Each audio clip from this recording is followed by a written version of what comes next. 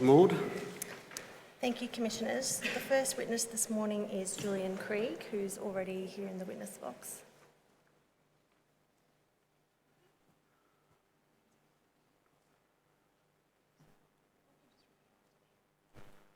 I swear by Almighty God. I swear by Almighty God That the evidence I shall give. that the evidence I shall give Will be the truth. will be the truth, The whole truth. the whole truth, And nothing but the truth. and nothing but the truth. Have a seat, Mr. Krieg. Make yourself comfortable. Can you state your full name, please? Julian Krieg. And Mr. Krieg, have you prepared a statement for the Royal Commission? I have. Have you got a copy of that there in front of you? Yes, I have. Does it have a code in the top right corner, WIT.0590.001.001? Yes, it does. Yes. Have you had an opportunity to review it recently? Yes, Are its contents true and correct? yes, I tender that statement, Commissioners. Yes, a statement of Mr Krieg of the 28th of October will be Exhibit 12-19. Thank you. Now, Mr. Krieg, you're a resident in York in Western Australia, I am. and until 2002, you worked in various roles as a teacher, is that right? That's correct. Yes. Are you retired now? Yes, pretty much. I'm still on a couple of boards and I still am involved with the Rural Financial Counselling Service of WA plus the York Health Advisory Group, I see. but predominantly retired. After you stopped working as a teacher, were you employed for a while for the Wheatbelt Division of General Practice, running programs in education of suicide prevention? That's correct. Yes. And for the last 6 years, you've been the chair of the York Health Advisory Group, is that right? That's right. Can you tell the Commission what the role of that body is? It's a community-based body that gives advice, or not really advice, but we negotiate with the health department on how the health system's working, and we sometimes advocate for individuals that have special needs or whatever, and we work with the community to actually try and get good outcomes for everybody in our community across the system.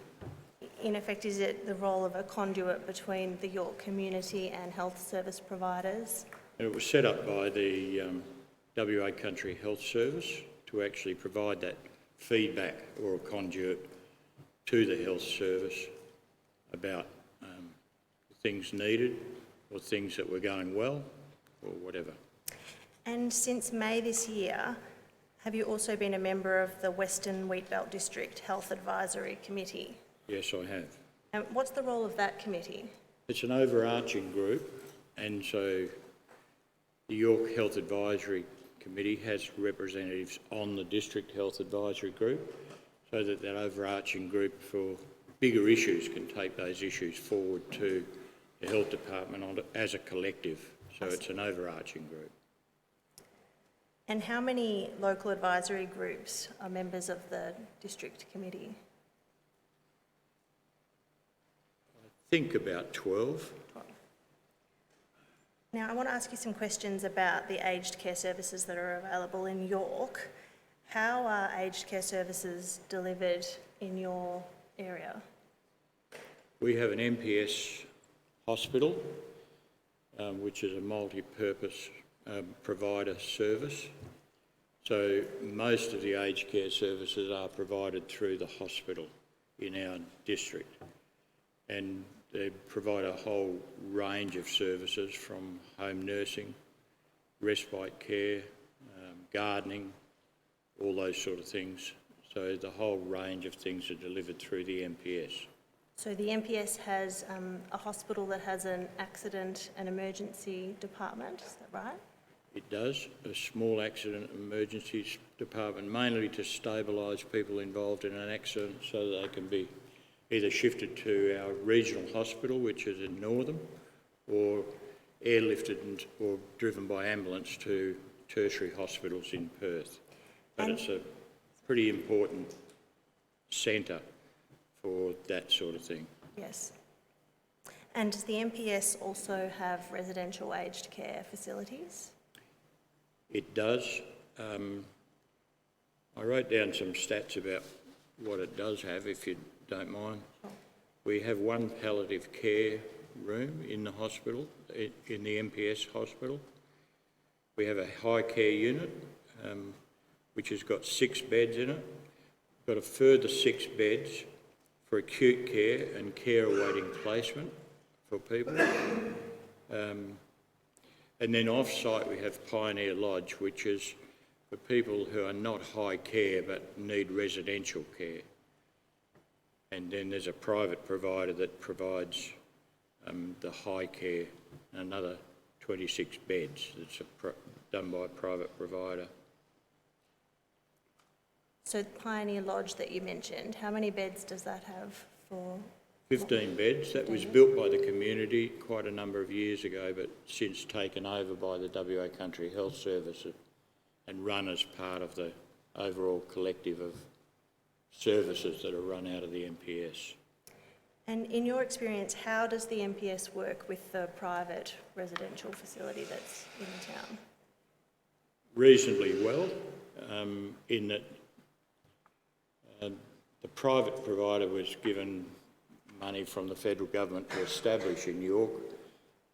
I'm not sure exactly how many years ago, but not that long ago, 5 or 6 years, 7 years ago.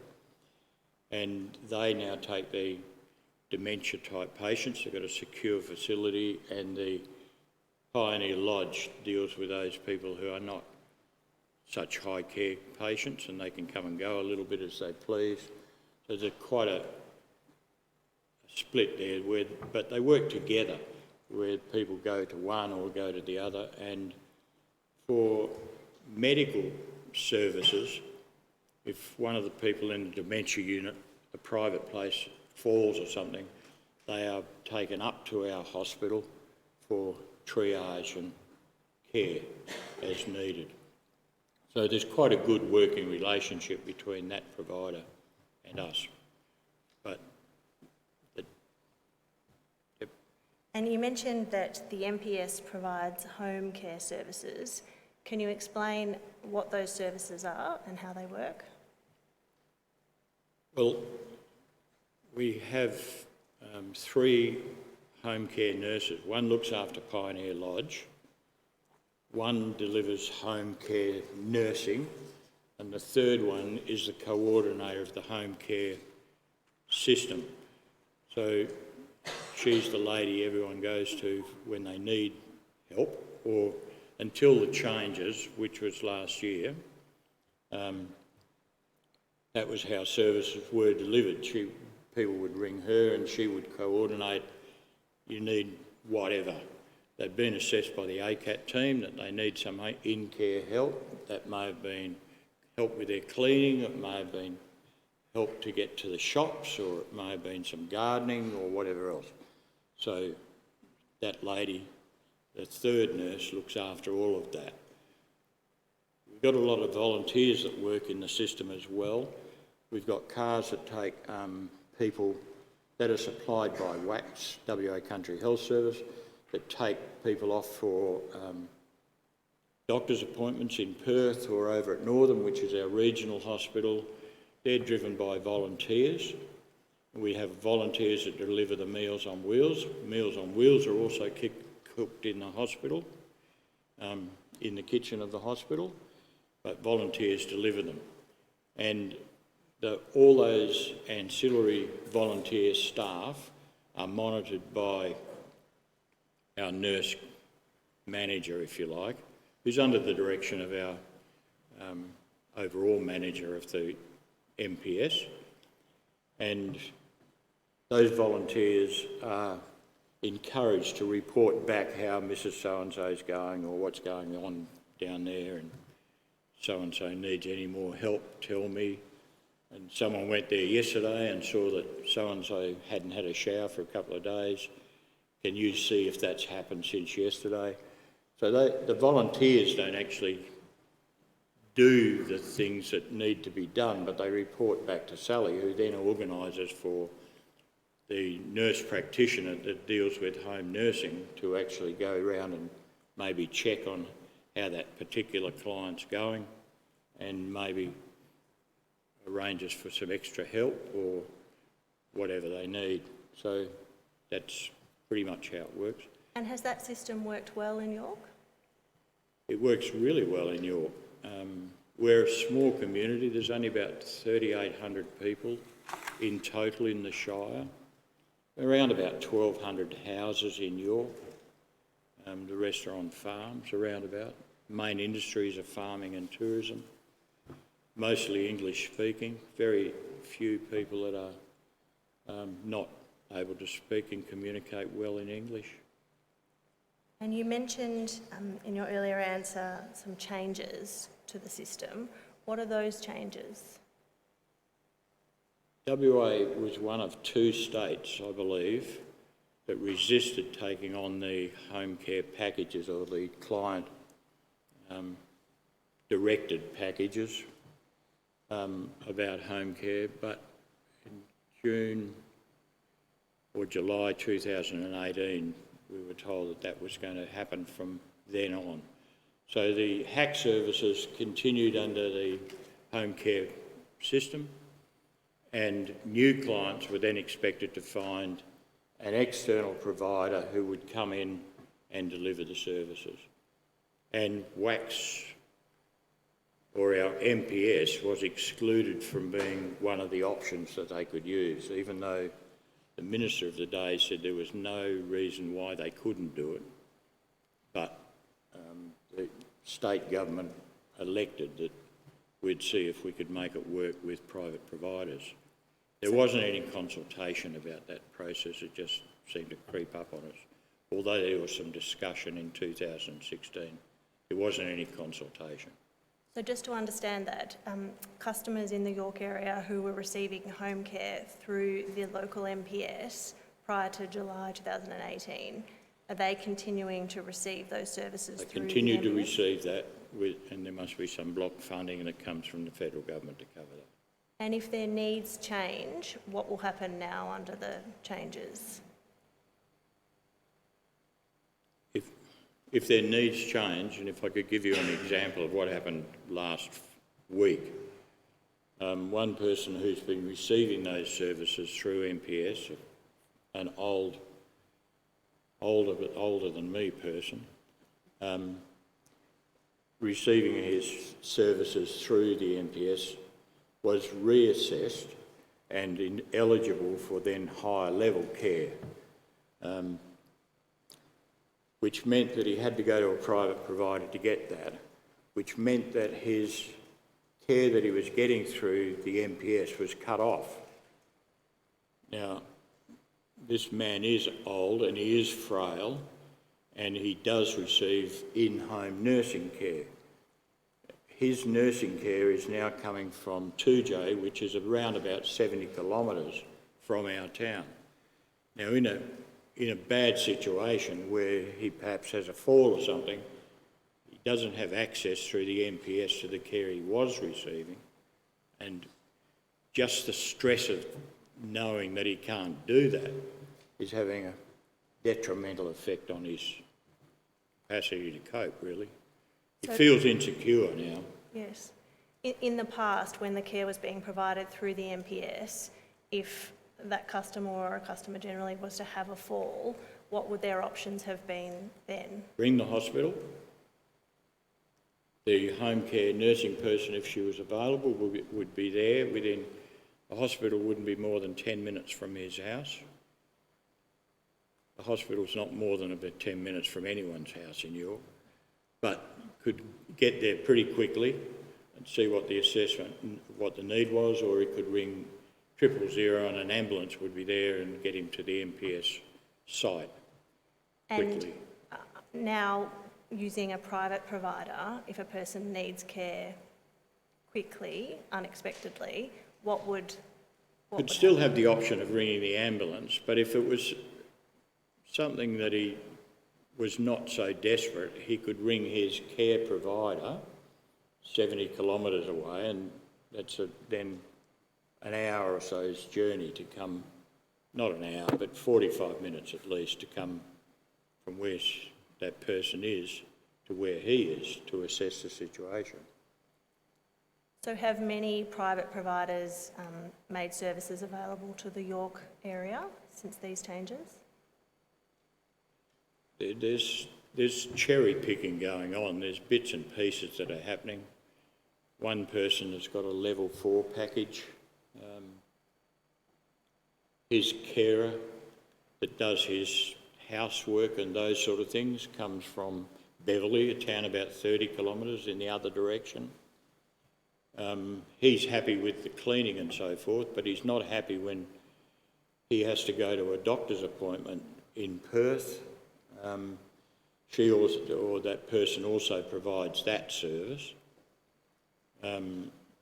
With our car system, under the NPS, client will pay $20 and they will get taken to Perth, see their specialist, usually 2 or 3 people in a car, so they get dropped at various doctors or hospitals around the city and then picked up in the afternoon and brought home.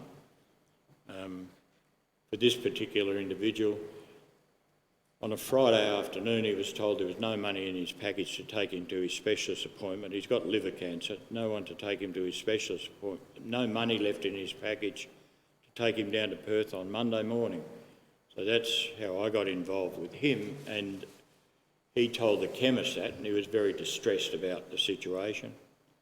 How am I going to get there?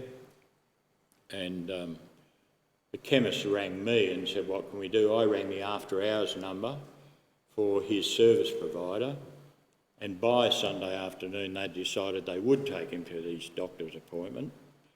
But the cost of him going to the doctor's appointment was $300 plus, about $345, because he gets charged an hourly rate for the person to drive the car, plus mileage for the car going to Perth.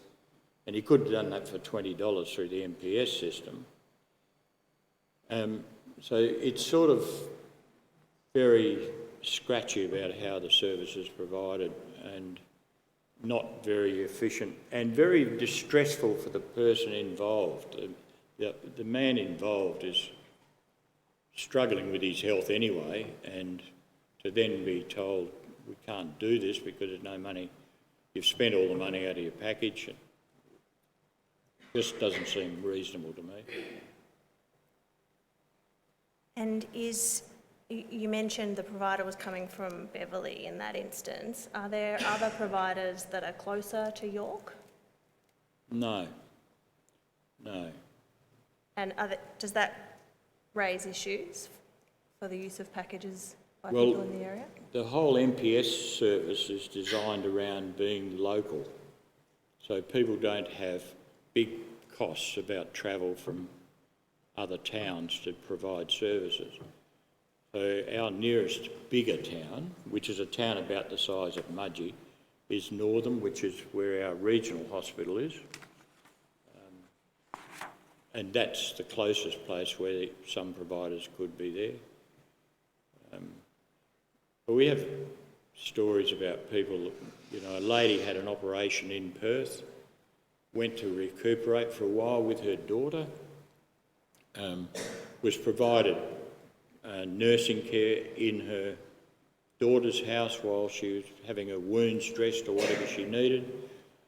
When she decided she was coming back to York, that particular service provider said, well, I don't go to York, make some other arrangement. So that fell back on the NPS. So I think WACS and WA Country Health Service are doing their best to try and make this work. And people are getting helped a lot by WACS, but at the expense of the state health budget rather than the federal government. We had another fellow whose wife had MS and had a level 4 package but could not obtain a service provider to deliver what his wife needed in town. So that was actually picked up by the NPS. It started just before the changeover, so luckily she sort of had the option of going to the local wax service. And to their credit, they helped her right through to the end of her life with all sorts of in-home care and respite and so forth, all of which is set up in the town anyway. So for someone to actually duplicate that, there's a huge expense of duplicating it unnecessarily because it's already there. But for her and her husband, I think there's a bit in my statement about that family, because he is so appreciative of the care that he got through the MPS right to the end of her life, right to the last day. And just to clarify, did you say that she had been approved for...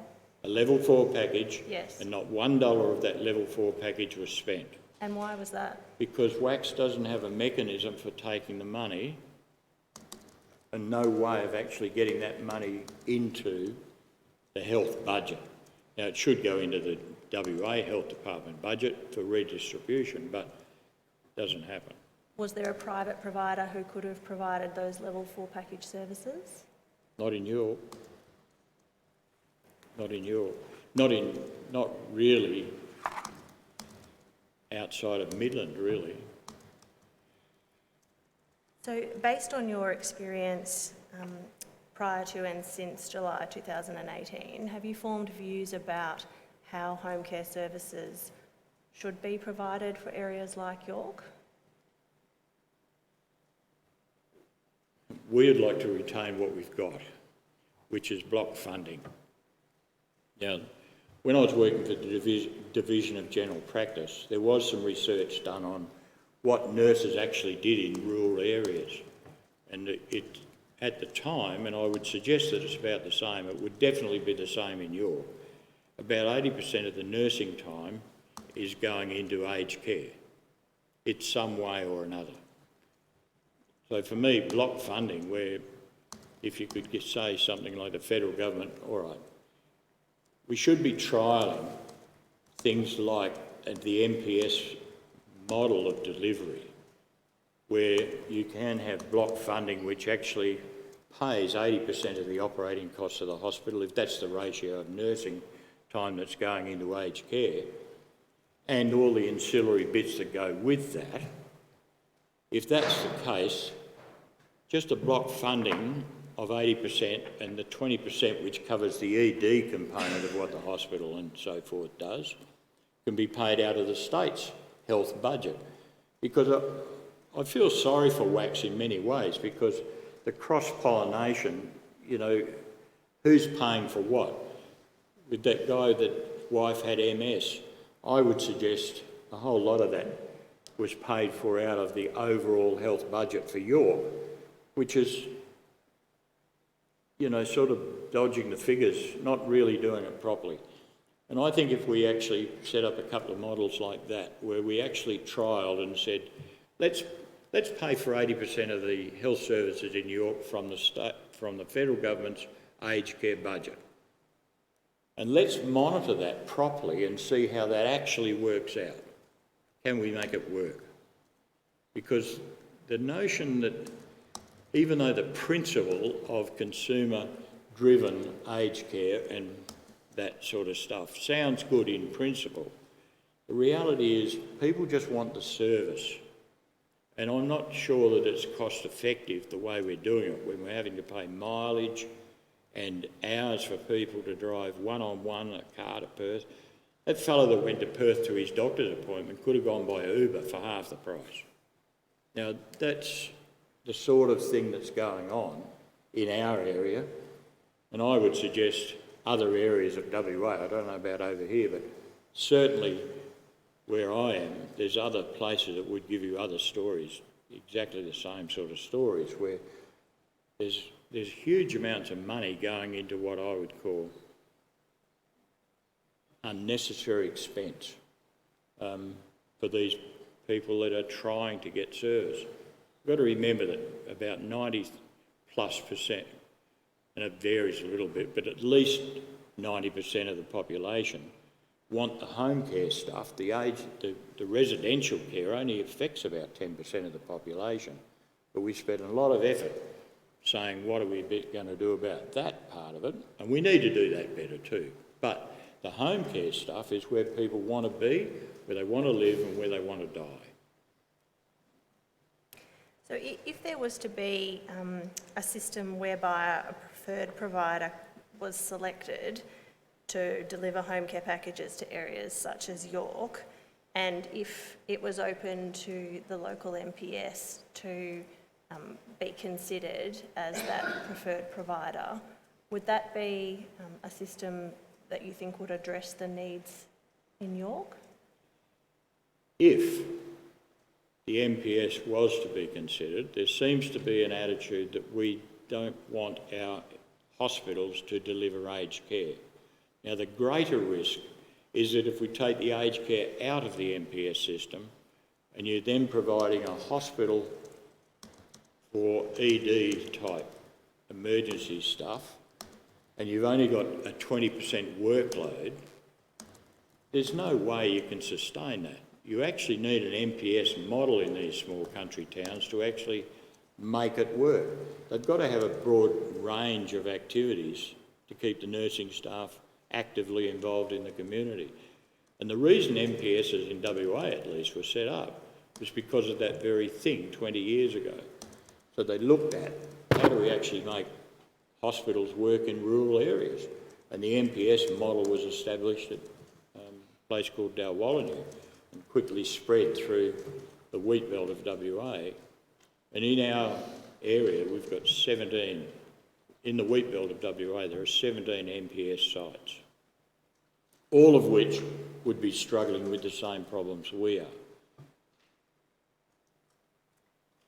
And has the York MPS had access to any capital grants for capital development in recent times?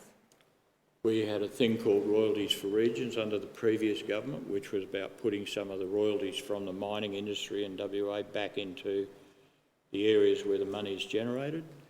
And the royalties for regions did an upgrade on all the MPS hospitals across the wheat belt, only finished at the end of last year. And our hospital had quite a significant amount of money. I'm not sure exactly how many dollars, but it was in the millions, spent on upgrading our ED section.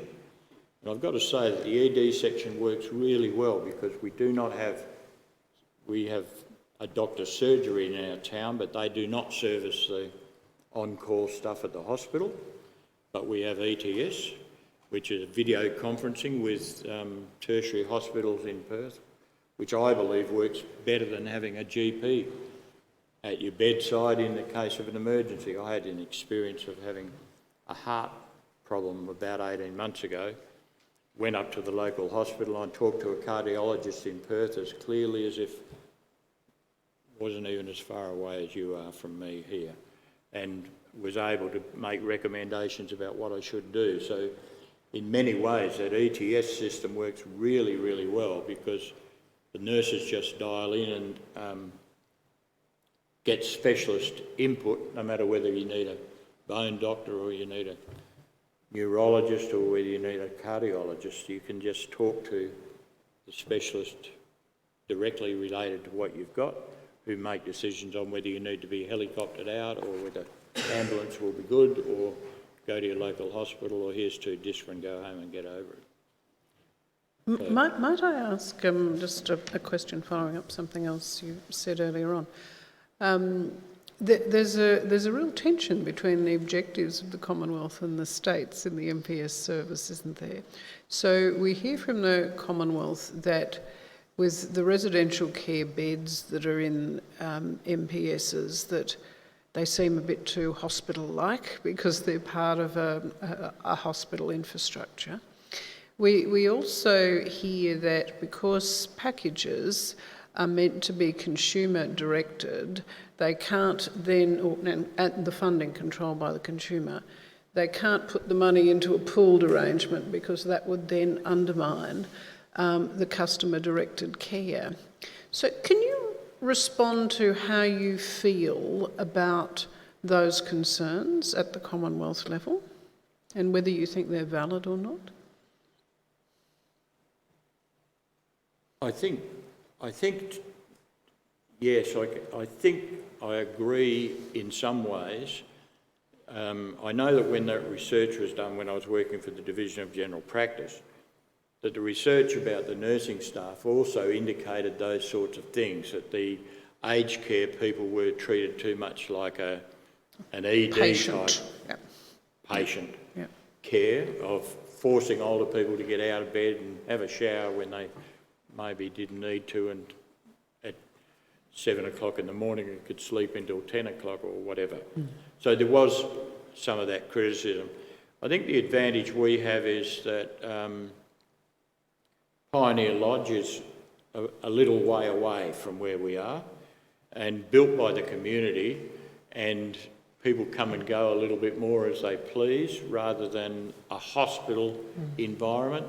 So I think some of that criticism is valid. The consumer-directed stuff, I ask myself whether a person is really that interested as long as they get the care.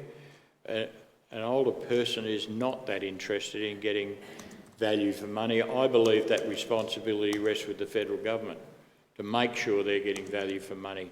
Some of the things that have changed in recent times with all the extra compliance that's been put onto aged care is that money to fulfil that compliance role has actually come out of the provision of service funding. And the provision of service used to be mandated at about 75% of the budget had to go on the provision of care. I think it's now down to about 57% because of all that compliance stuff. So there is really big tension, in my opinion, between state and federal.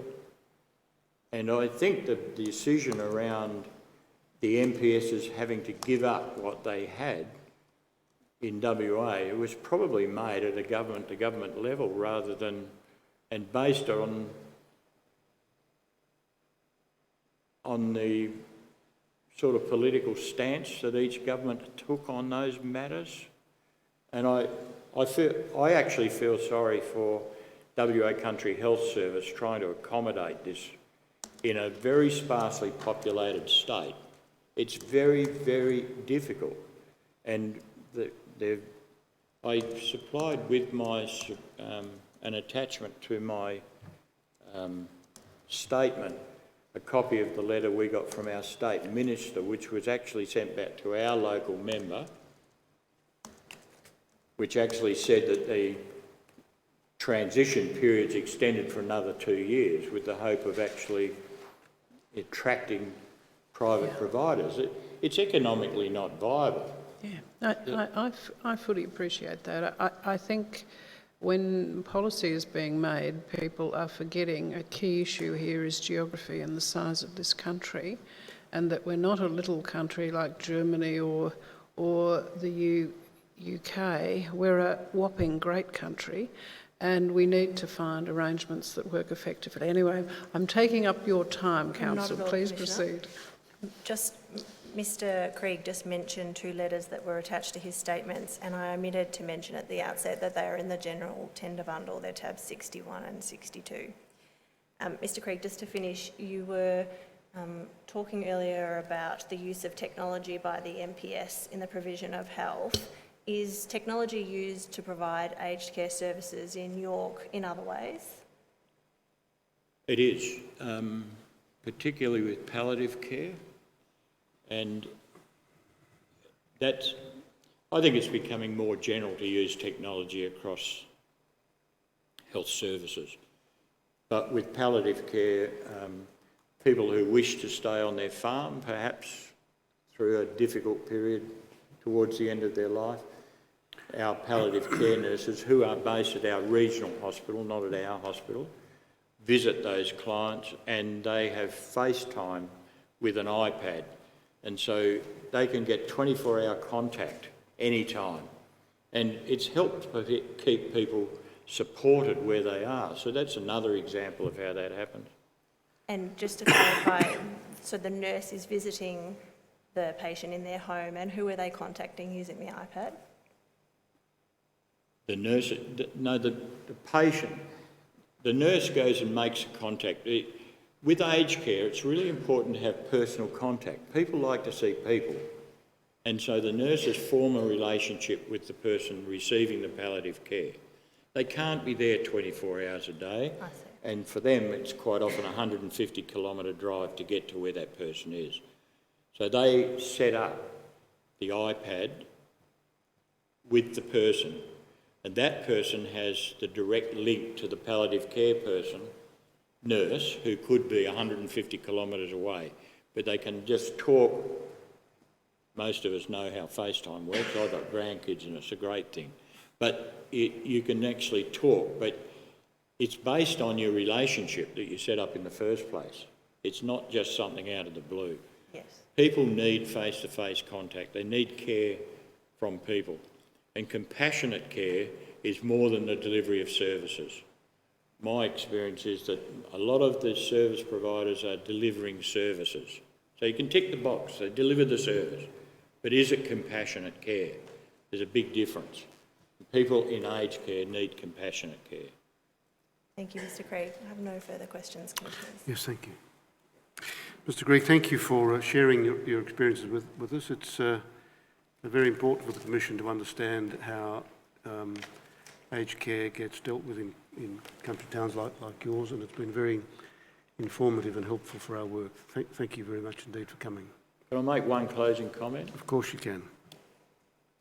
I believe that we should do a formal assessment of the financial viability of what we believe are MPSs, without just saying we're going to go to these self-directed packages.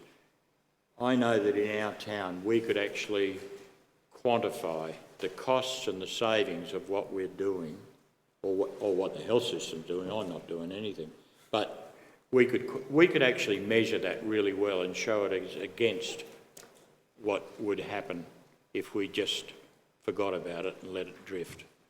So I think there's a real model there that we could exploit, if you like, or use as an alternative to the self-directed packages, client-directed packages. Well, very useful. Thank you very much for that. If Mr. Craig will be excused, Commissioner. Yes, Mr. Greig, you're excused from further attendance. Thank you. Thank you. Mr. Craig. Sorry about that. Mr. Greig, do we need time to reconfigure things? No, we're all right for the moment, thanks, Commissioner. Our next witnesses are Dr. Nigel Lyons and Ms. Sharon Mackay. They're being called to give evidence concurrently.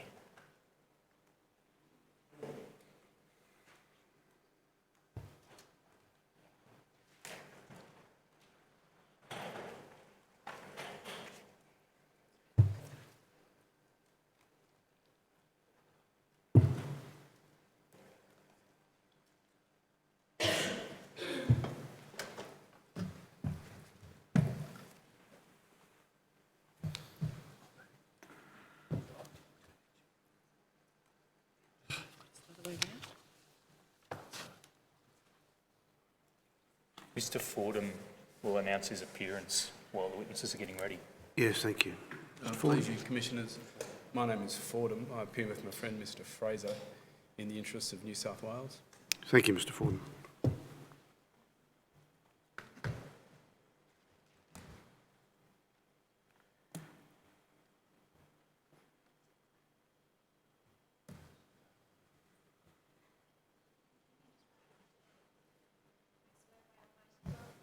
That the evidence I shall give will be the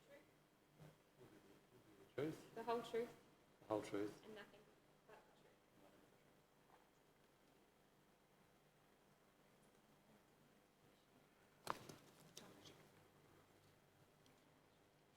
Please repeat after me. I swear by Almighty God that the evidence I shall give will be the truth, the whole truth, and nothing but the truth.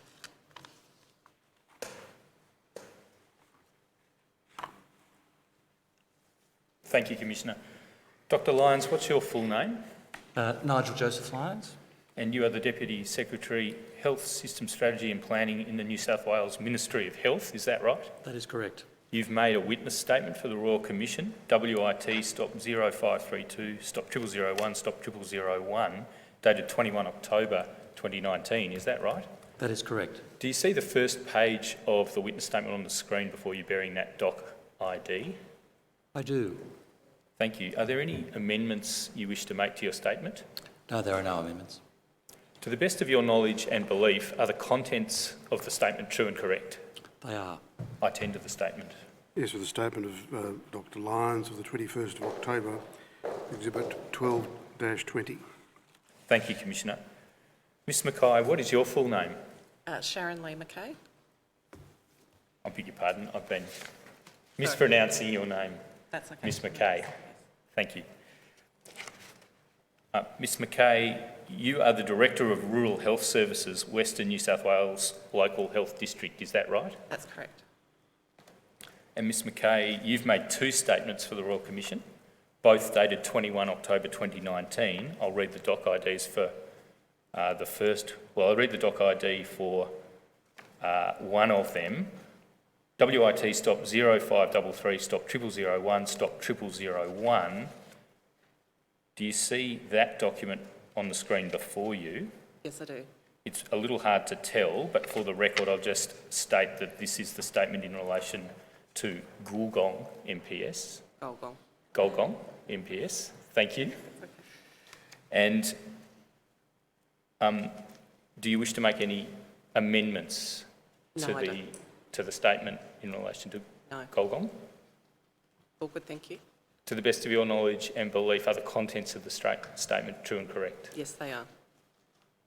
I tender that statement. Yes, well, do you want us to tender the two together or two separate exhibits? I think it's two separate exhibits, please, Commissioner.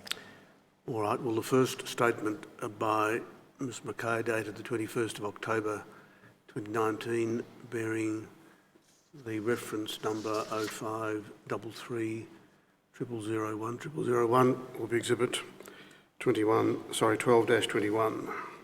Thank you.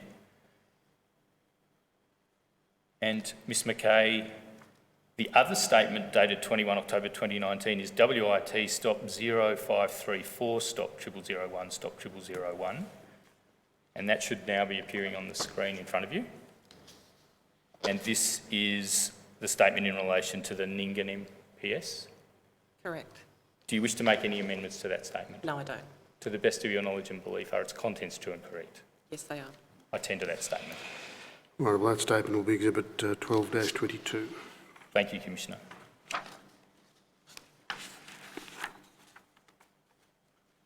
Dr Lyons, I want to address a question to you, but to the extent, Ms Mackay, if you wish to say something in relation to it, please speak up after Dr Lyons.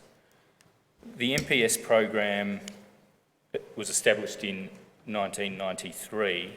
You've identified a number of its strengths in your statement, including its flexibility and the ability to share resources within the local health district, including in relation to training, education, electronic records and such like.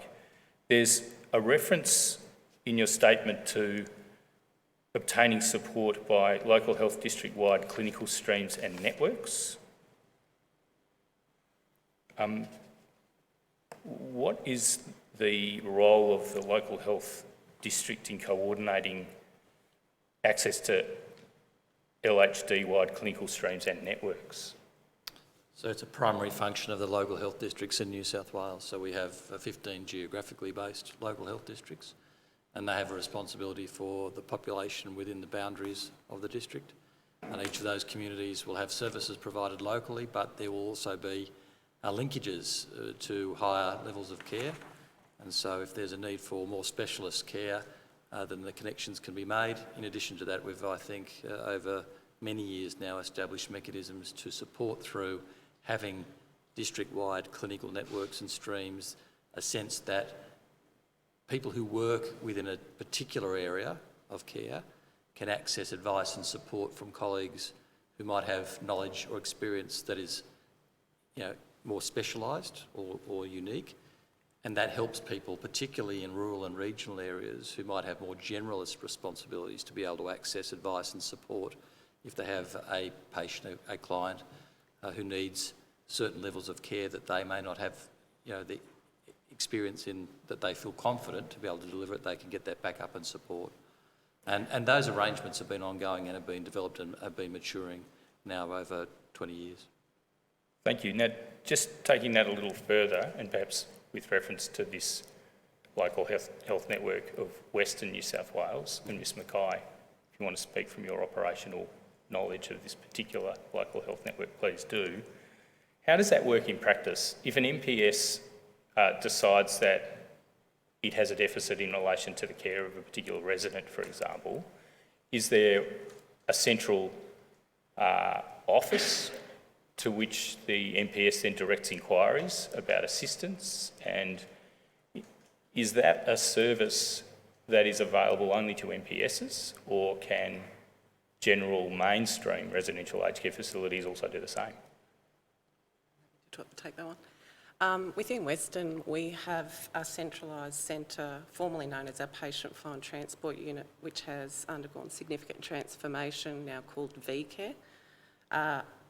That service provides non-urgent, specialist and emergency support and advice to every facility within our district, whether you're an MPS or a community hospital, district hospital or base hospital.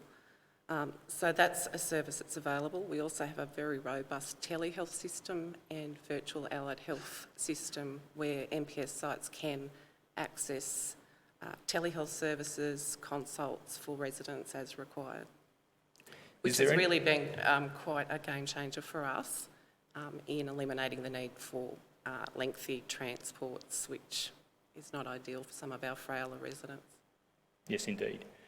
Is telehealth more prevalent in MPSs than in residential aged care facilities, or are you finding residential aged care facilities in the mainstream in this local health district also have telehealth generally?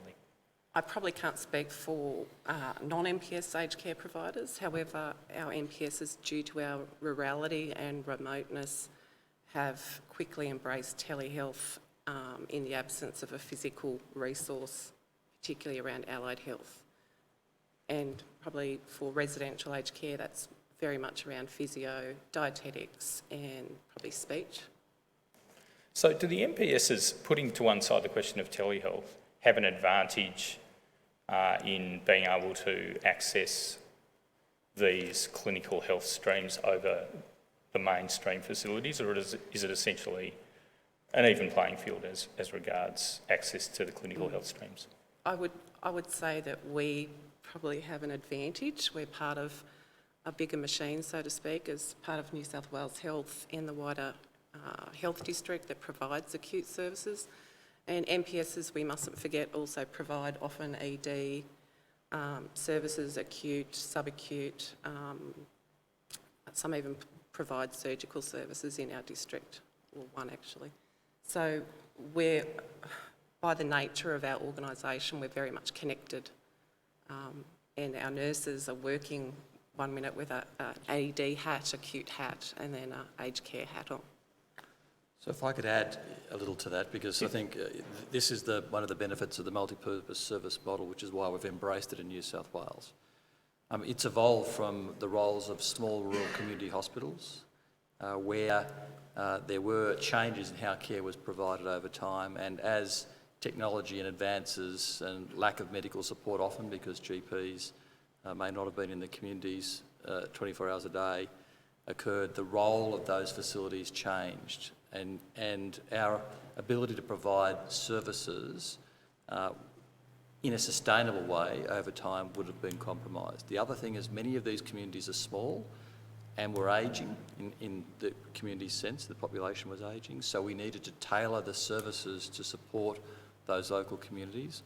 Many of the hospitals had, and we've still got some small rural community hospitals, where because there are limited aged care services in the town, people will be admitted to the hospital for care.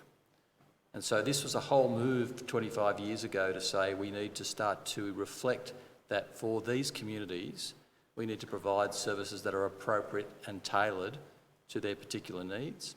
We need to recognise that there are shifts in how we provide care and what can be provided, and we need to tailor that to the specific needs of the communities, and that's why it evolved.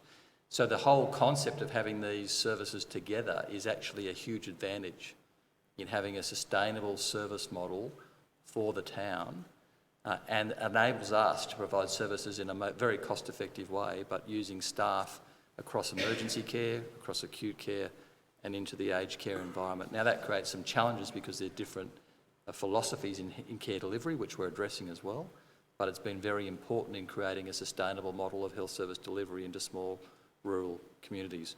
And we're very proud of that achievement, and it's actually, initially I think there were some concerns. I remember back in the days when they were first proposed, many communities were concerned that they were losing their hospital.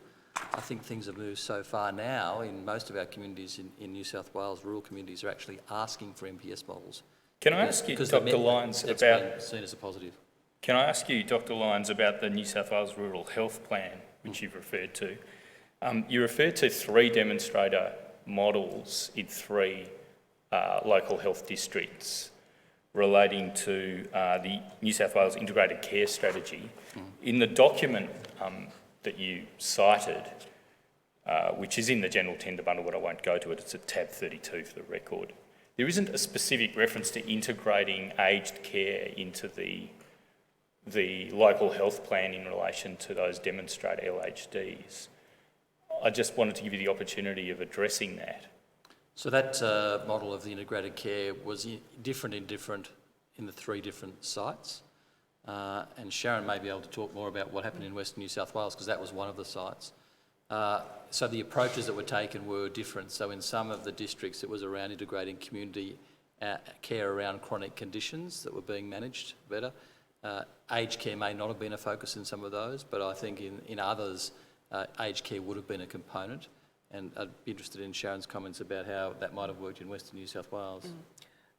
Whilst the aged care demographic wasn't particularly targeted in the demonstrator sites in Western, I think we could say that the nature of the population that we were engaging to try and maintain at home, keep healthier, or optimise their health to the best that we could and avoid hospital or unnecessary hospital admissions, most of those clientele would have been the over 65 demographic. All right, thanks. So I'm fairly confident that aged care would have been incorporated into those demonstrator sites. Can I ask you about one of the weaknesses that you identify and others identify in the MPS model for caring for older Australians who are needing residential aged care, and it's the home-like environment criterion of the new quality standards.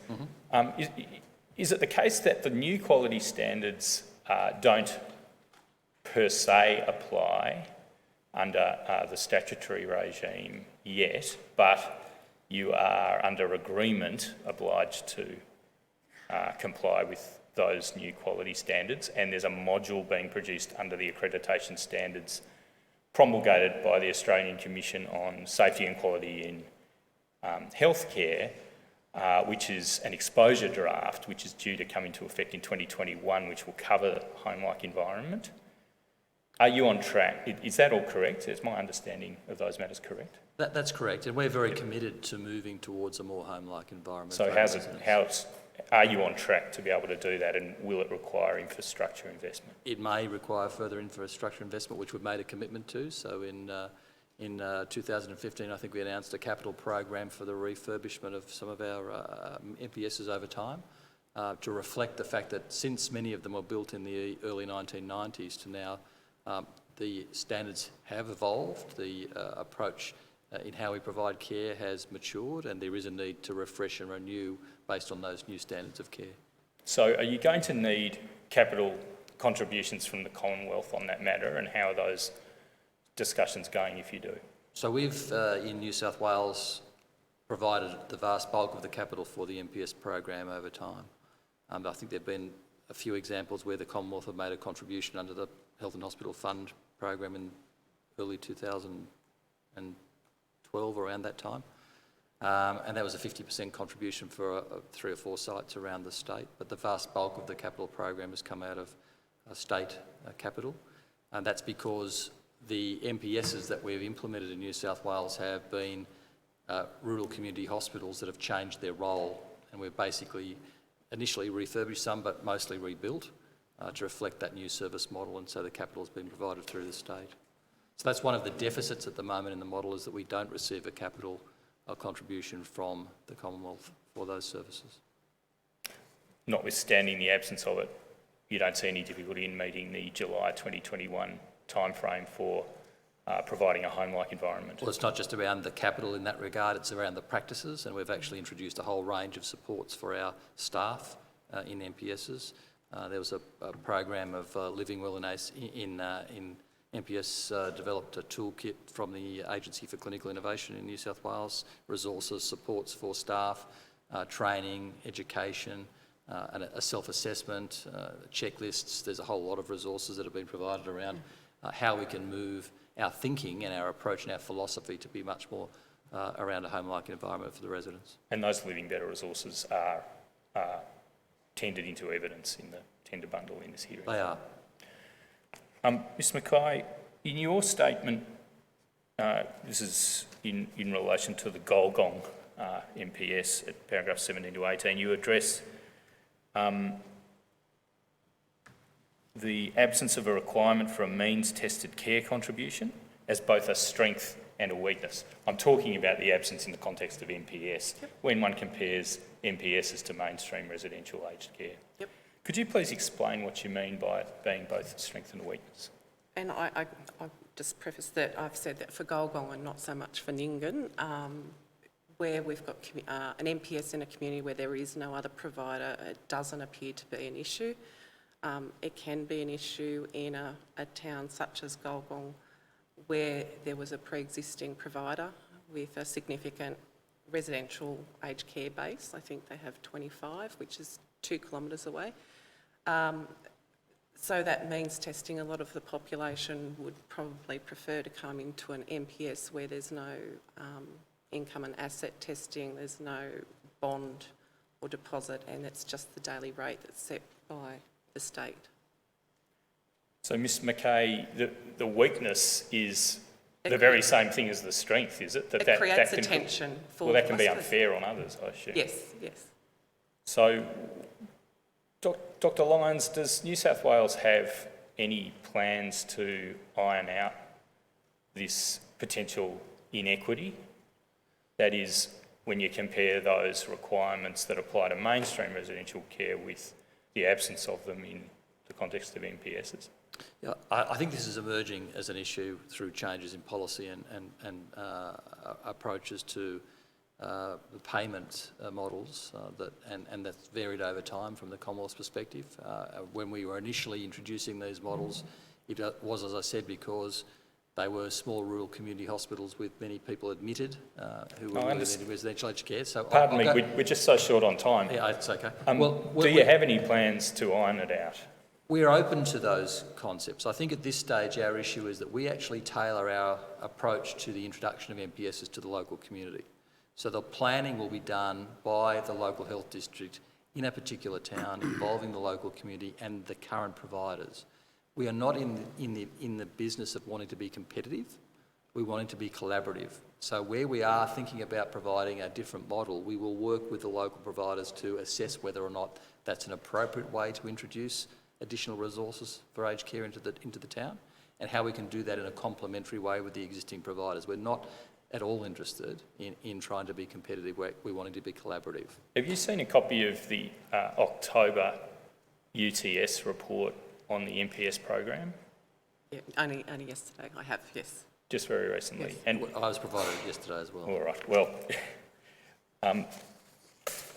perhaps it's unfair to ask you whether you've had a chance to reflect on the recommendations, including recommendations around achieving uniform approaches across the country and ironing out inequities on matters of this kind in contribution disparities.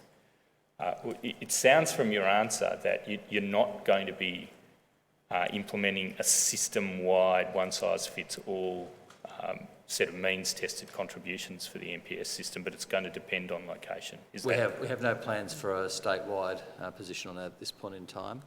The point I would make is I think we need to be thinking about providing aged care in a way which reflects the needs of communities.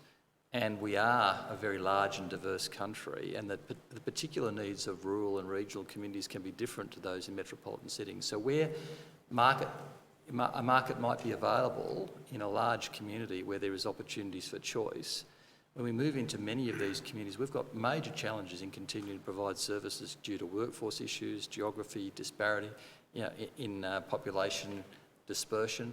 All of these factors need to be thought about in the context of how do we provide appropriate care for the people who live in those communities. And I think we need to tailor our approaches to the fact that it is different in different environments. So just taking that one step further, and then I'll move to another topic.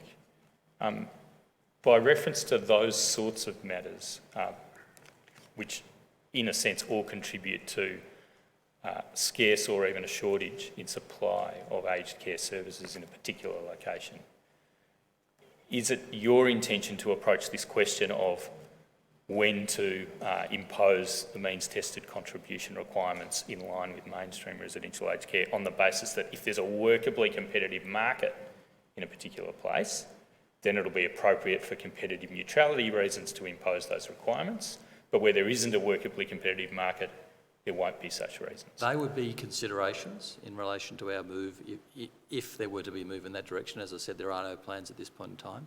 And I do think we need to think about it in the context of the points I made before, which is that we want to work in collaboration with providers in those existing towns.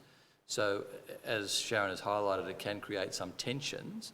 We don't want to create tensions where we can avoid those tensions. We want to provide the best possible care, person-centred, in the town for those residents in the town. So our approach will be focused around how we can achieve that. Thank you.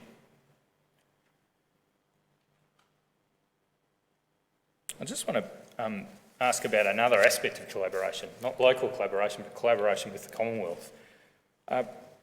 There's a reference in the material to the former mode for the allocation of flexible NPS places.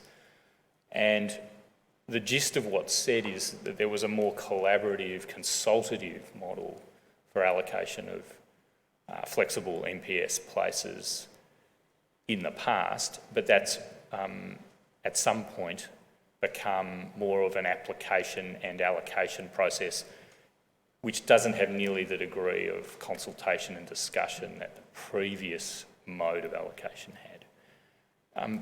Dr. Lyons, do you wish to speak to this? Are you making a criticism of the current level of consultation you're getting with the Commonwealth around the allocation of flexible NPS places?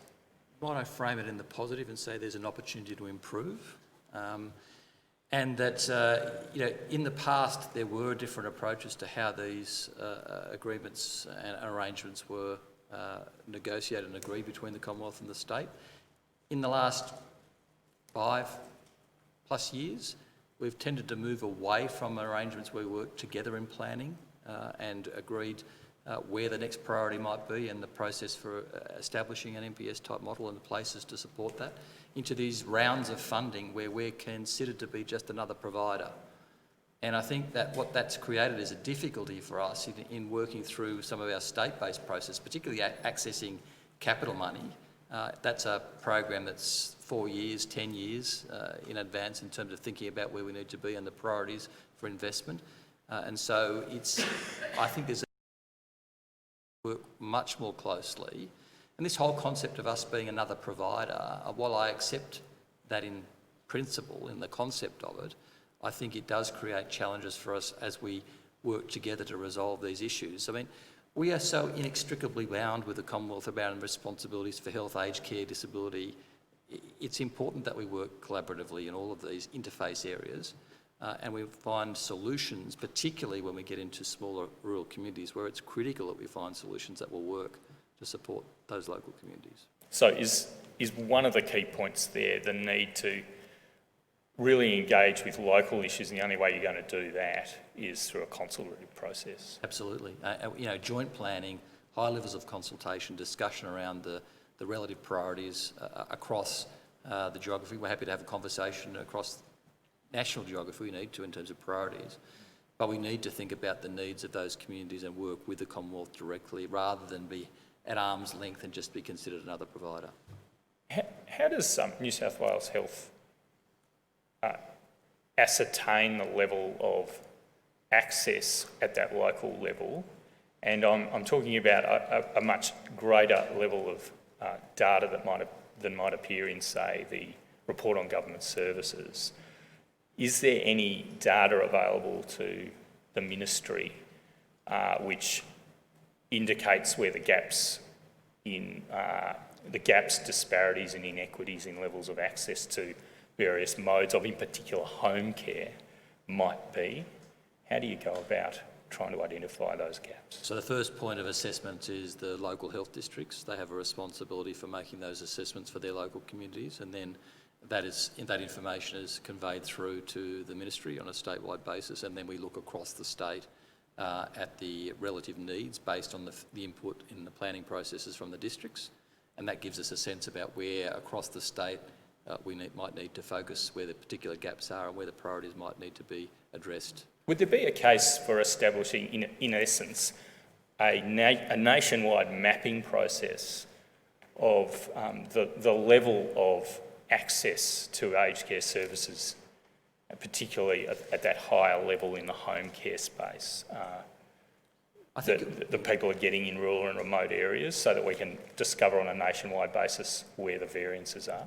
the challenges in that, I think, and it would be useful to, the concept of it I can see is very appealing. The challenge will be about the fact that across even New South Wales, we have huge variation in what services are available to local communities. The needs of the communities can be different. We need to factor in a whole range of different things in that assessment process. So it will be difficult, and the first thing to say is it won't be static either. It will change. The movement in what happens in communities with whether a GP's in the town or not, whether there are certain services available in the town or not, that can vary and change quite quickly. Understand that, but would you see a use for it in trying to identify disparities based on degrees of remoteness from population centres? If we could agree on how that could be assessed and we could address those issues I said, which will be confounders, then yes, it would be useful.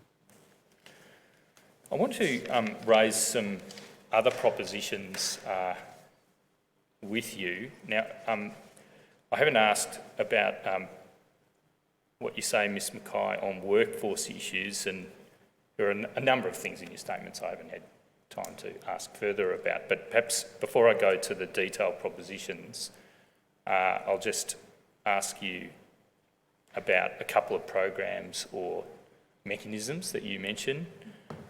Ms Mackay, in both your statements, in the Golgong one at paragraphs 87 to 97 and in the Nyngan one at 89 to 99, you're addressing staffing issues there and that widespread and well-known issue about challenges in obtaining adequately numerous and adequately skilled staff in rural and rural and regional areas for the purposes of providing aged care services. And you identify an increasing trend toward what you call the use of premium labour, such as agency nursing. Do you mean premium in terms of the cost? Premium as in cost, so yeah. High cost labour. Yep. And perhaps either of you please answer this. Does the ministry have a view on whether the current level of funding for basic daily care is keeping pace with whatever those cost-based differentials may be in rural and regional areas for your NPS program, or do you think it's not keeping pace and needs to be raised?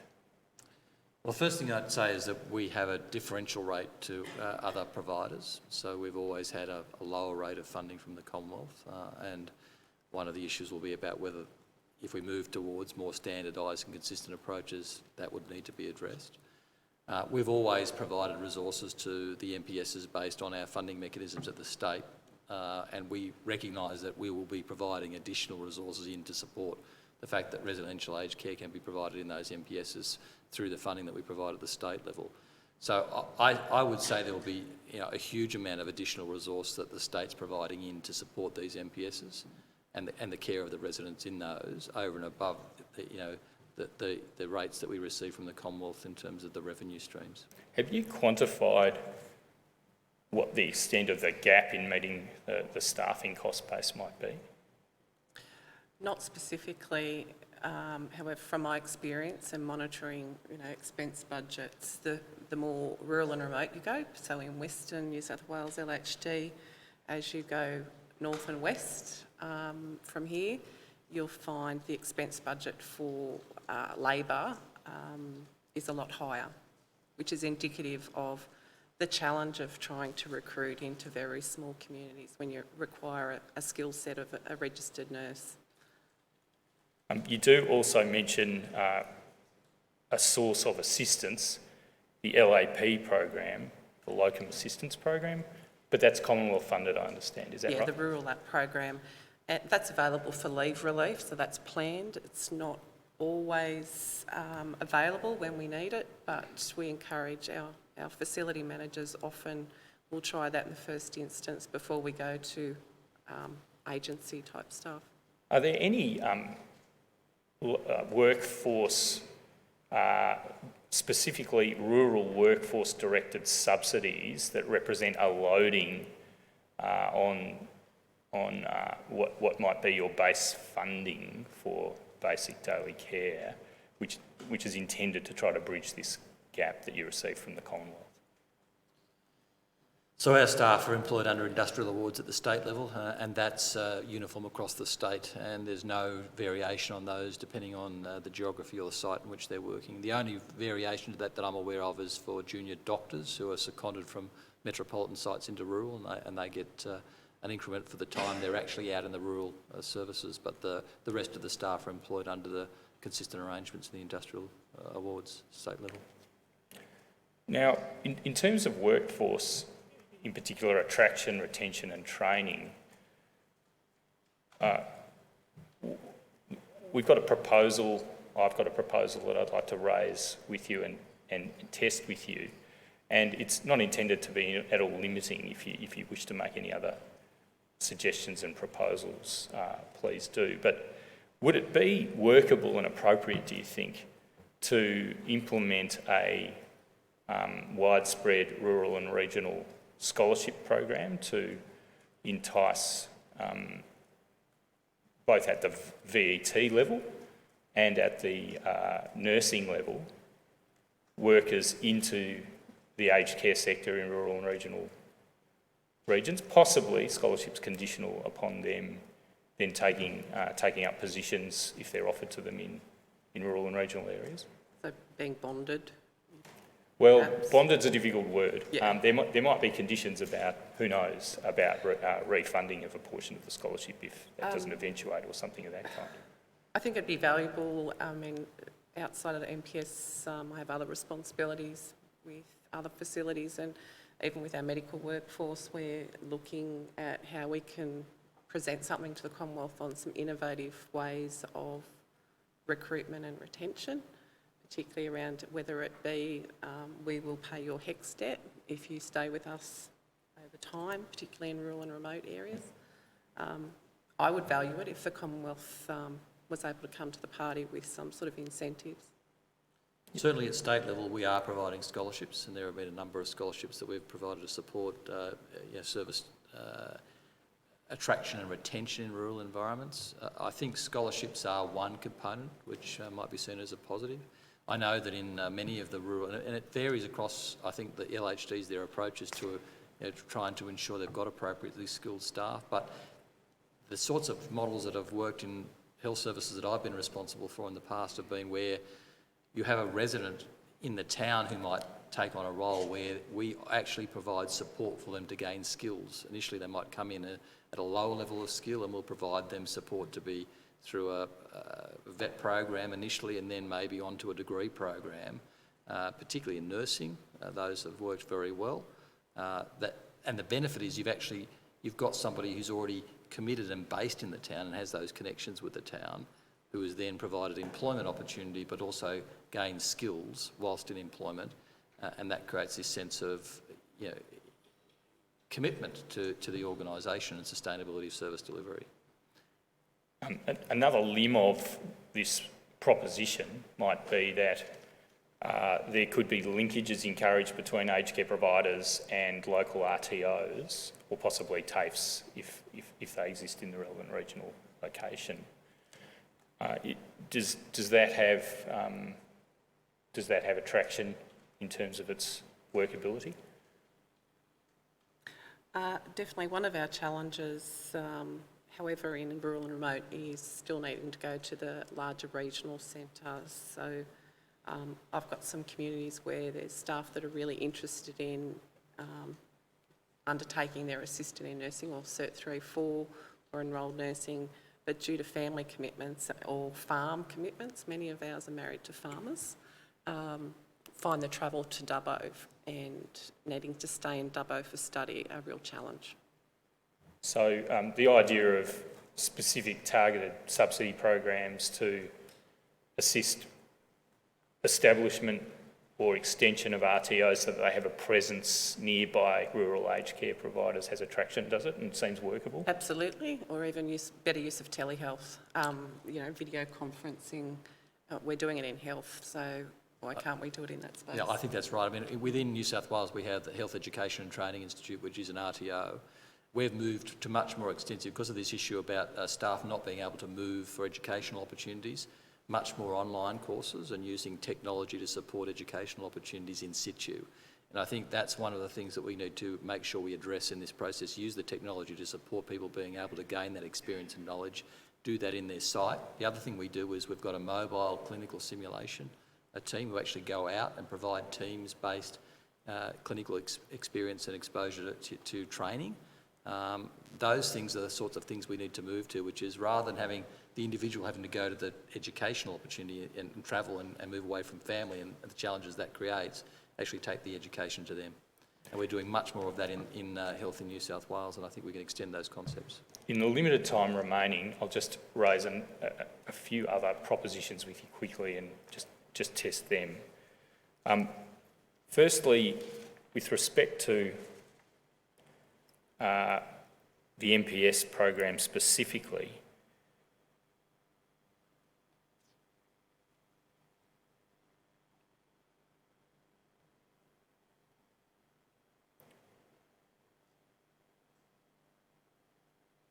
should there be a targeted program of expanding the NPS program into areas with thin markets?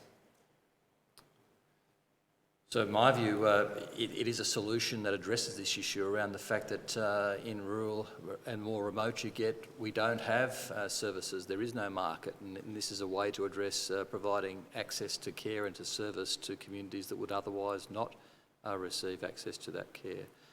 I think it's really critical that we ensure that there's an assessment of the environments in which that's appropriate though, and I think that joint planning process is the key thing, which I talked about earlier, that each community needs to be assessed, and they need to be assessed because they're all very different, and we need to assess whether or not there is an appropriate way to expand service through MBS models.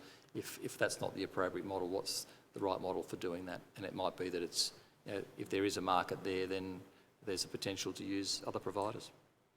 Dr. Lyons, you've expressed New South Wales support for the proposition of an extension of sufficient capital grants to refurbish MPSs to assist the Living Better principles and meet the home-like environment requirement by 2021 in any event. But presumably you'd also have a view on the following proposition. The Australian government, together with the state and territory governments, might agree upon and establish a capital grants program to rebuild and refurbish older MPSs to ensure that the infrastructure is suitable for residential aged care, including dementia care?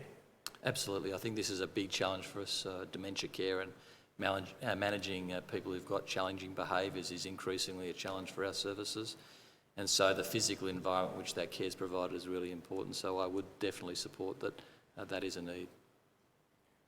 In addition to those two particular propositions I floated a little earlier about workforce initiatives, what's your view on a proposition that the Australian government, together with the state and territory governments, should agree upon and establish a program of initiatives of that kind and other related initiatives to improve workforce training, recruitment and retention in rural areas? Well, I think the state's doing a lot in that regard. We're always very happy to work with the Commonwealth and other states and territories to look at what initiatives that we can work on together. There is lots of conversations around this at Australian Health Ministers Advisory Council, which I attend on a reasonably regular basis. There's an ongoing commitment to that at both state and national level.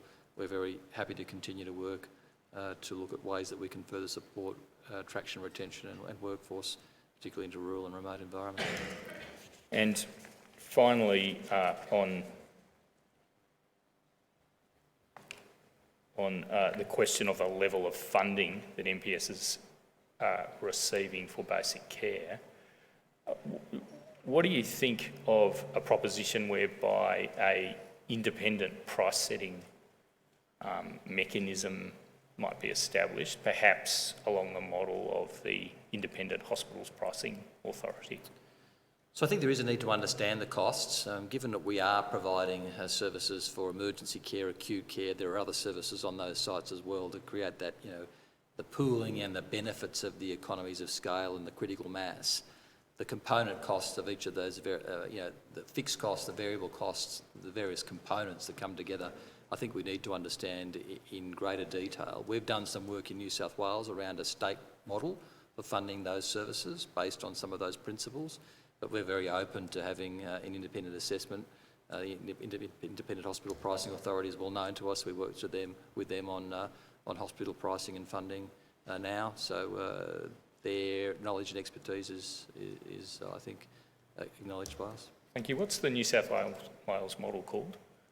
I think I'll have to go to my notes, but I think we'll call it the small rural hospital funding. It's got a mix of fixed costs and block funding as well as activity, because we recognise that for small hospitals there isn't enough activity to purely activity-based funding. You refer to it in your statement and you contrast it with activity-based funding. I do. Thank you. I have no further questions, Commissioners. Thank you both for your evidence this morning. There are a lot of questions I could ask you, but I'll focus on something that flows out of Ms Mackay's community nurses story. What we're interested in is how to ensure that people living in the community get good access to nursing services as and when they need them. Do you have suggestions for how that might be improved in the areas outside the cities, the big capital cities? I think generally we have scarce resources within our rural MPS settings. There may be only one community health nurse. A lot of their time is taken up with supporting older people in the community. Whilst we're not the deliverer of high care packages, we do have home care places allocated within some of our MPSs across the district. We're fortunate enough that we've got a fabulous manager who negotiated with the Commonwealth many years ago to pool those. So rather than being site by site, we've centralised those so we can provide emergency home care places to those that most need it whilst they're waiting on the national queue, which in some of our communities is 12 to 18 months, which is unsatisfactory. We would value some more places that we could quite easily support from a community nursing side of things to keep people well in their home. Dr. Lyons, do you think that would improve the efficiency? But say whatever else you were going to say too, I don't want to interrupt. Well, I think it highlights one of the issues for us generally in aged care is that increasingly our sense is that the state is stepping in to provide services because there is a lack of service available for whatever reason. And so the concern for us is that what happens in residential aged care is if people can't access care when they need it, whether that's medical care or nursing care, then often what happens is that they're transported to an emergency department by ambulance. And that's not good care for the individual, and it's not the best place to provide that care often. And so what we've seen increasingly across our local health districts is they've increasingly looked at models where they provide in-reach to the residential aged care facilities or provide services in the community that support people where they need access if they can't get access under the aged care arrangements. And so we are stepping in as a state to provide those services where they don't exist, because if we don't provide that care, these people will end up having their health deteriorate and they'll end up in our emergency departments and our hospitals, and that's not the outcome we would want for them. Yeah, it really does seem that there's a clear need for an effective mechanism to manage the provision of nursing services. And at the moment, state, Commonwealth, the system isn't working as well as it might. There's no doubt about that. Thank you.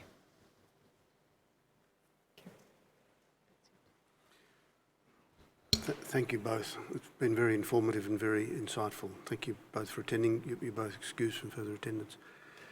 Mr. Gray, we've gone a little bit over time, but the issues are obviously very important and you need the time to pursue those that you need to pursue. So we had scheduled a break, presumably if we have the 10-minute now, Yes, please. and then add that on to the bit immediately before lunch. Yes, thank you, Commissioner. We're going to move to a witness by video link after this short break. I see. And then I'm going to begin another witness after that. And that witness is going to run over lunch in any event. So I think things will even out. Sure. Thank you. Commissioners, may we be excused? Yes, of course, you're excused also, and we'll resume at 11:40.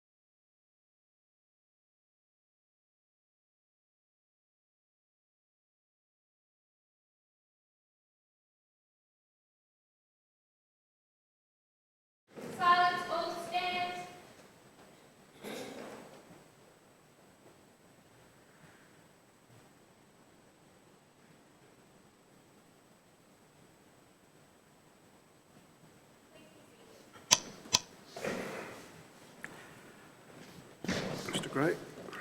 Thank you, Commissioner. I call Margaret Denton, who is currently on video link.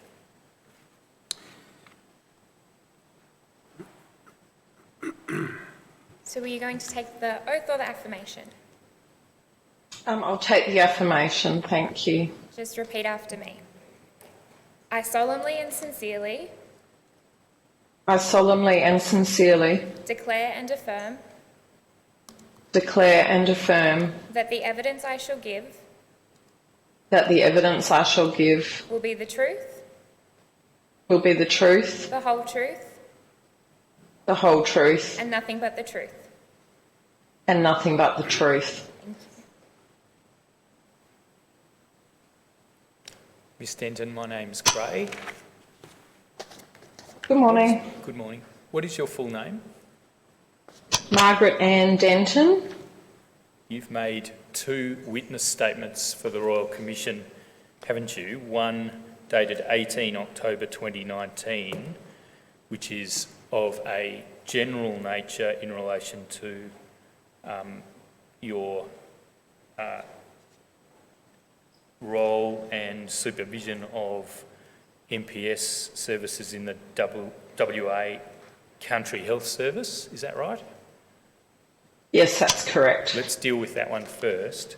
It's WIT stop 0535 stop 0001 stop 0001. Do you have access to that document bearing that document ID? Yes, I do, thank you.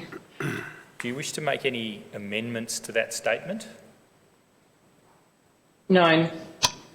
To the best of your knowledge and belief, are its contents true and correct? Yes, they are, to the best of my knowledge. I tender the statement. Yes, so that statement of Margaret Denton dated the 18th of October, Exhibit 12-23. Thank you, Commissioner.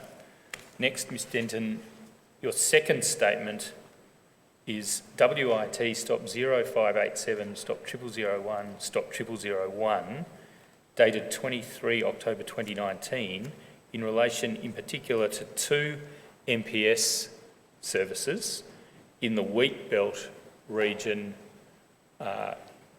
supervised by WA Country Health, and those MPSs are York and Keller-Berrin. Is that right? Yes, that's correct. Do you have access to that statement? Yes, I do. Do you wish to make any amendments to it? No, thank you. To the best of your knowledge and belief, are the contents of that statement true and correct? Yes, they are. I tender that statement. The second statement of Ms Denton, that one dated the 23rd of October 2019, Exhibit 12-24. Thank you, Commissioner. Ms Denton, you're the Chief Operating Officer of WA Country Health Service, is that right? Yes, that's correct. I wish to ask you about your views on the strengths and the weaknesses of the MPS program as administered by you or under your supervision in particular in the Wheat Belt region. But just stepping back and considering the strengths and the weaknesses that you've identified in your statements, what's your view on which outweighs the other? Is it on the whole a useful program, or do you think its weaknesses outweigh its strengths?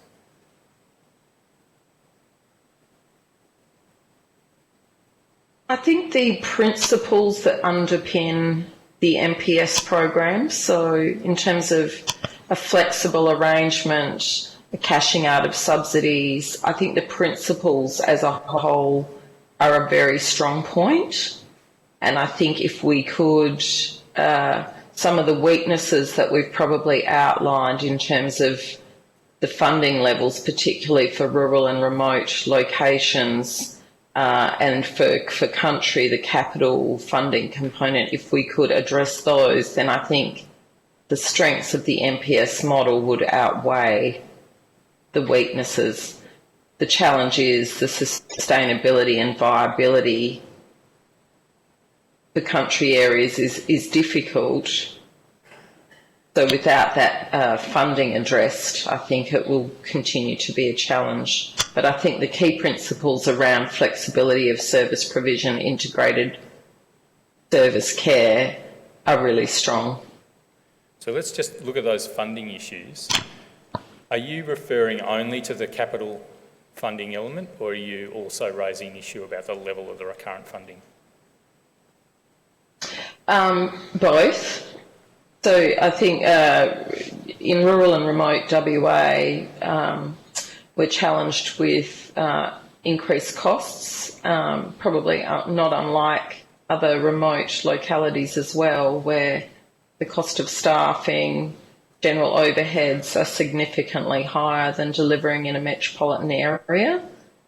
So that challenges us in terms of service provision generally in rural and remote areas, and managing the financial impost that those geographic and other factors such as, I guess, poorer health status, etc.,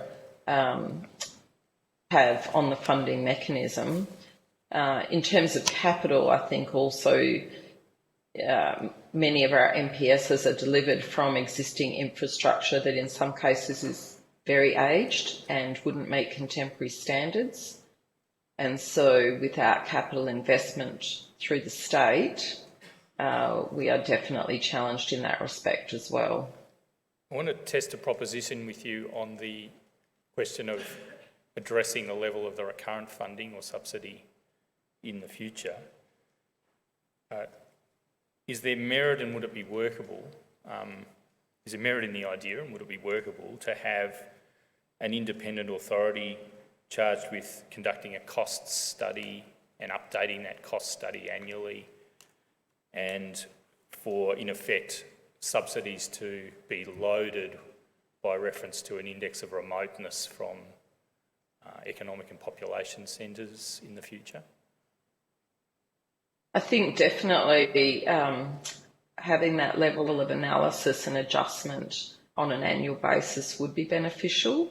I think what we struggle with is certainly those additional costs, but also generally community members who are subject to lower socioeconomic standards have less ability to pay for services sometimes at the level required. So I think taking into account those factors would be beneficial. On the capital element, you've identified in your statement the challenges of creating a home-like environment, and that's going to be a matter that's going to be necessary once the aged care module, which is out for discussion, having been distributed by the Australian Commission on Safety and Quality in Healthcare, comes into force, which is due to be in mid-2021, isn't it? Yes. What's your position on the extent to which the Commonwealth should participate in the necessary capital funding of improvements of MPSs? And you can limit it, if you like, to the wheat belt, or you can extend that more generally to the other regional and rural MPSs under your supervision. I think, historically, I guess we've seen a number of funding reforms and changes over many years in the Commonwealth space in terms of residential care generally. And, where it's a private provider, people are paying bonds or other contributions that would then support providers delivering on some capital investment. WA Country Health has been through a period where it has invested significantly in a range of infrastructure through our Royalties for Regions funded program. And historically, again, MPSs have occurred in small locations where it usually was the old hospital that's been converted or transformed to provide a range of services, including residential aged care. And whilst we can go some way to make refurbishments, make environments as homely as possible, in today's standards, we probably would struggle in a number of cases to fully address the standards required. And I can think of numerous facilities where, you know, a whole ward's been converted into a residential aged care wing, and it's lovely, but it doesn't meet standards. So, you know, bathroom infrastructure is shared, people don't have their own outdoor areas, a whole range of things in terms of security mechanisms for people with dementia who may be wandering. That can often be challenging because of the infrastructure and the technology required to support that. So I think it is, I guess from a WA country health perspective, whilst we do what we can with limited state funds, we see a role for the Commonwealth in supporting the delivery of aged care, whether that be residential or community-based, and a need for greater investment into infrastructure upgrades. Have you quantified what you need in order to meet the requirements that are likely to be in place by July 2021? We have a raft of work underway currently, both in terms of a minor works program, and also we've just been through a process of our strategic assets, looking at what the works are required. So I don't have that number in the top of my head. We could certainly look to provide that, but that would take some time to quantify. Would there be merit in a proposition that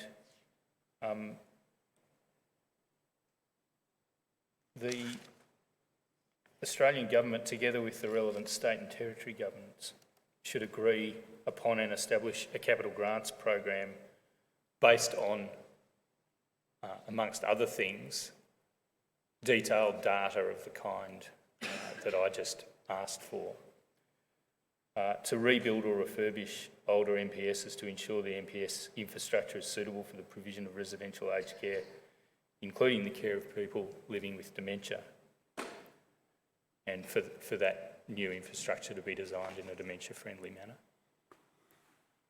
Absolutely. I think, you know, that would be the ideal solution really, in terms of having that capital grant available for us to then deliver that residential care component. Are you aware of there being any discussions at an intergovernmental level towards such a goal or related to such a goal? Or is that simply an idea that hasn't got any reality yet? I'm not aware of any intergovernmental relations. I know we have had discussions on individual cases where we've been, I'll give you an example. So Carnarvon Residential Aged Care, we've just about to invest state funding into that to build a new residential aged care facility. And so in terms of that commitment, there was numerous correspondence between state and federal government? Ah.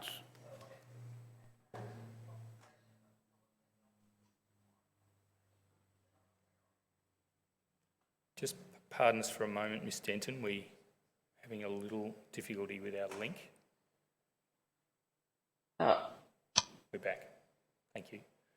Oh, good. So with respect to Carnarvon, there's a service-specific discussion that you've pointed to, but there is no, to your knowledge, no systemic intergovernmental discussion around capital grants to bring MPSs up to the standard that will be required when the new quality standards are the basis for their accreditation in July 2021. Is that a fair summary? Yes, that's correct. Yep.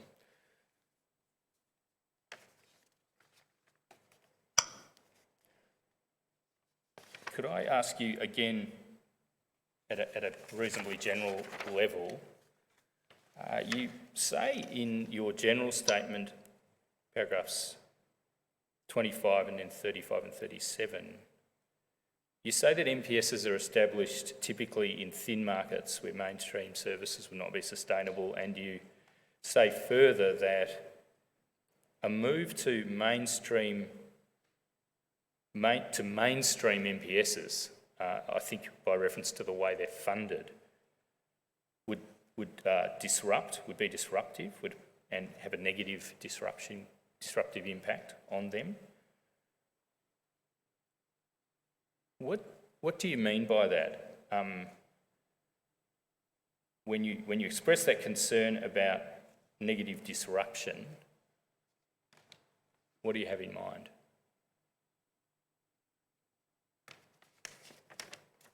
I'm happy to bring it up. Yeah, I'm just having a quick read. Sure.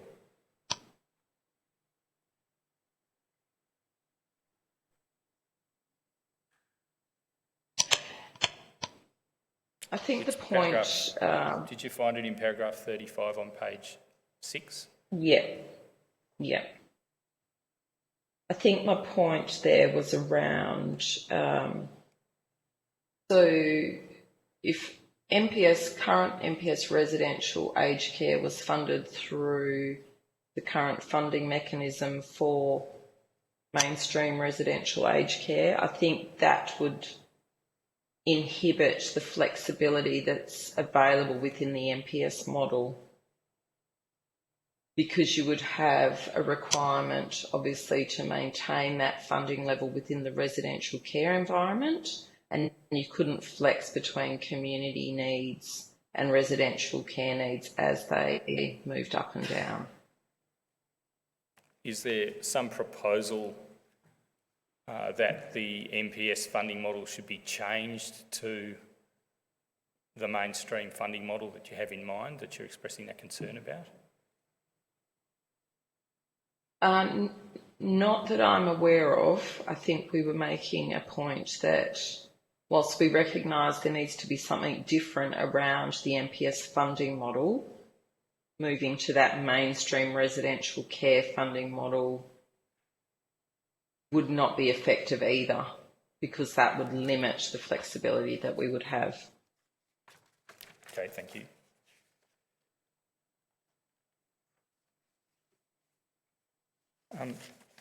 Ms Denton, you've referred to those funding challenges that the program, at least in your area, faces. Could the MPS program in WA be expanded into areas of unmet demand where a non-government service might already be operating but isn't meeting demand?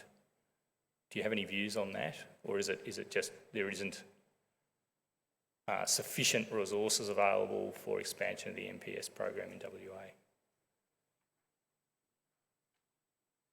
I think it's definitely something we've considered. In areas where we don't currently run an MPS program, I think there's a number of concurrent matters occurring. So with aged care reforms, we're also reforming the disability sector with the National Disability Insurance Scheme. So concurrently, we've got two forces coming into play where providers are moving out into markets in rural and regional WA.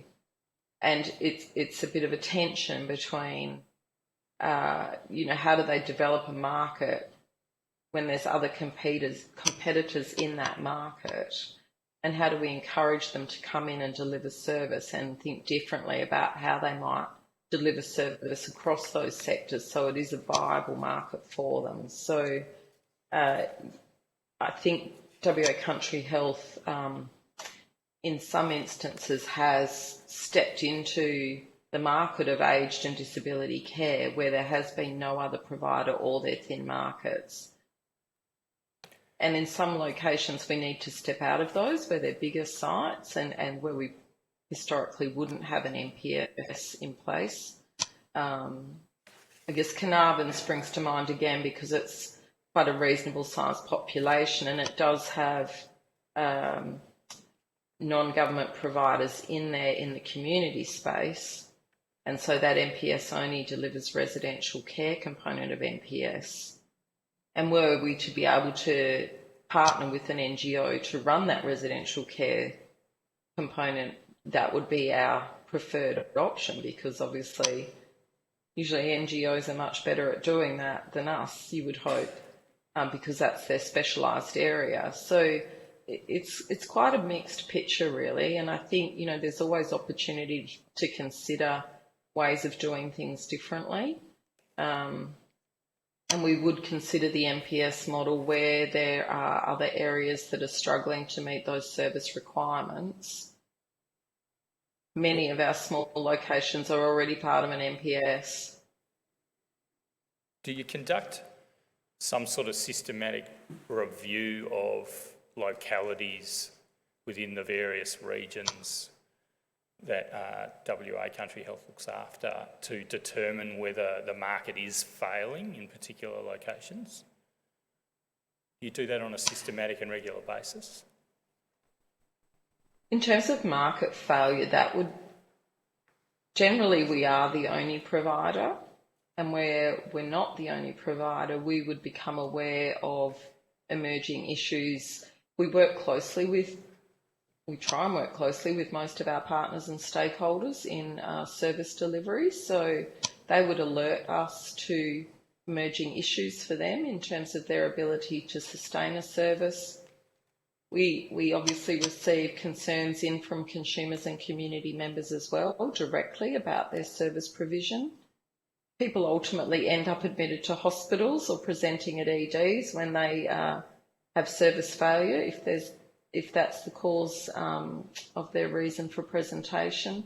And we also have other mechanisms where constituents will go to their local politicians and come through a ministerial channel where there's a concern raised about emerging issues of either service failure or unmet service need.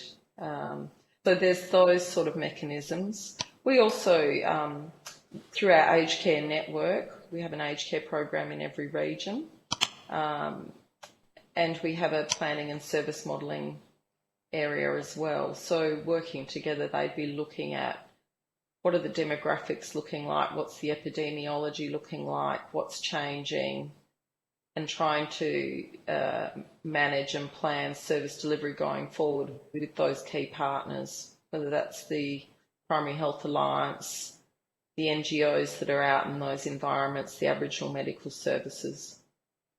So on what unit of geography are those consultations and discussions taking place on a regular basis? Is that in the particular regions, the 7 regions?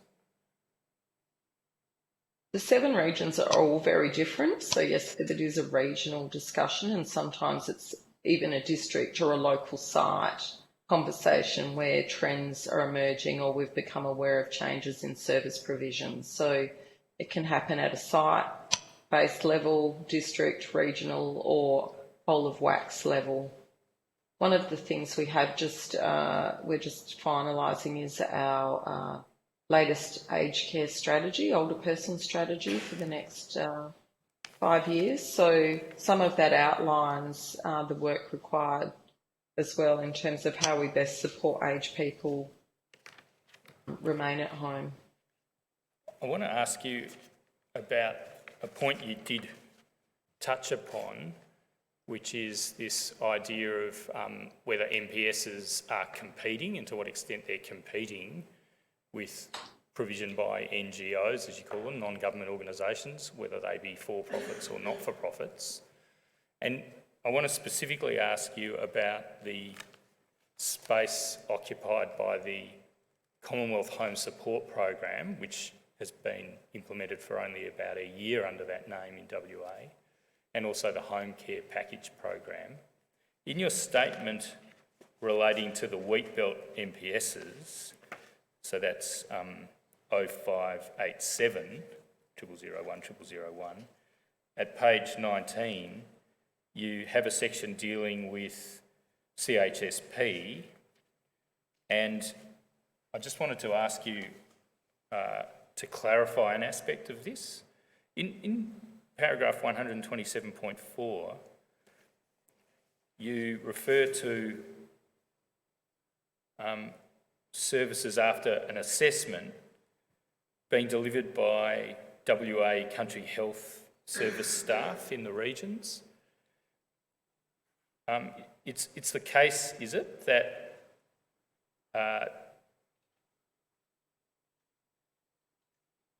who are the WACHS staff in the regions who are providing those services? Are they MPS staff, the MPS having received a CHSP grant by agreement, or are they not necessarily MPS staff?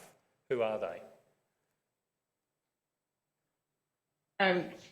In terms of the regions, across regions we have a variety of different service mechanisms. So through the MPS, they've historically had home and community care funding, which, as you said, transitioned across to CHSP last July. So in some cases that would be our MPS staff. We also have some regions or specific locations where services have been contracted directly to WA Country Health. So there was a home and community care contract in some locations that were non-MPS, and that has been transitioned to CHSP.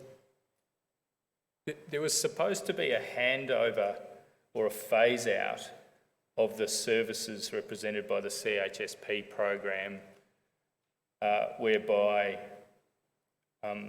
WACHS would cease providing those services by July 2020, is that right? And that phase out period's been extended? Is that a correct understanding? I think my understanding is that there's a transition period for home and community care transitioning to CHSP. The initial timeline was to the end of June 2020, and that's been further extended for another period of time. That's not necessarily about WACS transitioning out of delivering that service. That was to complete the transition from the HAC model to the CHSP model, is my understanding. Okay, thank you for clarifying that. The next point relates to home care, as opposed to entry-level CHSP services, the higher-level home care services represented by the home care package. And in paragraph 128, I'm not certain whether you're referring to those higher-level services delivered in the community when you refer to community and home nursing. Community and home nursing care can be provided to clients under Commonwealth-funded flexible home packages. Is that what you're referring to at that point? Yes, so that in that case, I guess the use of the word flexible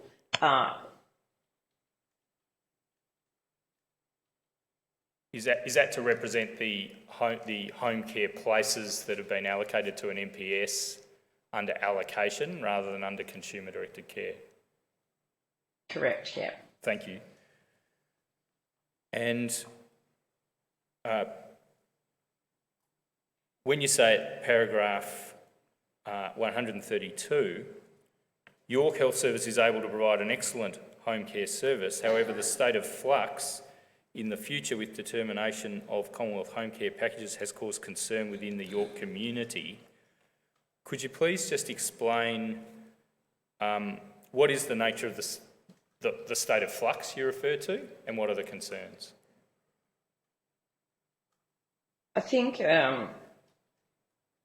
within a number of communities, particularly York, there are other providers present, as well as the MPS program, obviously, and there's been challenges in terms of the delivery of home care packages, and concern raised that people have been waiting extended periods of time for a home care package as opposed to, I guess, a flexible package that we talked about. So it's trying to get that clarity around people's requirements and then matching that to the right service and how that will be delivered. And I think people are concerned that if they accept a Commonwealth home care package as opposed to a MPS funded service, how will that work from an integration and coordination perspective of their care? Okay, thank you. Could I just ask the operator to put up on the screen a map of the Wheatbelt region, one of the 7 regions under WA Country Health Services jurisdiction, RCD stop 9999, stop 0258, stop 0001.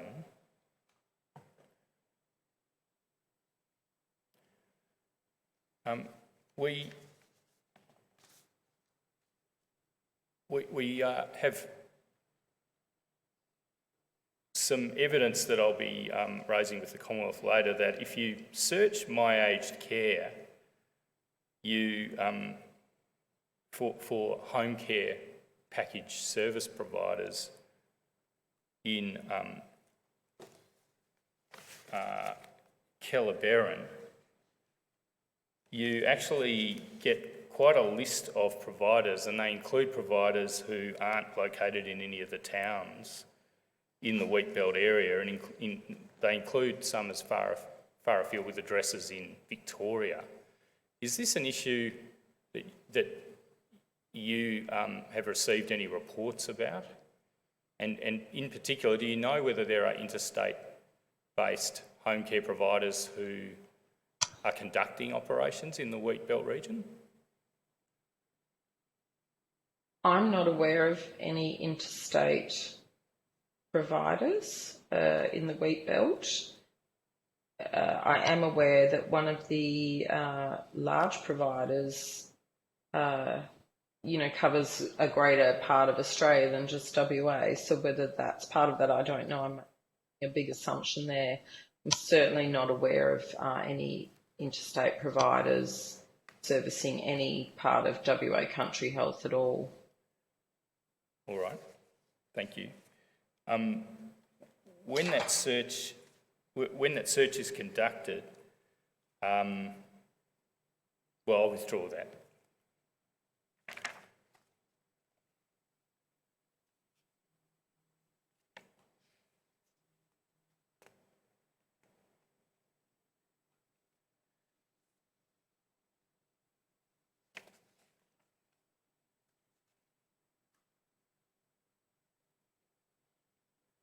Can I ask you, with specific reference, if you like, to the Wheatbelt region, and in particular with regard to Kellerberrin and York,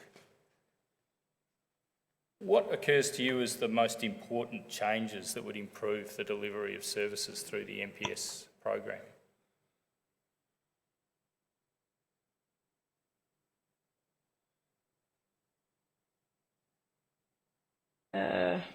It's a very good question. I think there's a number of things in terms of improving.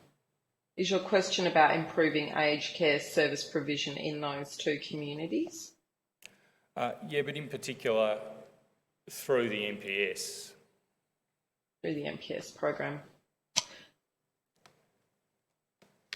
I think there's a number of things, as I mentioned before, certainly our skill mix and our staffing profile for small MPS locations such as York and Kellerberrin are such that we have registered and unregistered workforce. So we'll have nursing staff, obviously, that are qualified, as well as care aides, personal care assistants, allied health assistants, delivering care. I think, obviously ongoing education and upskilling for them is crucial. Part of our WA Country Health Service strategy going forward is to really strengthen our development of workforce locally and making sure that's in a culturally appropriate workforce as well. I think the use of technology is gaining in momentum. So how better can we support aged people to age well in their own homes through the use of technology, but also having the staffing mix that meets their needs and people really understanding aged care as opposed to an acute care type scenario. So I think they're two critical elements that we need to consider. I think also in small communities, making sure if we're able to keep people within their own homes, that their own homes are suitable to do that. So, you know, do they have the right equipment in situ? Are we able to technology enable their homes so that we can provide some level of monitoring into the household? The challenge always is the small numbers and the distances to travel. So whilst they might be discrete towns, there'll be people on the outskirts as well. So I think that's where technology can play a part in terms of delivering additional support into those locations. If we just have the operator display the map again of the region, we can see that, as you say in your statement, it's an absolutely vast area. In paragraph 6 of your statement, you say it's 157,000 square kilometres, supporting an estimated residential population of about 76,000 people as at 2016, dispersed across 70 communities. How do you seek to coordinate streams of clinical services, given the distances marked on the map there between the various physical infrastructure indicated by the circles? I mean, very few of those distances are less than about 100 kilometres, or at least 70 kilometres.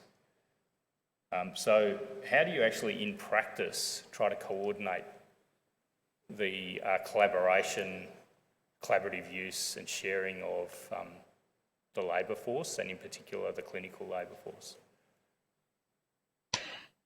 So in terms of the key locations, so if you look at the map, the district hospitals obviously are our biggest centres, so Northam, Narrogin, Merredin, Mora. They'll have a substantial workforce. And then as you look at each small hospital, they will generally have a minimum staffing profile, which would be, in some cases, 2 nurses rostered on every shift if we're talking hospital, and then a raft of support staff and other staff that are configured to both work within the hospital environment, the residential care component of the facility, and provide the community care services. So each of those, I think they're purple dots, will have a small workforce usually located in that town that would then provide support out to that local community. They are overseen and managed by the health service managers at the larger district hospitals, and then we have operations managers who oversee a group of those small localities. So it's a tiered approach in terms of oversight and governance. From an aged care perspective, we then have a regional aged care team who's usually based in the main centre. So in Wheatbelt's case, this is Northam. And that will be your aged care assessment team.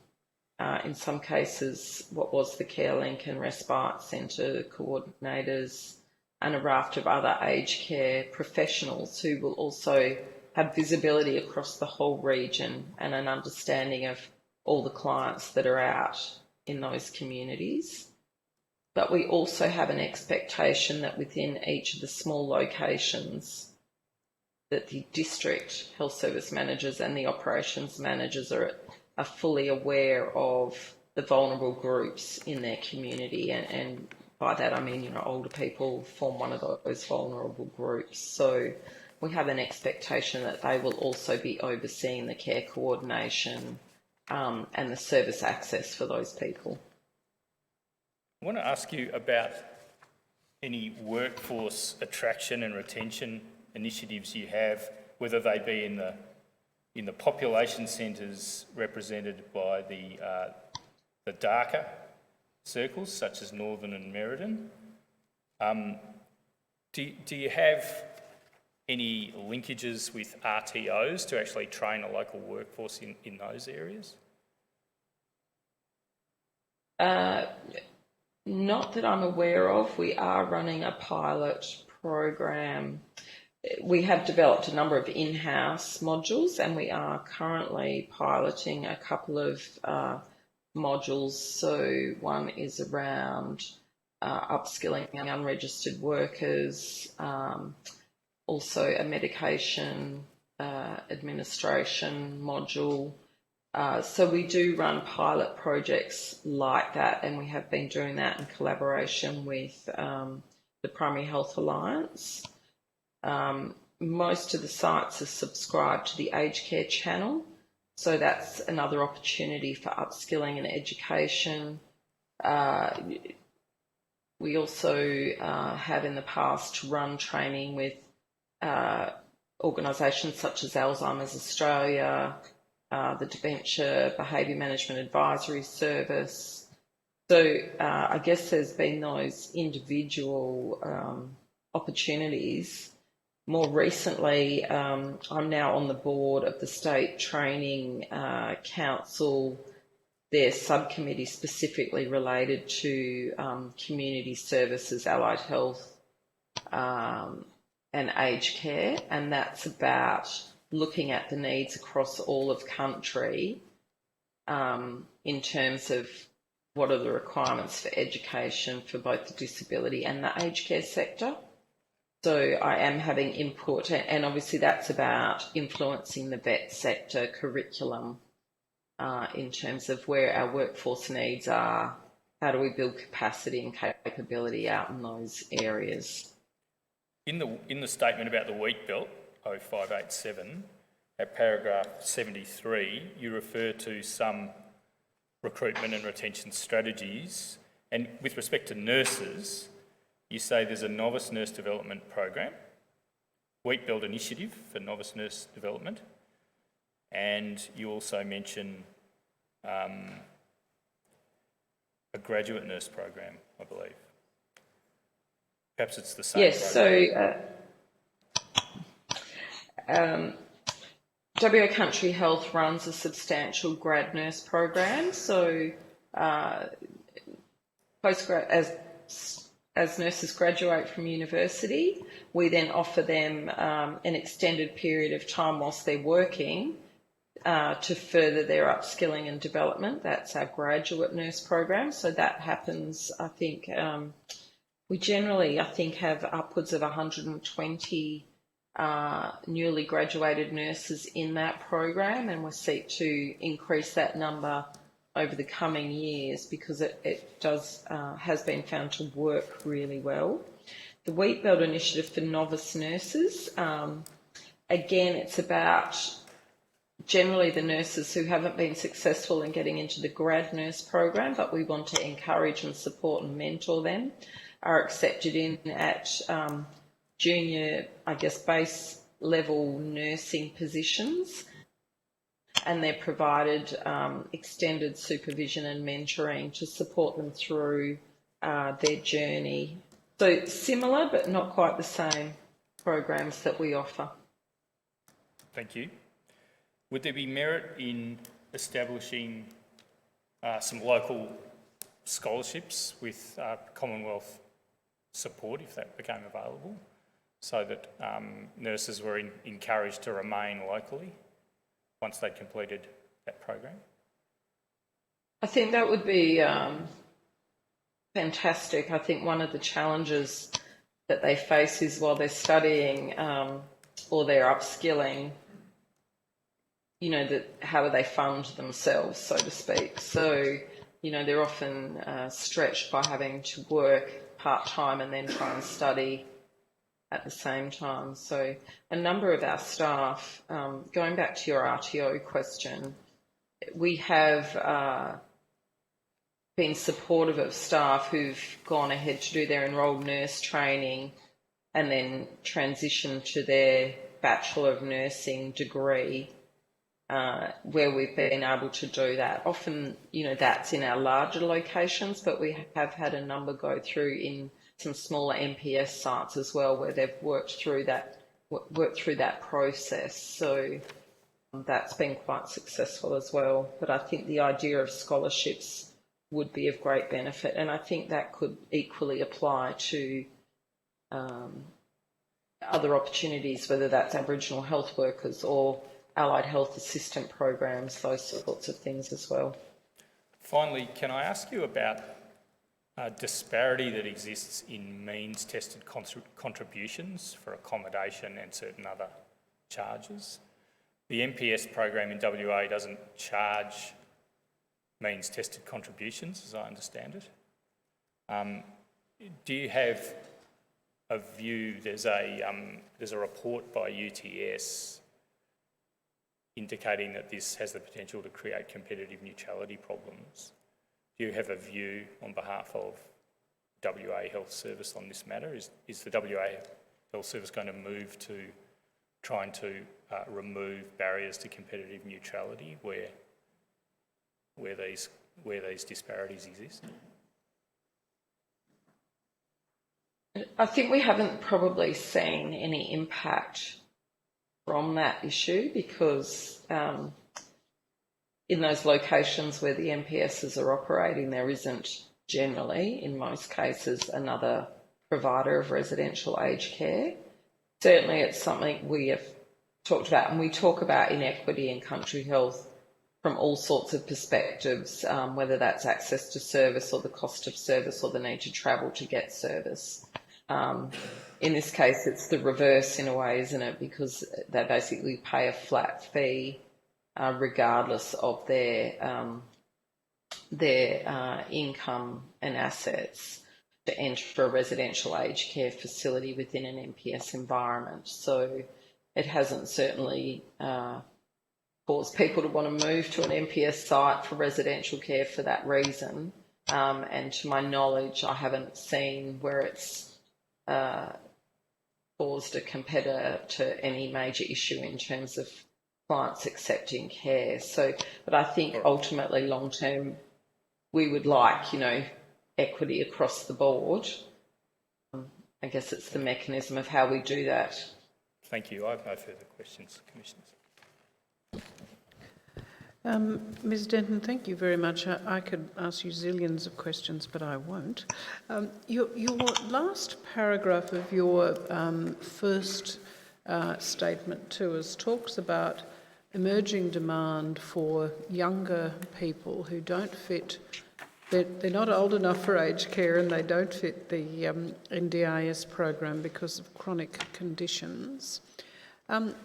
What kind of conditions are we talking about? Is it cancer, as we heard, people who are dying from cancer, as we heard in our young people with disabilities hearing in Melbourne a month or so ago, or what are those circumstances and what are you suggesting? Thank you, Commissioner. I think we're acutely aware of the epidemiology across country WA and the circumstances that people face in many locations, and in some cases it is a cancer diagnosis that contributes to them needing additional support, and they do appear to be falling through the cracks, so to speak, between NDIS and aged care. I think though we also see similar circumstances for people with chronic mental health conditions, and again, where do they fit in the scheme of things? We have a higher rate of cardiac chronic conditions, respiratory chronic conditions, particularly for example Aboriginal people who from birth and have a poor start in life and may have rheumatic heart disease or anemia or a range of other factors that contribute to their earlier decline in health, and that increased level of care required well before most older Australians require that. So I think there's a number of cohorts that fit into that group there. Thank you. Thank you, Ms Denton. Thank you for giving your evidence. It's been very helpful, and your excuse from further attendance. Thank you very much indeed. Thank you, Commissioner. Thank you, everyone. Thank you. Yes, Mr Gray. Thank you, Commissioner. Our next witnesses are witnesses from the Commonwealth Department of Health. We could commence them now, but we'll then be rising for lunch in less than 15 minutes. Or we might go on until 1 o'clock, I thought. Very well. I call David Hallinan and Graham Barden to give evidence concurrently.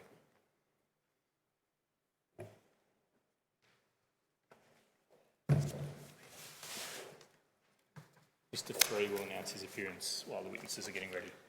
Please the Commission. My name is Free. I appear with my learned friend Mr Dighton for the Commonwealth. Yes, Mr Free, thank you.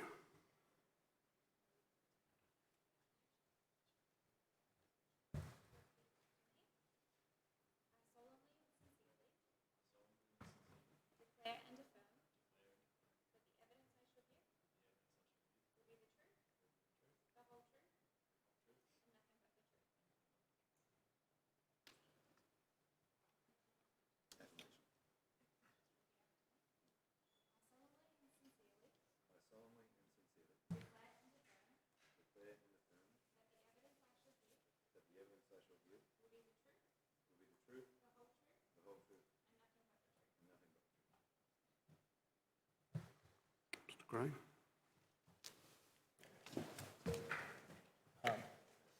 Mr Hallinan, Yes. what's your full name? David Hugh Oliver Hallinan. And you're the Acting Deputy Secretary, Aged Care Group of That's the correct. Australian Government's Department of Health. Yes. You haven't made a statement, but you're here to give evidence concurrently with Mr Barden. Yes. Mr Barden, what's your full name? Graham Paul Barden. You're the Assistant Secretary, Residential and Flexible Care Branch of the Australian Government's Department of Health, is that right? Correct. And you have made a statement. I have. I'll ask for it to be displayed for you. WIT stop 0498 stop 0001 stop 0001. It's a statement dated 14 October 2019. Do you see it there? I do. Thank you. You wish to make a correction to paragraph 29B, beg your pardon, C, 29C, amending the figure which appears there as a percentage for occupancy in mainstream residential care for the remote areas of Australia. It states 71.9%, and you wish to amend that to state 87.6%, I understand? I do. Now, with that amendment having been taken to be made, do you wish to make any other amendments to your statement? No. And with that amendment, to the best of your knowledge and belief, are the contents of your statement true and correct? They are. I tender the statement. Yes, a statement of Mr Barden will be Exhibit 12-25. Thank you. Mr Barden, I'll ask you some questions by way of clarification, points of clarification about certain matters in your statement first, and then I want to raise a series of propositions and test them with you both. Mr Barden, in the statement you refer to an expectation of a 41% increase in demand in regional, rural and remote areas over the next 10 years from 2019. And this is in response to a question that was asked of you about current demand and projected demand over the next 10 years. It's on page 0007 that you refer to the 41% growth forecast, paragraph 31. What steps are the department taking to ensure that there'll be services available to meet this level of demand in rural, regional and remote areas? So the department continues to allocate, whether it's residential care places through aged care allocation rounds.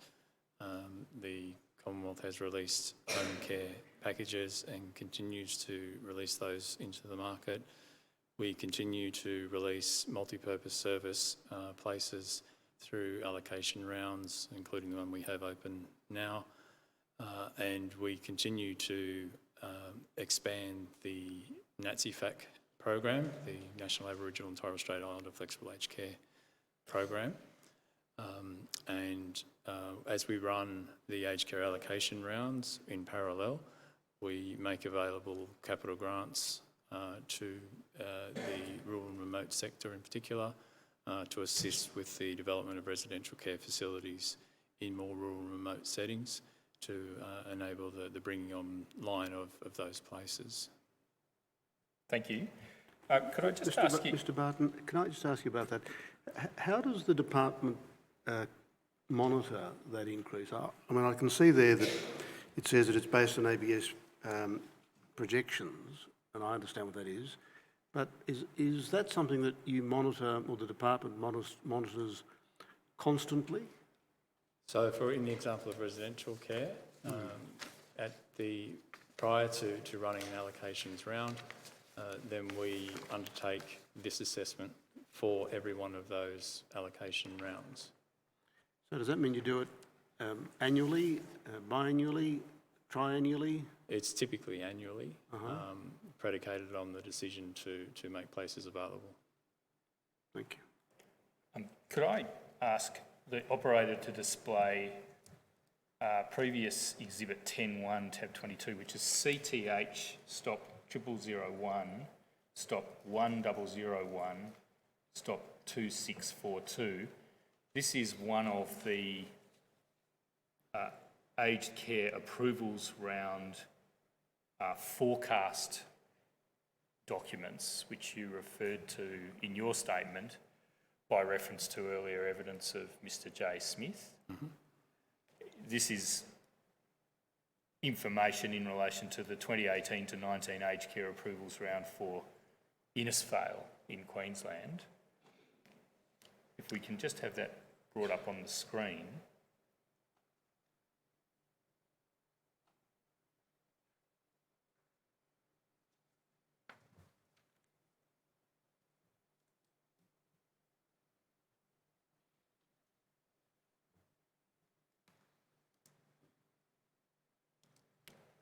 In the schedule of documents previously tendered.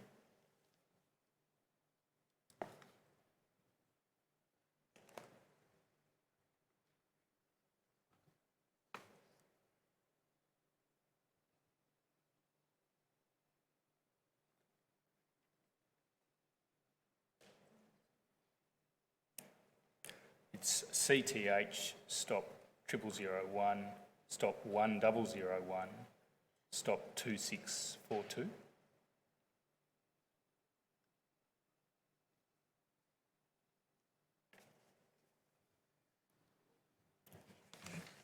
Well, I'll move on.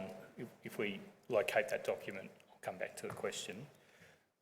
That projection that you refer to is a projection based on an aged care planning region, I suggest, and it isn't directed at particular towns. Is that right? Sorry, are we talking about in respect of aged care allocation rounds for residential care? Yes, we are.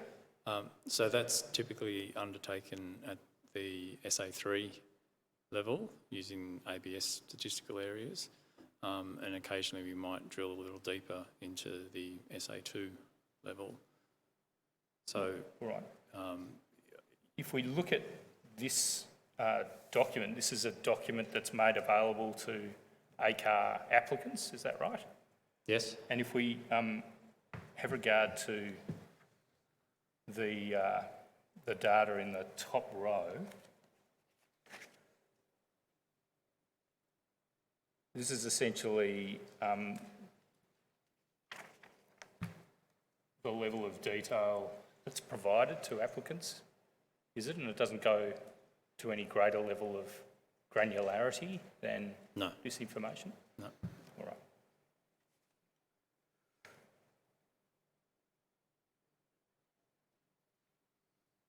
Is there a review done on a systematic basis by the Department of Health as to the level of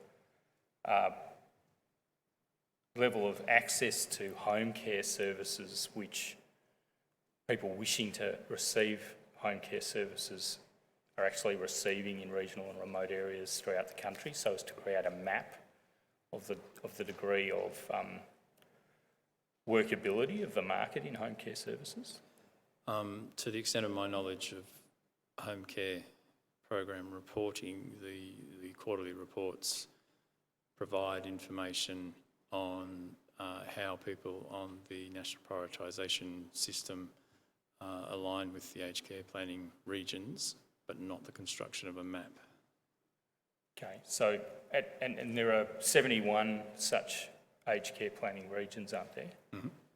So they're very large areas. They are. There's nothing which within those regions would tell you whether people in particular degrees of remoteness from population centres are or aren't actually receiving home care services. Is that right?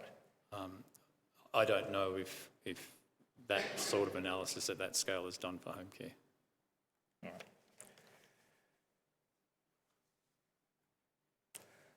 You refer in your statement at paragraph 39 to a review that is being done to determine whether information displayed on the My Aged Care website in relation to coverage by CHSP service providers is accurate or not? Do you remember that evidence? Yes. Now, a CHSP grant contract requires the CHSP provider to service a particular defined region, and that region is set out in the contract, and it's reasonably clear whether they have a coverage obligation for the region. Is that right? That's my understanding. When it comes to home care, on the other hand, the gist of your statement appears to be that there's no such obligation. It's intended to be, in effect, a free market mechanism, and there's scope for providers to provide services in whatever area they wish or not to provide them. Is that right? I'd characterise it as the intention is to enable providers to be able to broaden the geographic range of the care services that they offer. When it comes to home care? For home care, yeah. All right. Now, with respect to CHSP, there's reference in your statement to the phenomenon, if you like, of information on the website which may not be accurate as to coverage.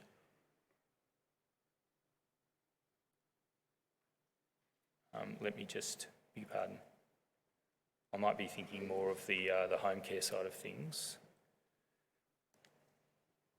In any event, there's a project referred to in paragraph 39 to review CHSP provider service delivery information to displayed on the website against the provider's funding agreement. So it's thought that there's a need to verify that information within the department. Is that right?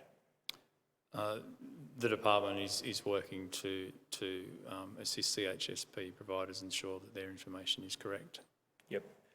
And is that project underway in respect of only certain states at the moment? Is that a correct reading of your evidence at paragraph 39?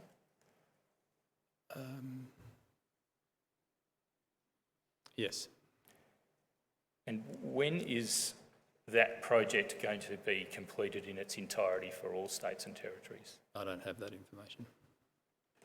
Do you know how many people are working on it? No. When we come to home care, at paragraph 42, you refer to this point that we just discussed to the effect that providers of home care are not contractually bound to deliver services in a specific location. In paragraph 43, you refer to a fact sheet which has gone out about certain issues concerning the accuracy of information on My Aged Care. Looking at the fact sheet, I won't ask for it to be brought up unless you need it, but looking at the fact sheet, it seems clear that the issues being addressed are not related to the verification of claims of coverage in particular locations, but they're related to other issues. Do you agree with that? I would need to see the fact sheet. All right. It's tab 8 of the general tender bundle, please.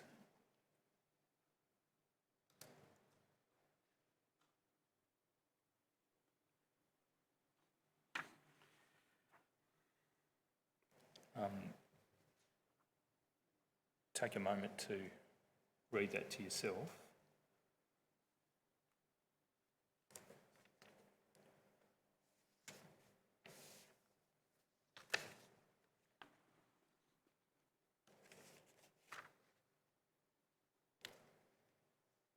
Operator, is there a second page? Have you finished that page, Mr. Barton? I have. Thank you.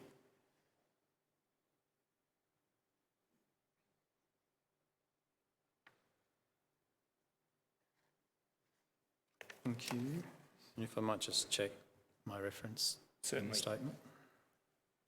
I'm just going to ask you about whether there's a program underway to check the verification of claims of coverage of home care services made on My Aged Care, because that appears to be an issue as well as the matters raised in the fact sheet. Beyond the fact sheet, I'm not aware of any other. All right. Are you aware that there are problems with respect to the accuracy of information on My Aged Care and the nature of claims about coverage? Only anecdotally and not in any detail. All right. Are there any plans underway to verify claims of coverage made on My Aged Care? I don't know. Beyond what I've indicated in my statement, on which I've indicated in my statement I've been reliant on others in the department to assist the Commission through these questions. Yep. And I don't really have other information beyond that which have tendered. We don't... when you say anecdotally you've heard of it being raised, how often have you heard of this issue? That is, have you heard of complaints that there's inaccurate information about home care coverage on My Aged Care? I've heard of complaints, but not in specific detail. And of course, I've heard mention of it this morning.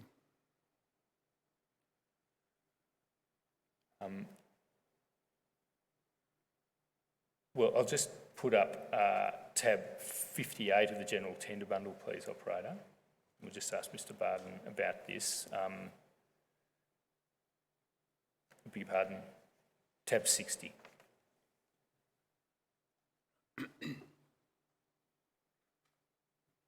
Thank you. If one conducts a search for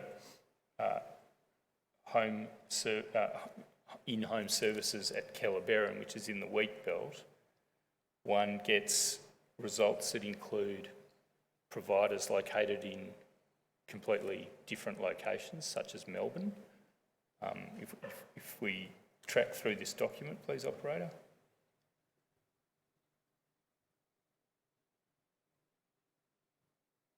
We just stop Malvern East, Victoria, at the foot of that page, for example. Do you have any comment to make about that? Is it possible that there could be a provider located in Malvern East who's somehow providing services in the wheat belt in WA?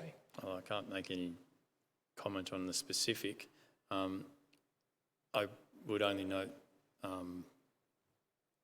hearing your reference with a prior witness, we just had a quick search and only found WA providers, and so I don't know if that reflects a response to whomever this particular private provider is to some of the interventions that the department has made to try and help them understand how to have a more accurate service finder information. With respect to those interventions, thank you, operator, we can put that away. With respect to those interventions, is the department responding to particular complaints about this issue by contacting the provider directly and seeking verification? So I understand that's part of the project that we discussed earlier that commenced in July, that does involve, my understanding is that involves a direct contact. And then otherwise we engage all providers through our usual bulk information distribution service. All right, so the point I raised about the project in July was restricted to CHSP, and you weren't saying it related to home care package? No, it wasn't. No. So it sounds like, given the answer you've just given, there isn't actually a mechanism for dealing with complaints about accuracy of coverage claims relating to home care package as compared with CHSP. Is that right? No, I think I'd have to say that I don't have sufficient knowledge to be as categorical as that. All right. Now, in your statement, you've referred to, I'll just give you the particular reference. You've referred to the effect of the reforms in 2017, the increasing consumer choices reforms, to the service delivery model of the home care package program. And you've identified certain trends in percentage terms and by reference to raw figures in the distribution of home care packages to people living in inner and outer regional and remote and very remote areas compared with other areas, or compared with Australia generally. Is that right? Yep. And I'll just direct you to that part of your statement.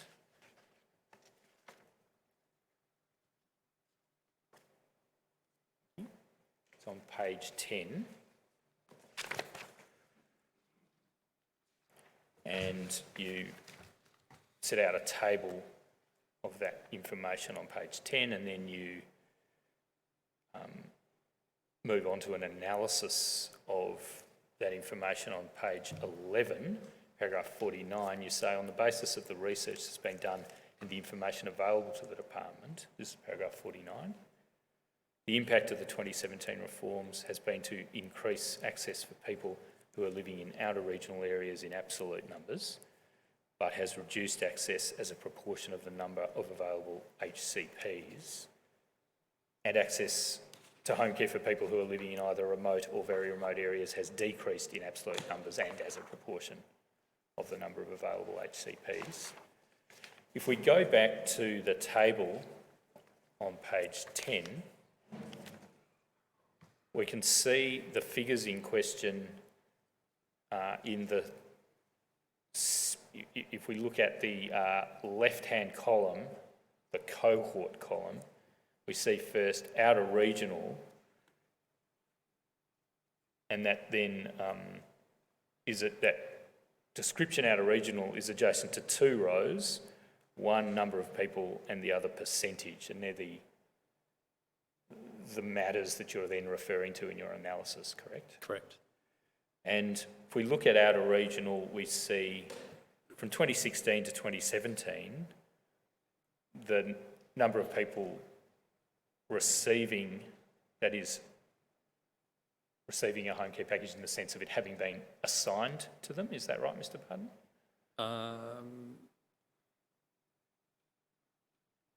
So they've been allocated their package, and the number represents that number of people on the 30th of June in each relevant year.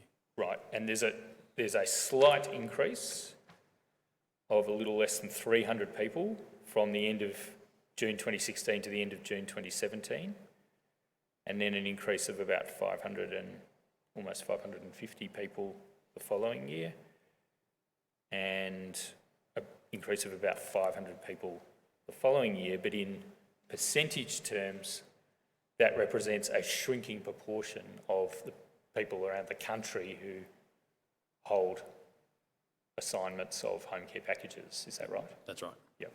Now, you attribute the increase in the raw numbers to the impact of the 2017 reforms, do you? In paragraph 49, you say the impact of the 2017 reforms has been to increase access for people who are living in outer regional areas in absolute numbers. What I want to suggest to you is that it's probably not the impact of the 2017 reforms that's caused that increase, but rather just the quite large gross increase in the number of packages that have been released by the government to the population at large that's caused that increase in the raw numbers or absolute numbers of people who hold packages in outer regional areas. I could accept that as an alternate proposition. Yep. I won't go to the report on the home care packages program, but you're familiar with the quite large increases year on year in the number of packages that have been released to the population at large. I am. Yep. So for the record, that's tab 58. Can we... Is that a convenient time, Commissioners? All right. I'll go to another topic after lunch. All right, thank you. We'll adjourn until 2 o'clock. Thank you.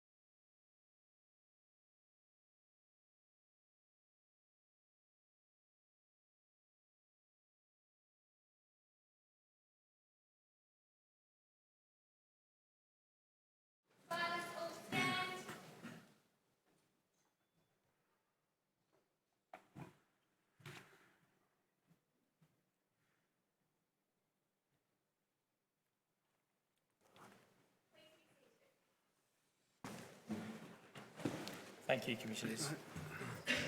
Mr Barton, I want to go back to the point about projection of demand for home care services.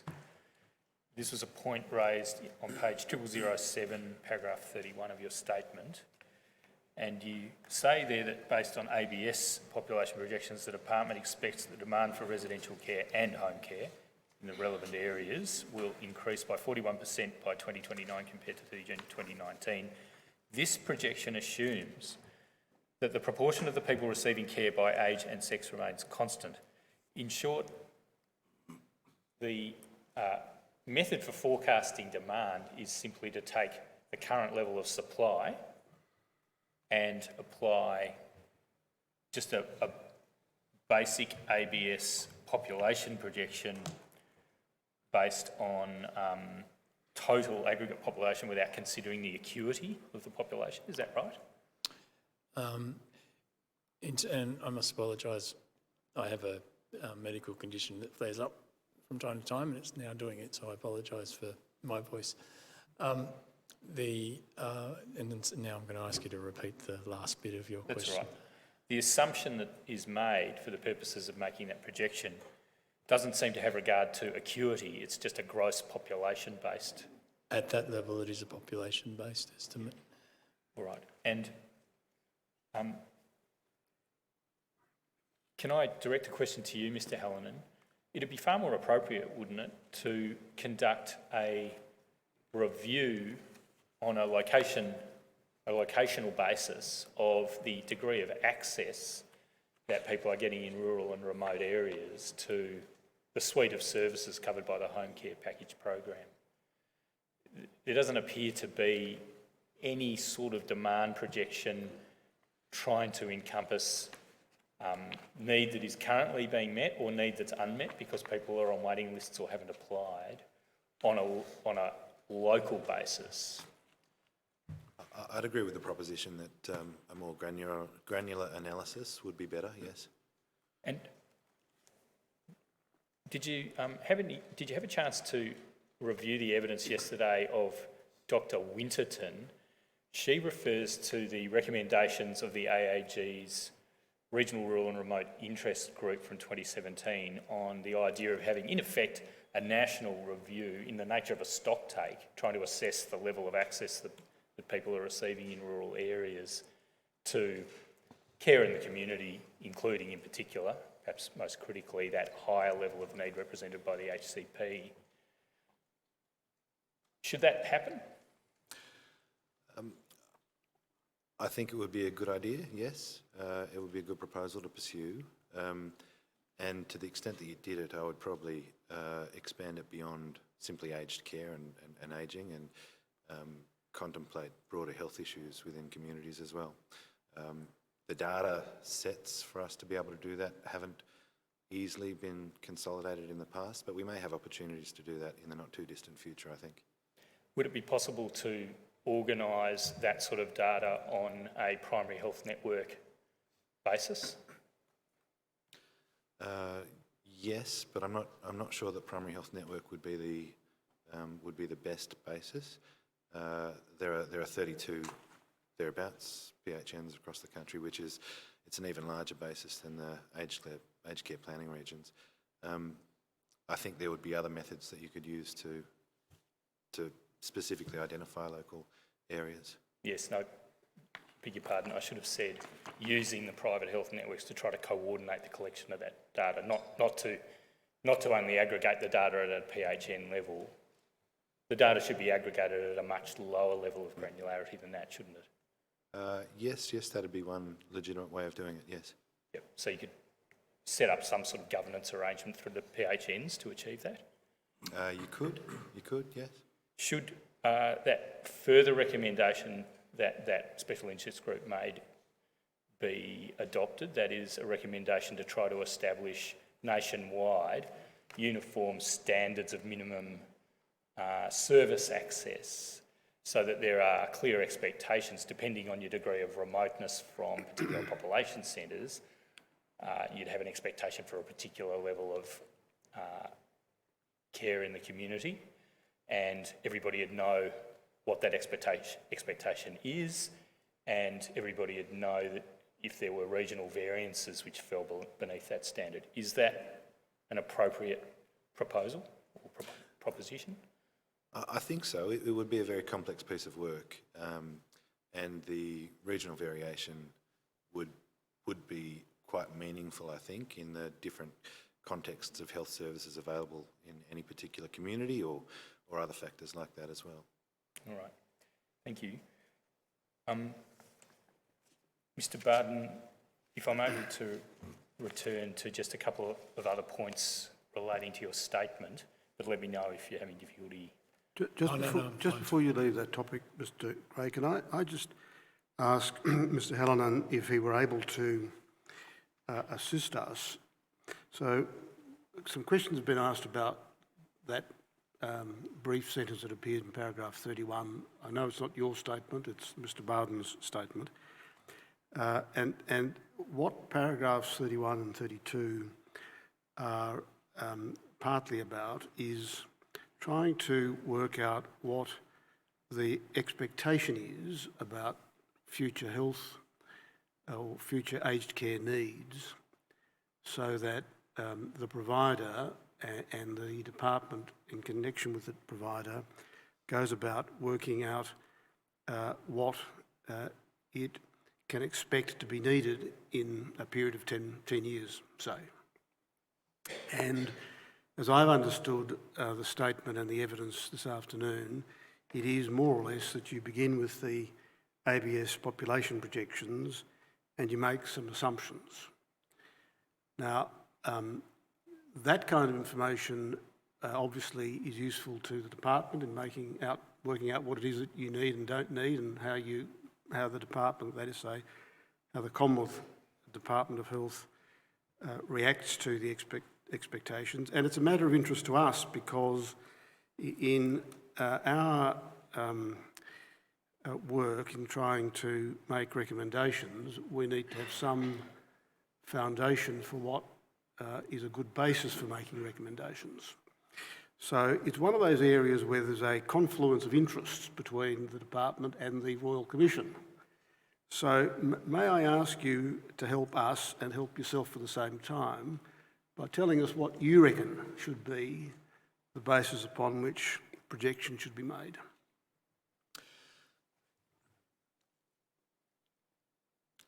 There's been some pretty good work, I think, on health service demand modelling across the country in the last few years through the Health Workforce Division of the Department of Health, and in particular the establishment of a tool which we call Heads Up, and it includes information about populations in any particular area, the age, sex, demographic, socioeconomic status and other things, so the demand side.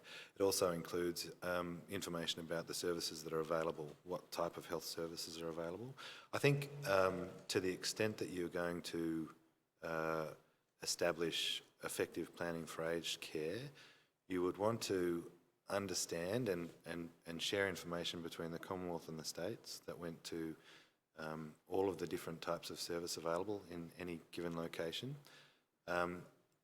and potentially establish a benchmark level of service or a level of standards that you may wish to apply in any particular area. So we know, for instance, that health services are delivered in sort of a tiered fashion from your acute hospital settings and your tertiary hospital settings in major cities down through to local GP-led subacute hospitals in rural and regional towns, and combined with multi-purpose services.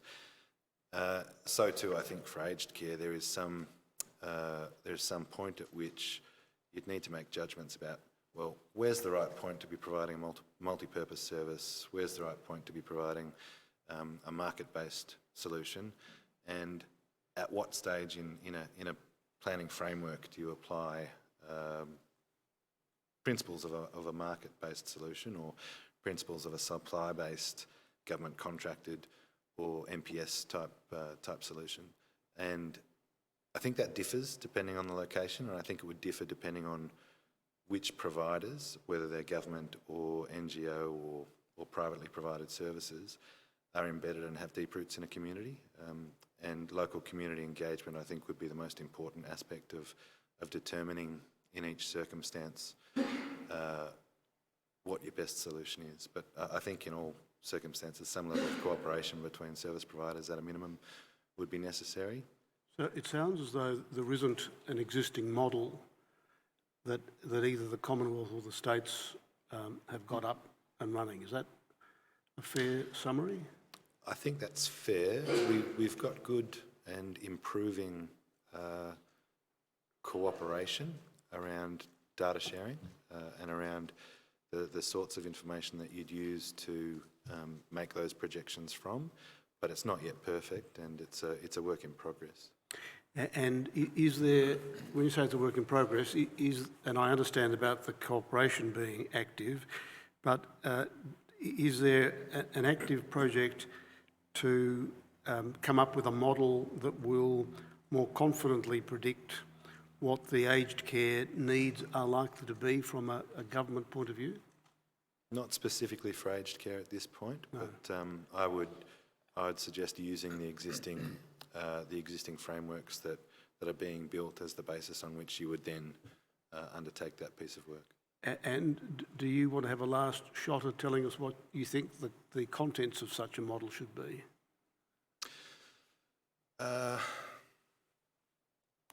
It's quite a hard thing to make very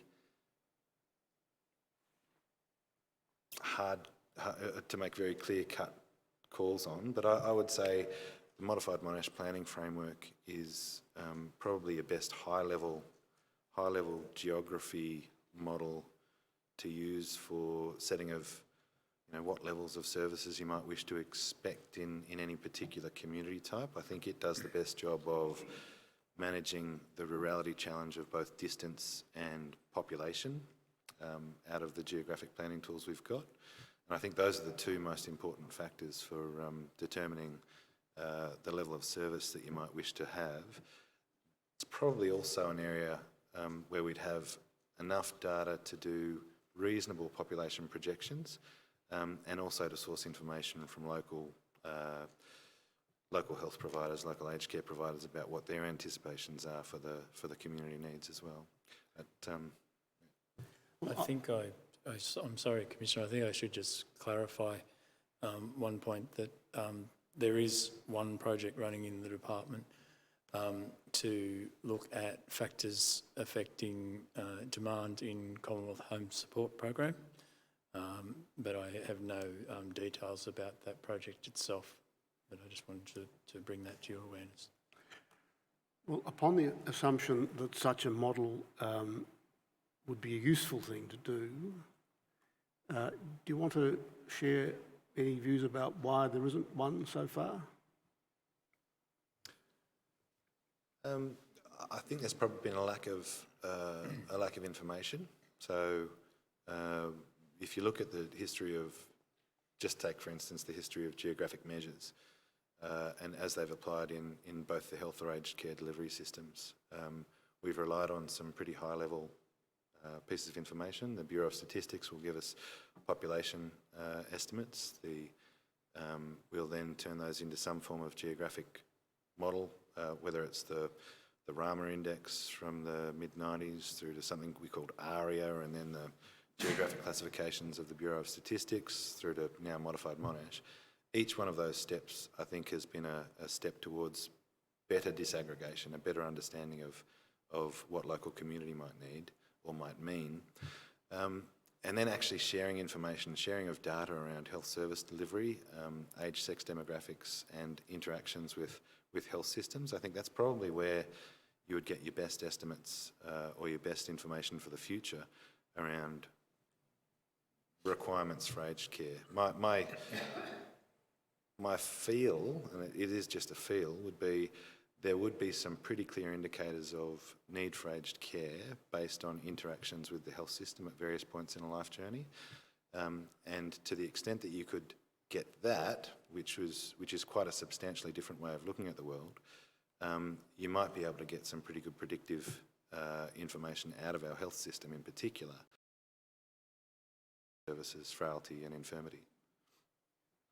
All right, well, just one final question, and it doesn't matter who answers it, but what had concerned me about the sentence that Mr Gray had asked one of you about in relation to paragraph 31 is that there seems to be a secure assumption that the demand is going to increase by the 41%, but the presumption is that acuity will not actually change. And such evidence as we've heard so far seems to indicate that actually acuity is likely to be much worse as the years go on. So that an assumption that seems to be making seems unlikely to be accurate.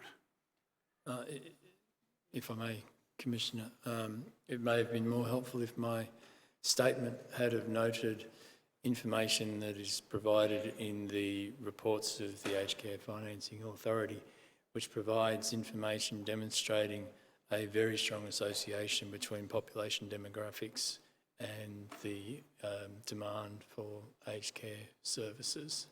So it's on that is what that assumption is based on. Obviously, I've heard your comment and other witnesses around the acuity side of it. Thank you. Yes, Mr Gray. Thank you, Commissioner.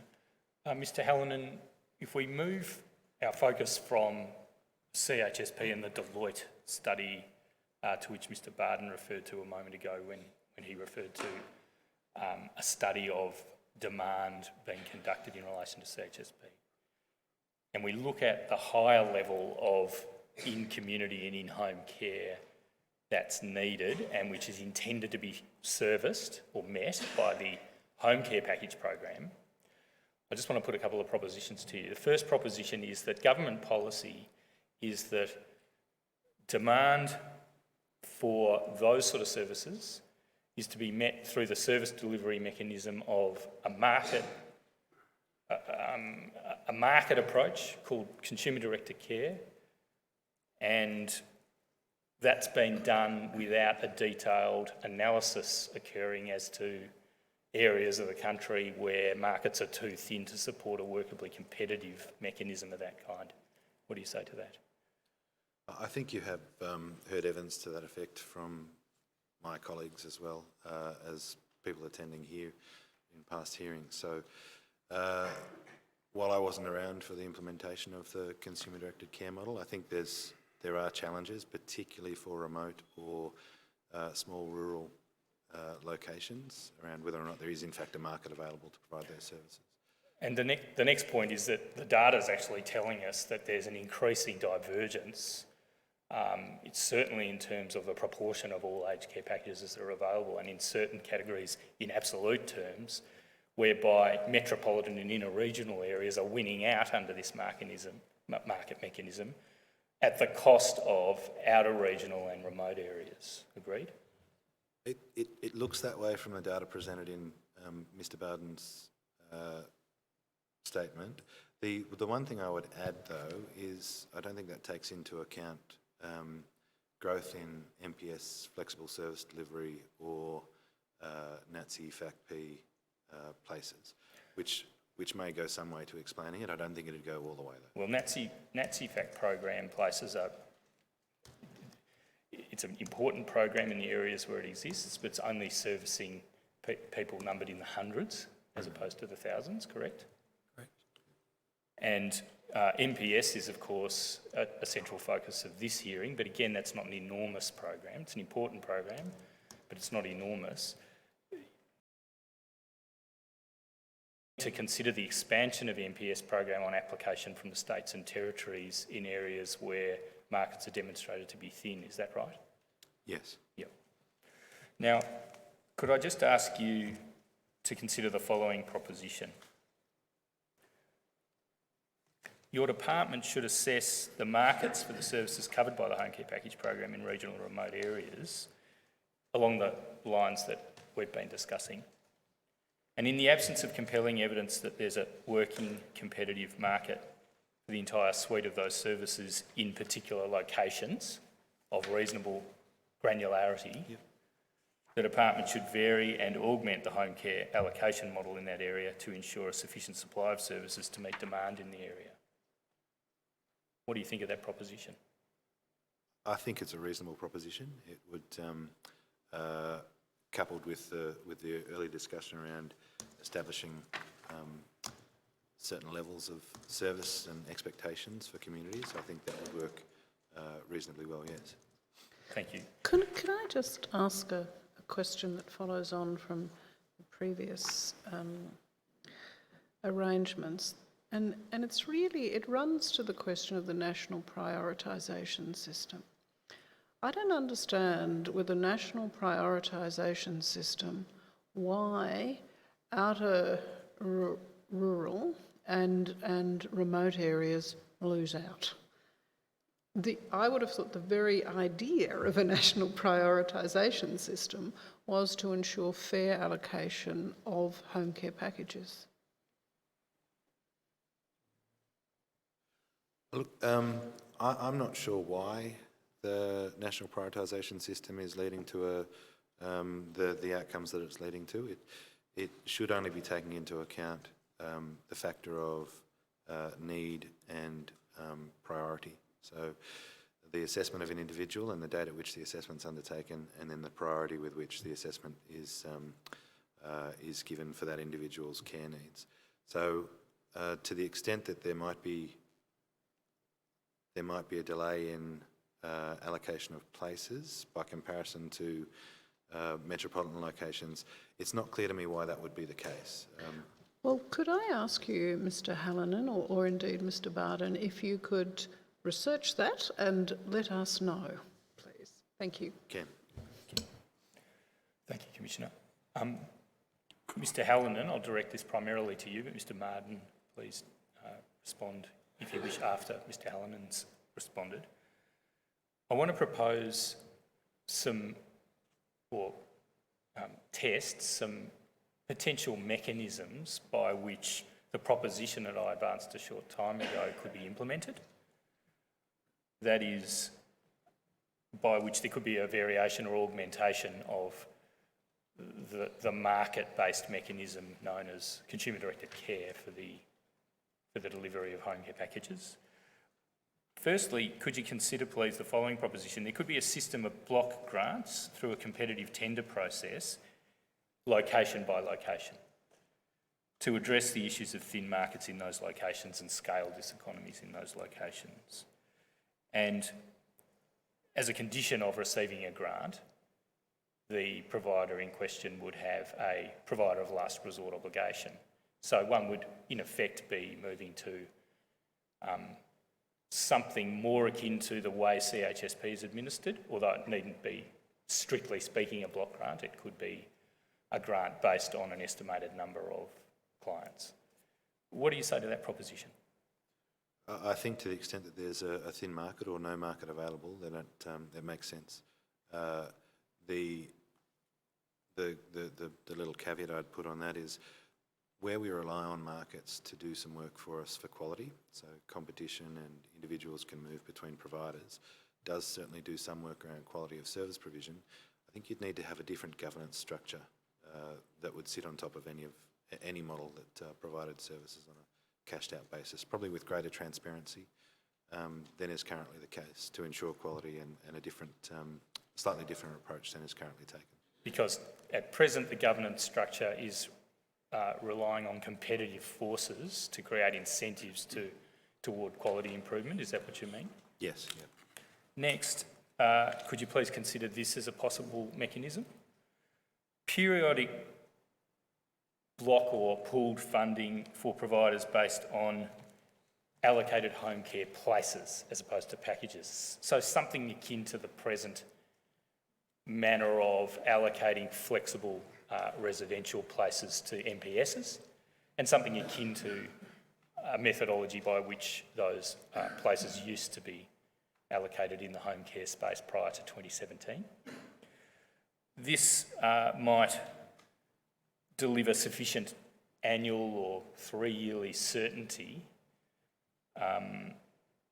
or indeed ongoing certainty, and the necessary economies of scope and scale to ensure establishment of services in areas where the markets are currently thin and their viability. What do you think of that as a potential mechanism? I also think that's a reasonable mechanism. Both that you've described would have benefits in different circumstances, so I think you wouldn't want to rule either of them out. You'd want to have a good understanding of the need of the community and what sort of providers or services were available in those settings before you made a judgment about which you'd use. And I want to raise one more, which is a little different. It's an idea for a mechanism based on the selection of a preferred provider, but otherwise leaving the market mechanism known as CDC in place for the relevant location. The question of who would be the preferred provider would have to be addressed in detail, of course, but it might involve consultations with local government, with an appropriately organised representative group of stakeholders in the locality, perhaps organised through the primary health network. And if a provider is chosen as preferred provider, they are in effect the default provider of home care package services for that location, unless the customer, the person receiving the package, opts out and decides to go somewhere else. That preferment, however, might provide sufficient confidence in one's annual budget to be able to overcome barriers to entry into that location. Do you have any views on a mechanism of that kind? I think that would also have potential, and again, it depends on local circumstance. So just thinking that one through off the top of my head, if you were in a location that was potentially growing and there was potential in the future, might be a coastal market, there might be a growth area there for retirees, in establishing services, a preferred provider might be a very good way to establish services, but as that market grew and other providers moved in, it might be a good mechanism through which to also phase out preferment on a sort of tiered basis. Yep. I should have said under each of the other two mechanisms, one would consider service provider of last resort obligations. What do you say about that? Yeah, I think to the extent that you're providing you'll be providing a specific agreement for somebody to provide services in an area. Provision of services as a last resort would be a very sensible thing to include in those arrangements. It would be no matter what you did in those three options, you would have a market, a clear market dominant player to the extent that you had a market available. Yep, thank you. I want to turn to some other topics now, Mr. Hallinan and Mr. Barden. If you wish to contribute to the answers, please feel free. This is a set of propositions about, in effect, assistance to rural and regional providers where there's a case of difficulties, either financial or managerial, which have led to outcomes that are not necessarily in accordance with the standards, but maybe not so egregious that immediate sanction action is necessarily warranted. And I want to ask you specifically about the following proposition, first of all, Mr. Hallinan. In the regions where there are shortages of aged care service supply, in particular in certain outer remote and, outer regional and remote areas, but perhaps in some inner regional areas, there's quite a lot of variation in inner regional areas. In these sorts of areas where there's a demonstrated, assuming there is a demonstrated scarcity and potential shortage of aged care services, and you have a service provider of residential care services which has a need for additional business, governance or managerial expertise and capacity, should the Australian Government have a program in the nature of the SDAP program available for such service providers, fully funded by the government, by which it could enable flying squads of consultants to go and assist those providers to increase their managerial governance and if necessary, clinical capacities? I think that would be a worthwhile tool to have in the toolkit for ensuring services are available in local regions. There'd be a couple of caveats I'd probably place on that though.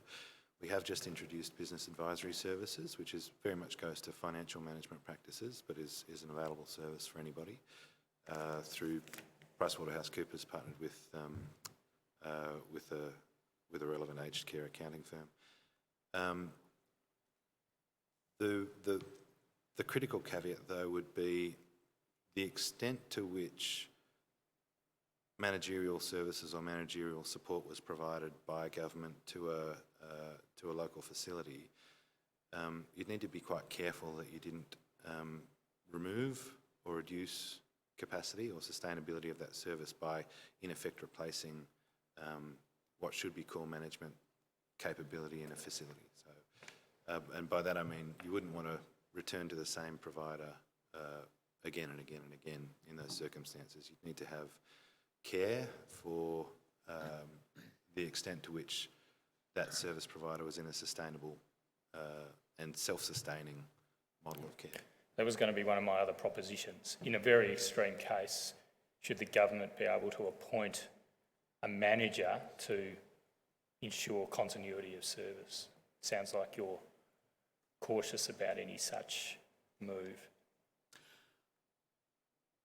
I think you just need to be quite careful about how and in what circumstances you did that. What about the question of funding? The ACFA report in 2016 suggested that there's a pretty large gap between the financial performance of rural providers, if I can just use that expression, and metropolitan ones. And while the viability supplement has been raised as of March this year by 30%, does the department have hard data on the exact disparities driven by the higher apparent cost base that rural providers seem to have on the evidence of the ACFA report? I don't think we've got hard data on the cost base, but I think we've got pretty clear data on financial performance. So end of financial year statements are something that we collect and do assessments of, and we'll be doing an assessment of last year's financial statements now, actually, I think, for the whole of the sector, which would allow us to do some comparisons between regional performance, remote performance and metropolitan performance. The viability supplement, the base amount before March 2019, it's a fixed, in effect, a fixed amount based on certain points scored, which depend, amongst other things, on remoteness and whether one's in MMM category 4 and upward. Now, there doesn't seem to be a great deal of science behind it. What is the genesis of that figure? Was there a detailed cost study on which that was based? Like a lot of things in aged care, it's quite complex.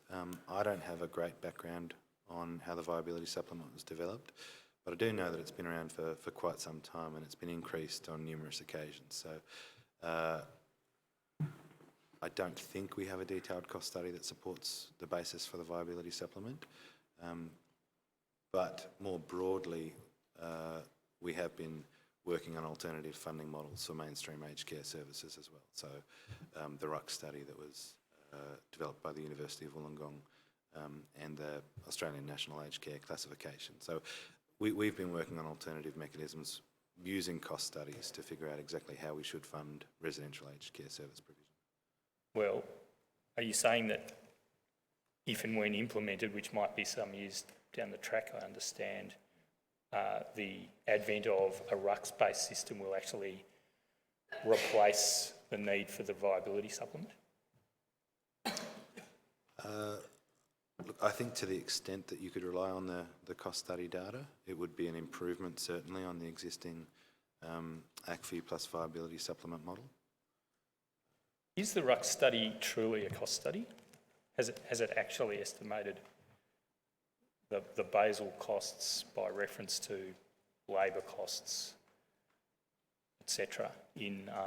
And is it calculated to meet those costs, or is it rather just intended as a more efficient way of classifying a residence so that the available funding can be distributed more equitably and with less transactional cost? Well, it's certainly the latter, but to the extent that you're able to identify relative cost bases and relative allocations of cost across the 13 different classifications, that was built on cost study information, I believe, by the University of Wollongong, but it's well before my time that activity occurred. I could just add, to the extent that I have visibility of the detail of the study, apologies, the study did look at elements of cost and was able to differentiate different levels of cost in different contexts of care, but I couldn't provide any information here today about what elements went to or may have gone to driving those cost differences. Thank you. Perhaps first Mr Hallen and then Mr Barden, if you wish. Is there a case here for, on the basis of a proper series of cost studies which could be renewed regularly, is there a case here for an independent authority along the lines of the recommendations of the Productivity Commission in 2011 to do cost studies identifying the varying cost base dependent on degree of remoteness, and in effect calculate and renew on an annual basis the loading that should be applied to mainstream subsidies in the aged care system, so that it is going to keep track annually with increases or decreases in the cost base, rather than being subjected to these ad hoc, if I can say so, ad hoc changes to the viability supplement? Look, I think there is a case for annual cost studies or cost studies on a regular basis that would inform the basis under which the services are funded, yes. Should it be done by an independent authority along the lines of the Independent Hospitals Pricing Authority? That model makes sense, yes. It's an existing structure, it works, and it's how we fund hospital services. With respect to, and perhaps I'll direct this question to you, Mr Barton, with respect to, again, this idea of targeted assistance for rural and regional approved providers who may be having difficulties, particularly if it's a case of difficulties in respect of challenging and complex needs. Should there be a role for the department to be able to intervene separately from the regulatory framework, which will be henceforth administered exclusively, as I understand it, by the Quality Commission, and to intervene in a different way, in an advisory and assisting capacity, to give a leg up to approved providers who are struggling with difficult and challenging and complex needs in areas of short supply, such as rural locations? Yes, for the Service Development Assistance Panel, to which you referred earlier, is one of the areas of responsibility that I have, and that's exactly the way that we try and use that, is to help service providers, if they're a bit lacking in some areas, whether it might be around governance or other things, essentially give them some assistance alongside them and not in place of them, so that they can develop capacity and capability within their service. And it's fair to say that the STAP is fully subscribed, and if I were able to deploy that further, I most definitely would. So are you making a plea to those in government for a bigger SDAP and one that can be extended to more services in rural and remote locations? I would say that I think that the sector would benefit from a broader reach of a program like SDAP. Can I just ask about a very difficult topic, which is, and this is in effect resident specific. If there's a particular resident who's presenting such challenges to the service that although the service is able to cope with a certain, perhaps even 90% of the needs of people living with dementia, say, there are a certain percentage of residents who may present such difficult behaviour that it just may not be possible for the service provider with its skill set and with its the level of expertise and staff that it has to be able to cope. Should the government be able to step in and be able to facilitate transfer of a resident to a more appropriate facility? In principle, so long as there was a net benefit to the individual concerned over the provider, I would tier it in that way. But I would caveat that with a desire that there be a very close, intimate engagement with the family or other representatives of the individual or individuals concerned or who may be moved. Thank you. Mr. Barden, can I just ask you briefly, we're running out of time, but I'll ask you briefly about the capital grants idea in respect of MPSs. MPSs are facing the new quality standards. They're going to progressively have to comply with the content of those standards, if not as a matter of delegated legislation, then as a matter of contract under their grants. Is that right? That's correct. And to that end, the Australian Commission on Safety and Quality in Healthcare has promulgated a discussion draft of an aged care module in support of the Australian standards on safety and quality in health services. And we've heard evidence that it's going to take effect from July 2021. If I could clarify that, it's January 2021. Thank you very much. So there's evidence before the Royal Commission that one of the challenges that are faced by MPSs generally in complying with the aged care quality standards, and it will be particularly acute once those new standards come into effect and that aged care module comes into effect, is providing a home-like environment, because these are often, in effect, old rural hospitals that have been converted. Yep. Should the Commonwealth Government be agreeing with the states on a systematic capital grants program to bring those old rural hostels or hospitals into compliance with the new standards, and in particular the home-like environment requirement? I would offer a personal view, which is that I think that a shared capital funding arrangement recognising the shared service delivery through MPSs would be an appropriate consideration. Mr. Hallinan, is this a topic that you have any direct knowledge of? Are there any moves to agree with the states on a systematic grants program to bring the MPSs into compliance, if you like, with the home-like environment requirement? Not that I'm aware of, no. If you could just pardon me a moment, Commissioners. Should there be such a grants program, it obviously subject to agreement, presumably at a intergovernmental ministerial level, should there be such a grants program in your personal opinion? Certainly worth considering. It would require agreement from the Commonwealth and states. The other thing that I would catch it in is to the extent that there are different charging arrangements in MPSs as well, we should also consider that issue at the same time.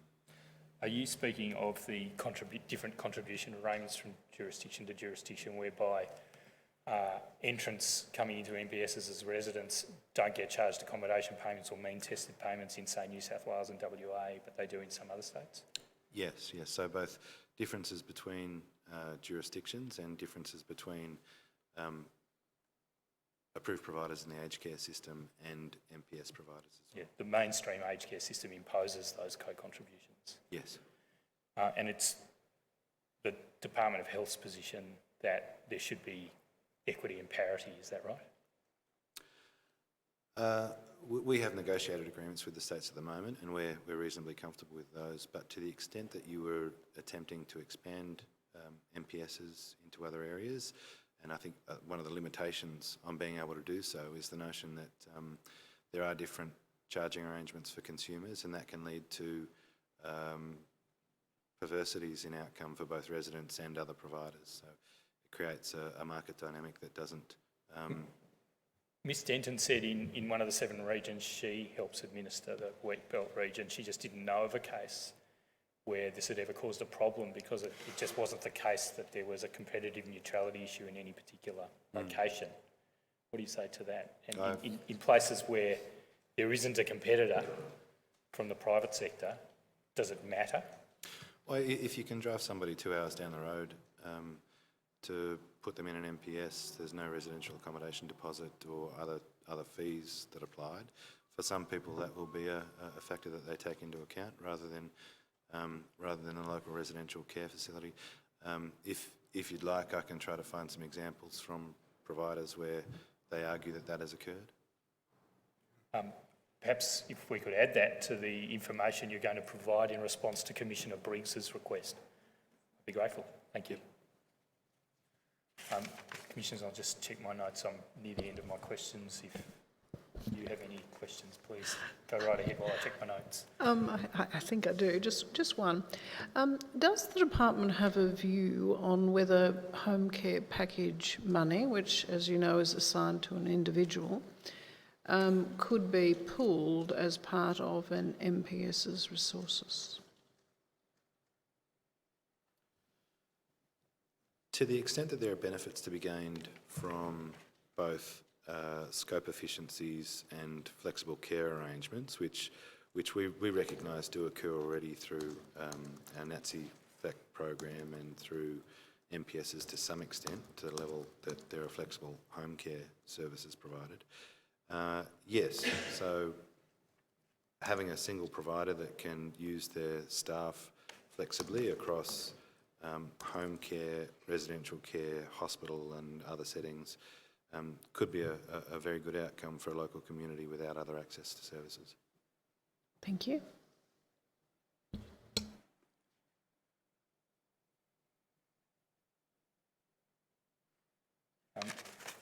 Two final topics. One, I omitted to deal with when I was asking you about propositions, Mr Hallinan, concerning the potential for targeted assistance for providers in areas of short supply where the provider might have either a financial or a managerial or a service delivery problem of some kind. If it were a financial problem, but there was a threat to continuity of supply of services in an area of short supply, is there merit in the proposition that the Department of Health should have emergency powers to simply inject additional subsidies into that organisation to ensure continuity of supply? To the extent that there's a sustainable outcome or solution, then I'd say yes, but you'd need to be quite careful about the circumstances through which you might provide such an emergency funding stream. Indeed, and it might be for an orderly transition or an orderly transfer, or if there was a sustainable outcome on the horizon, it might be for those purposes, but subject to criteria of that kind, is there merit in conferral of the power on the Secretary to, in effect, just grant additional subsidy? I think there is. The couple of risks are One around learned helplessness. You wouldn't want to create a situation where you established a reliance on government special circumstances as an ongoing basis of service provision. And I think you've already addressed the concerns, so I'll stop. Yep, thank you. And finally, on workforce, you might have heard me floating the proposition a number of times to a number of witnesses about some specific ideas relating to recruitment and retention initiatives in rural areas. Firstly, do you agree, Mr Barton, that there should be a joint Commonwealth state approach to developing initiatives designed to increase the depth and skills of the rural workforce? And to what extent, if you do agree with that, to what extent is that happening now? To answer the second first, I don't know. But to the extent to which the future aged care system sees continuing, if not further, cooperation between Commonwealth and states in the shared delivery of service through shared infrastructure, the concept of shared facilitation of a workforce that's suitable for rural and remote areas makes sense to me. So you're limiting that to the MPS program? No, not necessarily, no. I think,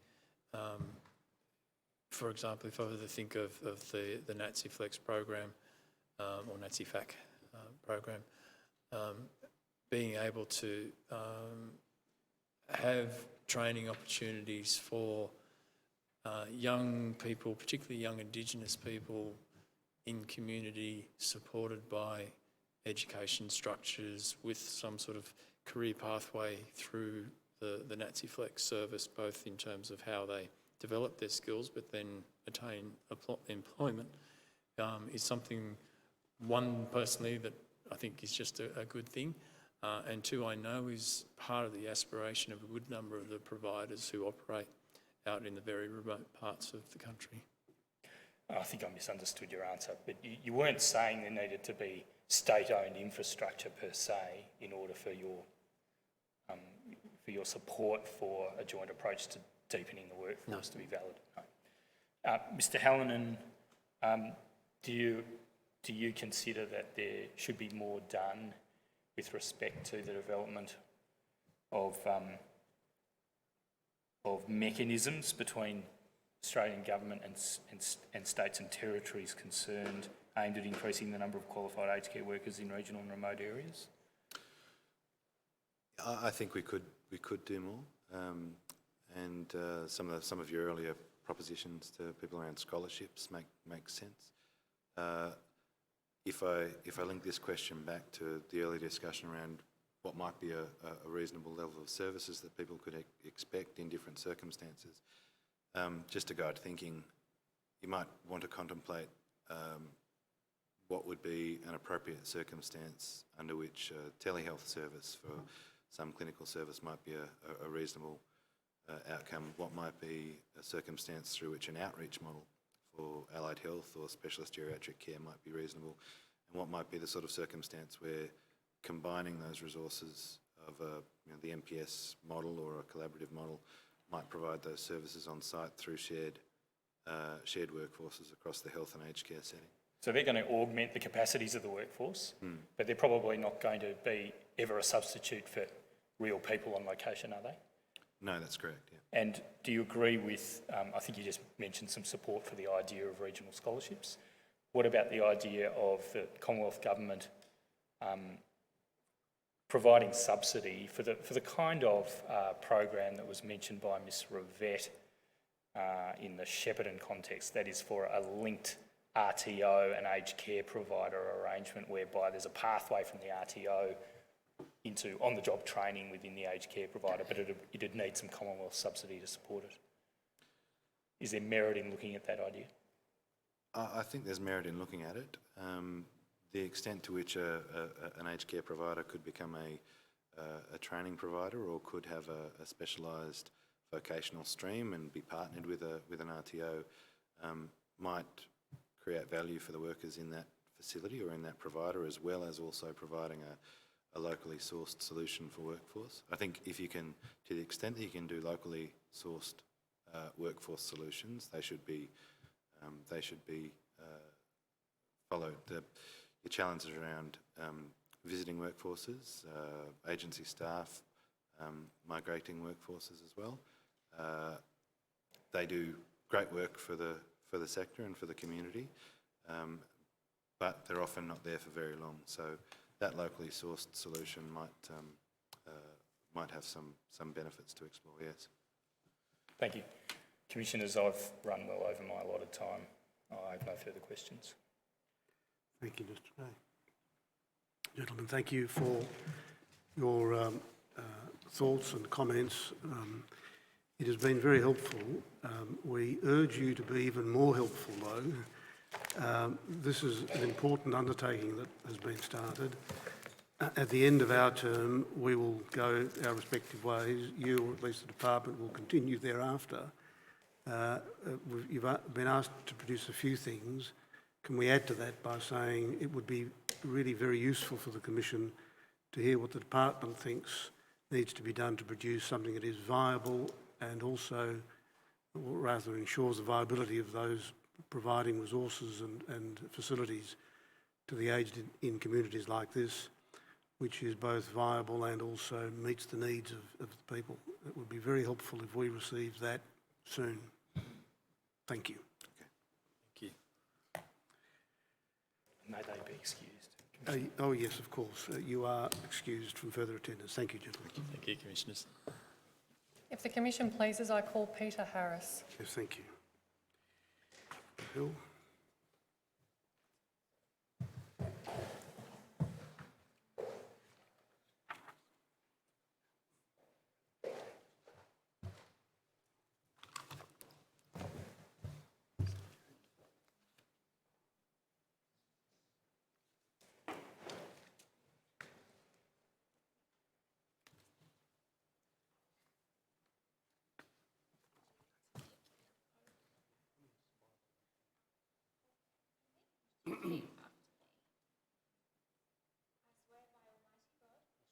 Almighty God. That the evidence I shall give will be the truth, the whole truth, and nothing but the truth. Ms. Hill?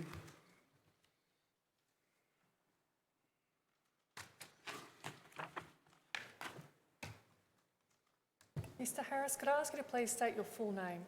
Peter Vincent Harris, And how old are you? 72, Where do you live? Nyngan, Western New South Wales. And how far from Mudgee is Nyngan? About at 290k. And Mr Harris, you're married to Beth? That's correct. And you've prepared a statement that talks about your experience and Beth's experience of aged care services, haven't you? Yes, I have. And you've got a copy of that in front of you in two forms. One's got slightly larger text. Correct, yes. And do you see the document displayed on the monitor? Document ID WIT stop 0593 stop 0001 stop 0001. That's correct. Were there any changes you'd seek to make to that statement? There's only one change.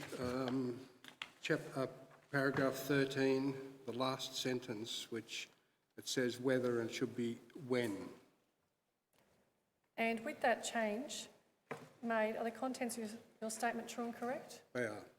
Commissioners, I tender the statement of Peter Harris. Yes, the statement of Peter Harris will be Exhibit 1226. Mr Harris, the plan for your evidence this afternoon is that I'm going to ask you some questions about Beth and your life together with Beth, your experience caring for Beth at home, and then your and Beth's experience of Beth living at the MPS in Nyngan. Does that sound like a plan? That's fin. When did you and Beth marry? The 16th of October 1999. And how would you describe the woman that you married? Other than my best friend, strong, intelligent and articulate. In the mid-1990s, you and Beth entered into a business together, didn't you? That's correct. What was that? We purchased a independent bookshop in Bateman's Bay, south coast of New South Wales. And what was life like together at that time? hectic, mad, fantastic. We worked 7 days a week. We lived together and worked together 24 hours a day. We certainly had our spirited arguments, but we got on really well. And life was enjoyable. We trained our staff so that we could get away, and basically we travelled with the book industry through parts of the world and throughout Australia. Can I take you to 2009? In your statement, you described that in 2009 you started to notice some changes in Beth. How did that come about? The changes were initially empathy, emotion, changes in those two areas. From also there was one major incident with a car where Beth had an accident. Also, since the introduction of GST, Beth, being the daughter of an accountant, took over the control of, happily took over the control of all the accounts. By that stage, in 2009, she was starting to ask for support. We used to have authors every 6 weeks, 4 to 6 weeks. Beth revelled in being involved with that, in the preparation, the organisation, in the introduction. Got to the stage of asking for but it was about time I got involved, rather than asking for support. It was more a case of, it's now time for me to get involved. And a number of the changes that started to occur at this stage. And ultimately in 2013, you describe in your statement that Beth was diagnosed with early onset dementia? That's correct, as an initial diagnosis, yes. And in 2015, Beth was diagnosed with Parkinsonian plus syndrome. That's correct, yes. What did that mean for the care that Beth needed at that time? At that stage, other than changes in speech, a slight change in balance, it didn't require initially involvement support with dressing and showering and toileting. But one of the diagnosis resulted from some years with the neuroscience research group out of Prince of Wales and New South Wales University. That changed over a period of time from early onset dementia to cortiobasal degeneration. And one of the caveats on that was that in spite of the advances of medical science, there is no medical support for Beth.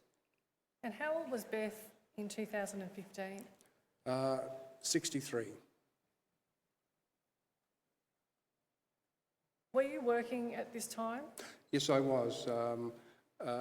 We had moved to Nyngan at that stage. Beth and her daughter, Sky, were very close, and we had spent a lot of time, and her 4 grandchildren were in Nyngan, so we decided to move to Nyngan. And within a week of moving to Nyngan, I was offered a job in a funeral parlour.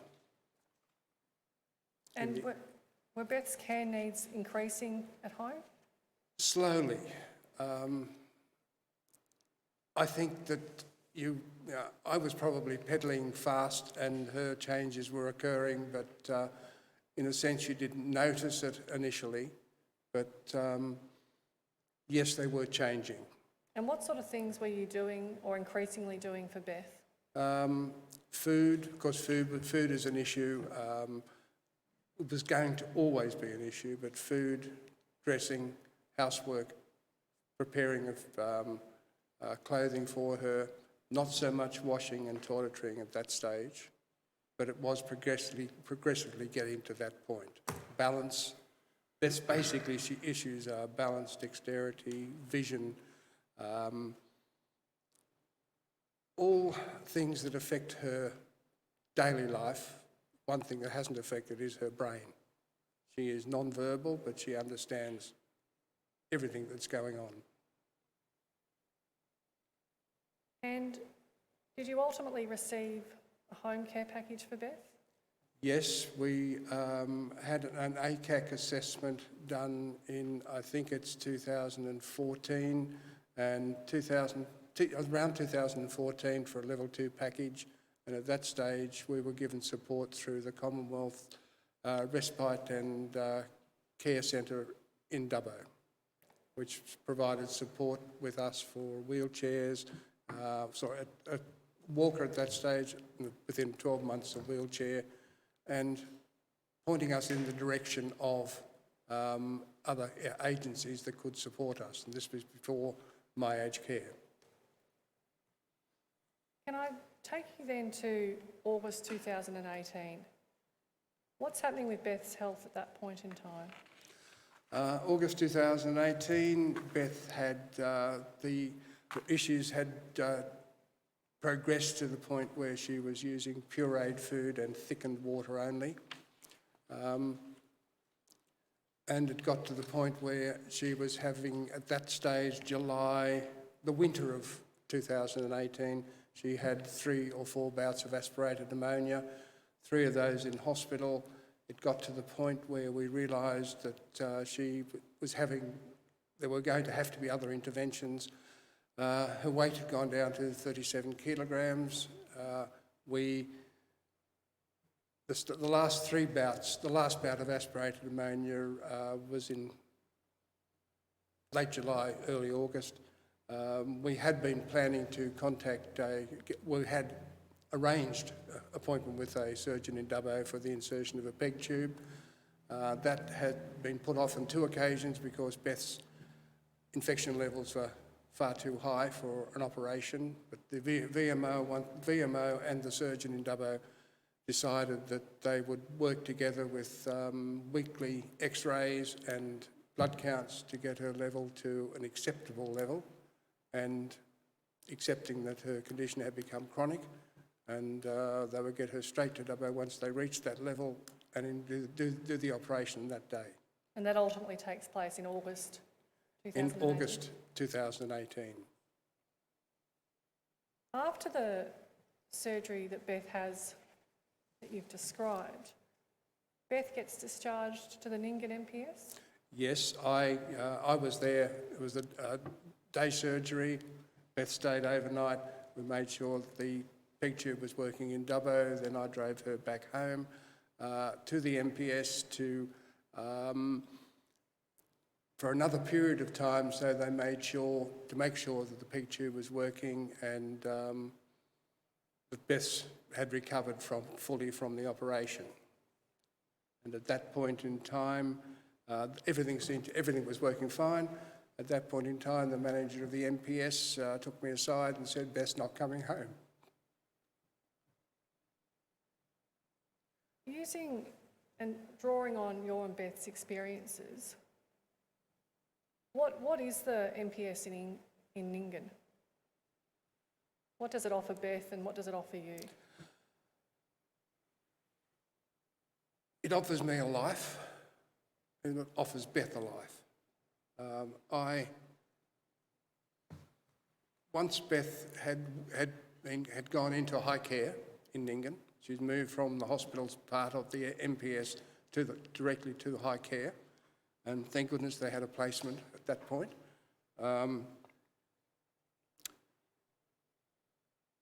At one stage, probably the first few weeks, I was sleeping 10 to 14 hours a day, in between, seeing Beth each day.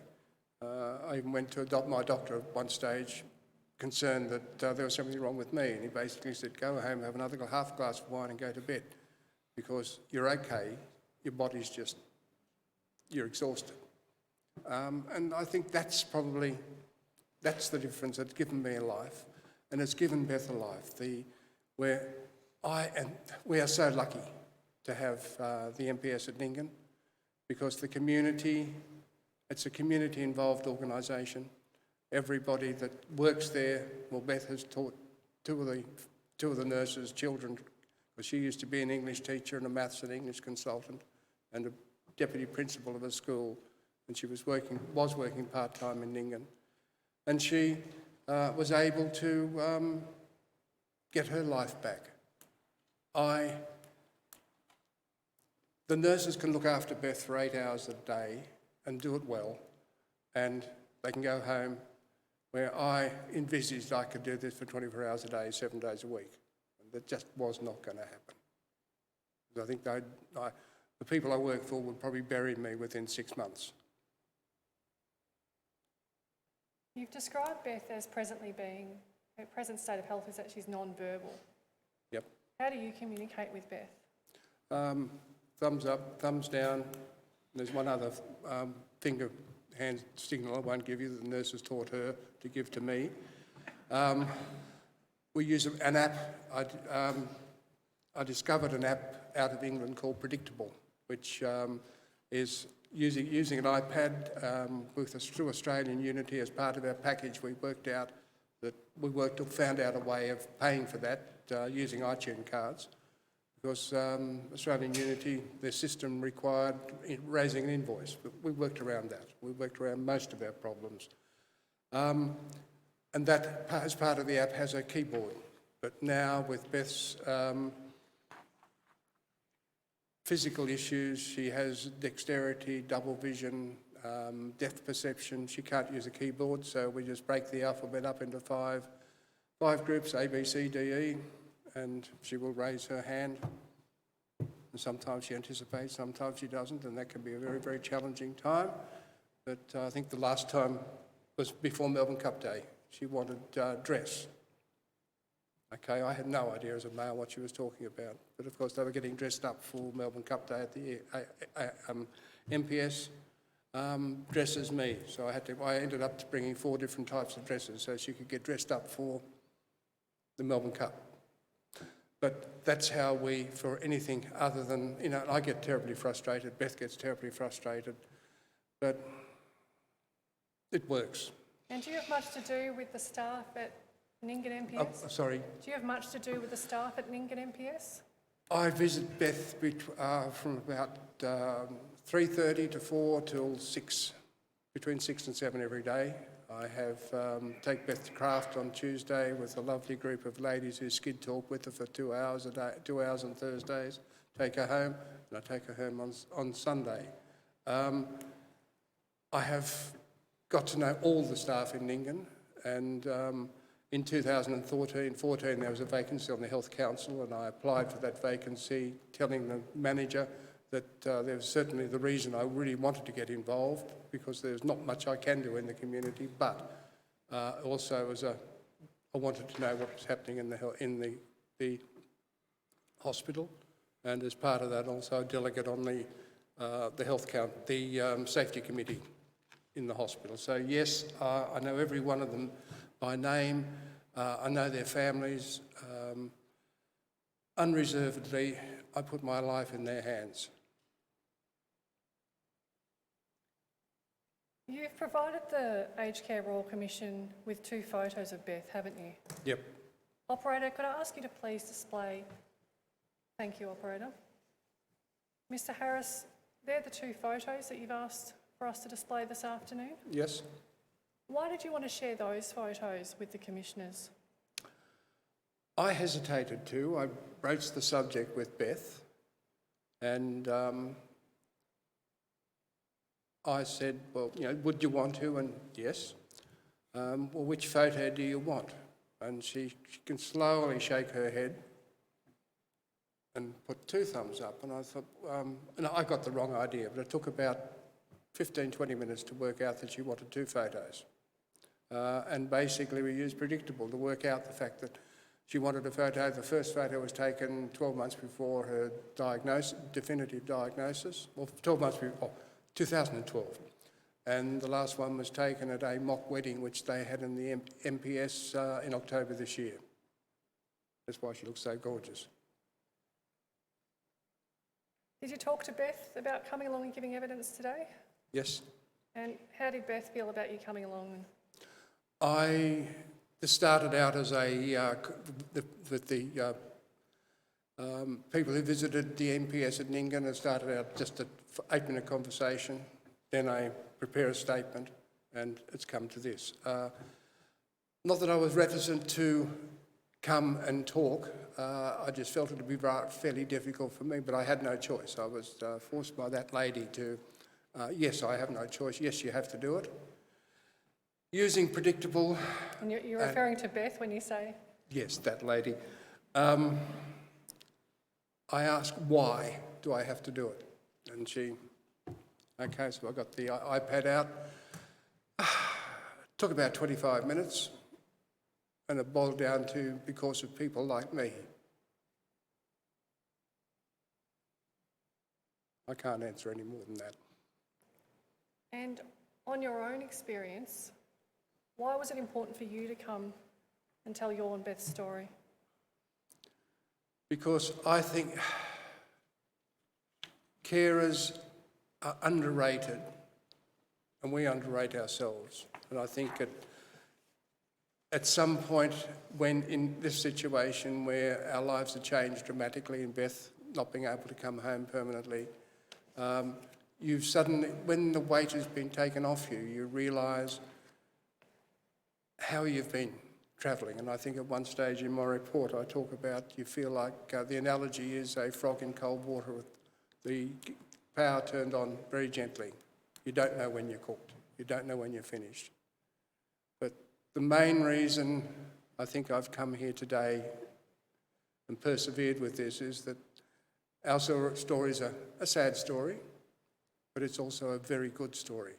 And it's a good story because of the caring community we live in, because of the MPS system we have, and because of the people who work in that system. Commissioners, they are the questions I have for Mr Harris. Mr Harris, thank you for coming to share your experiences with the Commission, not only with the Commission, but with the entire Australian community that's been watching. These stories are more important than you might realise. They have a deep impact upon us and the community generally. Please pass on our thanks to Beth for having asked and possibly required you to be here. Thank you. You're free to go. Thank you, Commissioners.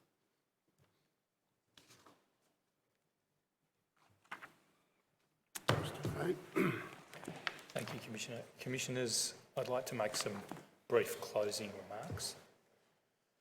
I began this hearing with a basic proposition about equitable access to aged care for people living in rural, regional and remote areas.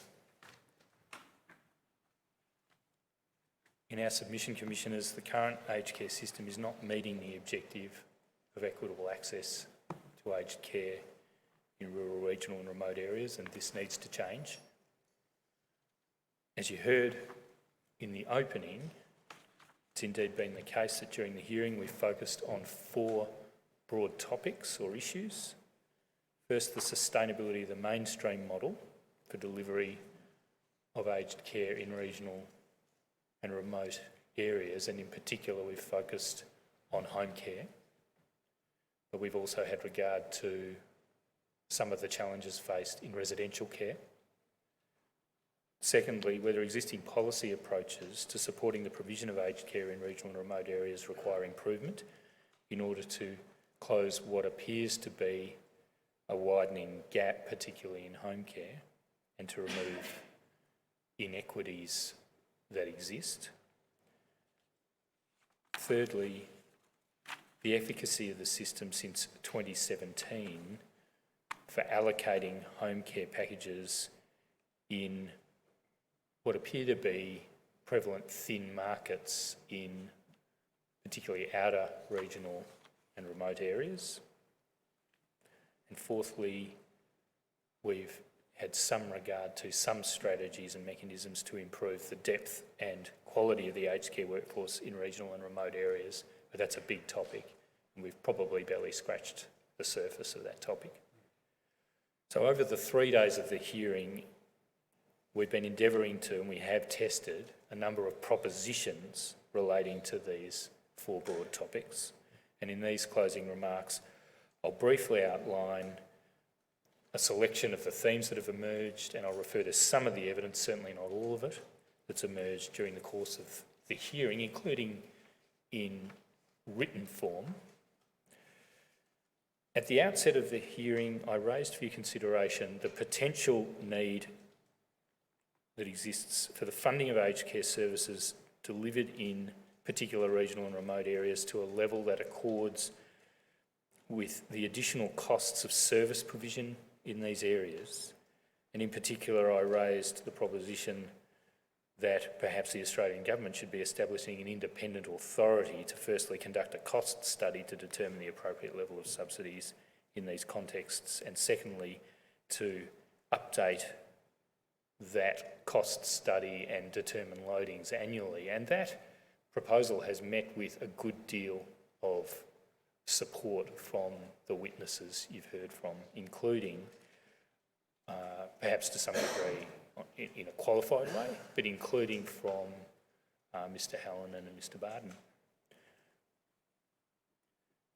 The point's been acknowledged that various governments and industry reports have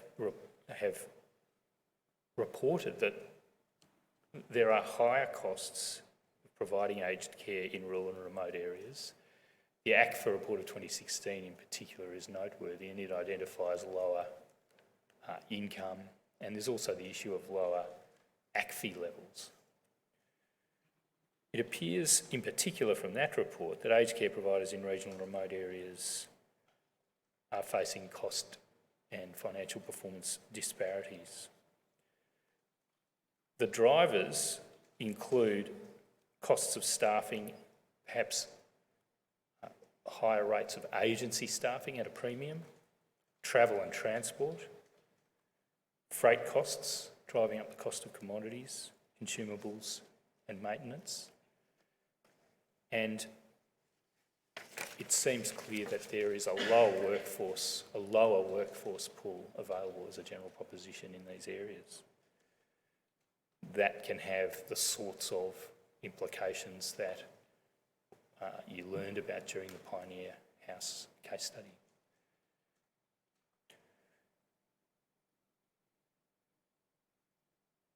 In its 2019 report on the funding and financing of the aged care industry, ACFA stated that even with the 30% increase in the viability supplement of which you've heard, which took effect from March this year, the number of providers facing financial pressure and seeking to exit the sector remains significant, and that is a matter of great concern. The Australian government pays both home and residential care providers that viability supplement, but there's a good case for considering that it should be replaced with a more methodical cost study-based and regularly updated series of loadings determined by an independent authority.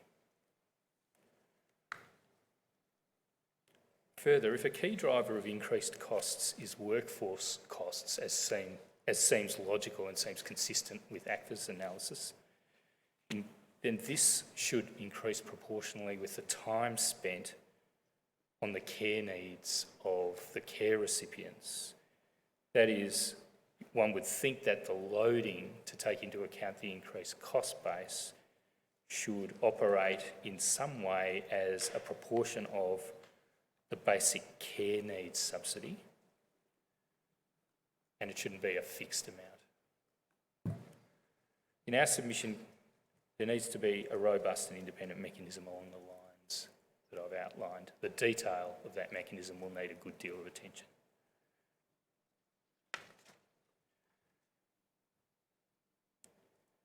Moving to a related but separate point, as I've raised at the outset and as I've tested with a number of the witnesses you've heard from, there's a good case for a proposition that the Commonwealth should conduct a review of the degree of service access in regional, rural and remote places. There are ways and means by which that could be done. No doubt the details of the review would need a good deal of attention, as Mr Hallinan said in his evidence, but in principle, such a proposal is appropriate and it should occur. And on the basis of a review of that kind, it would be possible in a systemic manner to determine where are the places where the market is working for those higher level home-based care services currently represented by the home care package program, and where is the market not working. And in areas where there's no compelling evidence of a workably competitive market, we've been testing the proposition that the department should vary and augment the current market mechanism for the allocation of home care services to ensure a sufficient supply of services to meet demand in that area. And I floated with Mr Hallinan in particular 3 potential mechanisms by which that could be done. And again, in an appropriately qualified way, Mr Hallinan acknowledged that each of those mechanisms warrants further attention and could be a workable and appropriate method for addressing that problem. And he also agreed that the problem should be addressed.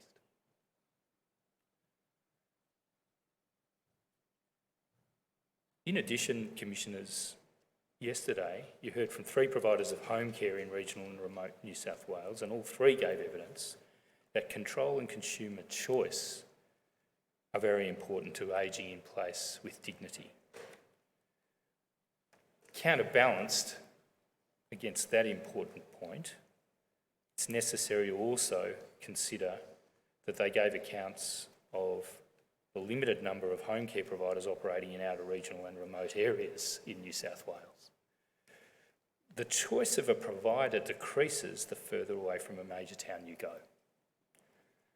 Mr and Mrs Dunlop described the challenges they experienced in finding a provider prepared to travel to their rural property to deliver care. This is evidence that raises another important point. These additional travel costs, it seems on the evidence the Royal Commission has heard before, are absorbed into or absorbed by the home care package and become, in effect, an impost on the recipient of the home care package, which they've not necessarily budgeted for at the outset. And it will, no doubt, with increasing remoteness, cut into the ability of the package to fund their actual care needs, if I could put it that way. And choice of providers in regional and remote contexts may be even more limited than it might appear at first glance when one searches the My Aged Care portal. Providers can be listed as delivering a service on the My Aged Care website, but in fact be based in a city, and it's at least doubtful, and it at least raises a line of inquiry, whether all of the providers who might appear on a search of My Aged Care for a particular locality actually have any presence in that locality at all. This is a matter, of course, I raised with Mr Barton. It seems that the measures being taken by the department at present on the question of verification of certain contents of My Aged Care do not extend to verification of claims of coverage of service. Commissioners, you heard this week that where a provider can't recruit locally to deliver services, they may broker to another regional provider. And that original provider who's seeking an intermediary to provide the services may not be located in the area. But that again raises an interesting question about the on-costs of that transaction and whether that is eating into the budget provided for under the package, and whether there's full disclosure of these matters when aged care recipients are trying to make their budgeting decisions at the outset. The issue is deeper and more problematic than just a lack of choice in service providers and the cost of travel. The current market-driven mechanism relies on competition between providers, but that competition may be entirely absent in certain regional and remote areas. Dr. Winterton told you yesterday of the recommendations of the Regional, Rural and Remote Special Interest Group of the AAG that she chairs for a review to be conducted on a nationwide basis as to the degree of access to aged care services in all the localities of Australia. She wasn't able to provide a concrete proposal for just how granular that review would have to be. And when I raised this with Mr. Hallinan today, he agreed in principle that a review of this kind would be an appropriate measure.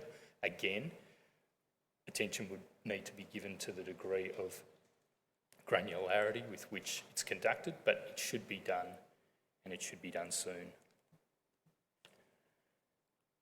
Mr. Hallinan also agreed with the proposition that had been raised by Dr. Winterton concerning using that knowledge to create minimum service access standards so that one can engender reasonable expectations about the level of service one can expect depending on degree of remoteness, and also one can identify variances and disparities where they occur more readily.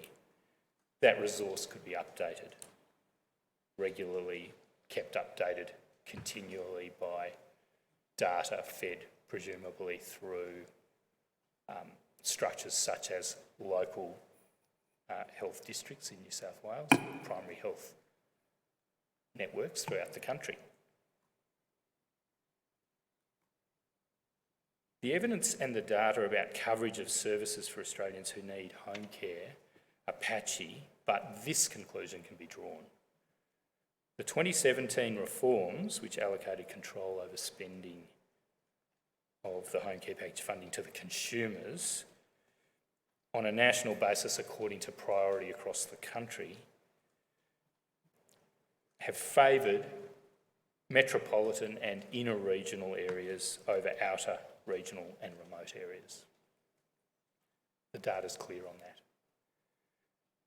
That evidence suggests that moving to a national allocation process has, for some reason we don't fully understand, led to a negative impact on access to home care in rural areas, and we await with interest the response to Commissioner Briggs's question on that topic.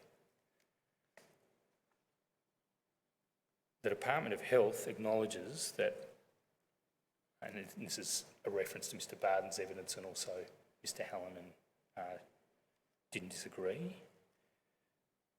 The department acknowledges that the reforms have reduced access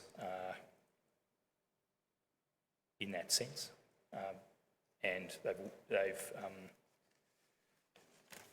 reduced access in regional and remote areas, at least as a proportion of available HCPs, and in remote areas, in absolute terms, this needs attention.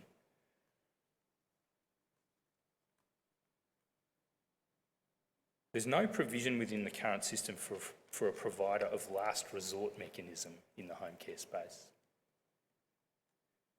This question of patchy or thin markets and the absence of workably competitive markets has had at least these consequences.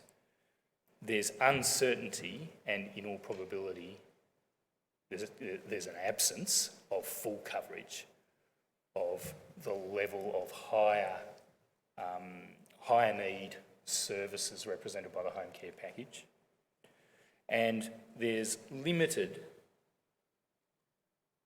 and perhaps there's no systematic active monitoring at an appropriately local level of where those patches are. The department conducts forecasting exercises in relation to need for aged care services, including home care services, but the indications from the evidence today are that this is done on the basis of pretty broad aggregate population related assumptions, and there's really no evidence before you of a detailed, locally based review of where those thin markets are. This, in my submission, represents a lack of the appropriate level of stewardship that the Royal Commission should be able to expect, and it needs remedying. Can't be allowed to continue on into the future. It's an untenable situation to rely on a market mechanism when the data is suggesting, and the anecdotal evidence is also supporting, the proposition that there simply aren't competitive markets in a number of these places. We need to find out where they are and to address them. Our witnesses from the Department of Health pointed to the NPS system as, to some extent, a stopgap in such areas, but there's no basis for any confidence that on a systemic level the NPS, the presence of NPSs in the 180 odd locations they inhabit around the country are sufficient to cover all of those areas. Turning to the anecdotal evidence that we must go to in lieu of the absence of systematic quantitative evidence.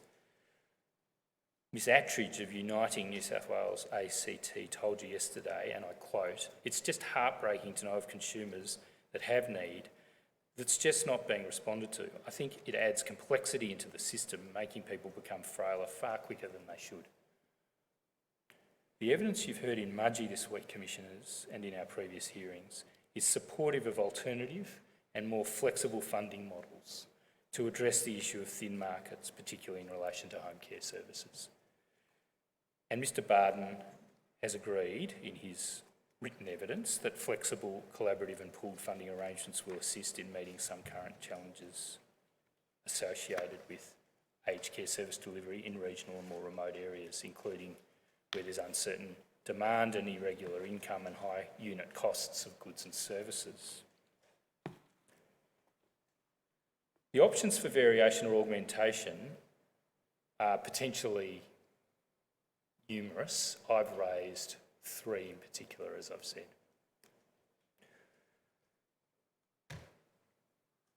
We're not in a position now, and it would be premature to advance a particular mechanism to address this problem, and it's going to be a work in progress over over future months to develop the proposals in detail. I had said in my opening that I would spell out in precise terms in my closing the exact terms and scope of these propositions. On reflection, I won't do that. We need to take stock of the evidence we've heard in this hearing. We need to analyse it in combination with other evidence that will be received and develop these proposals with the benefit of that reflection.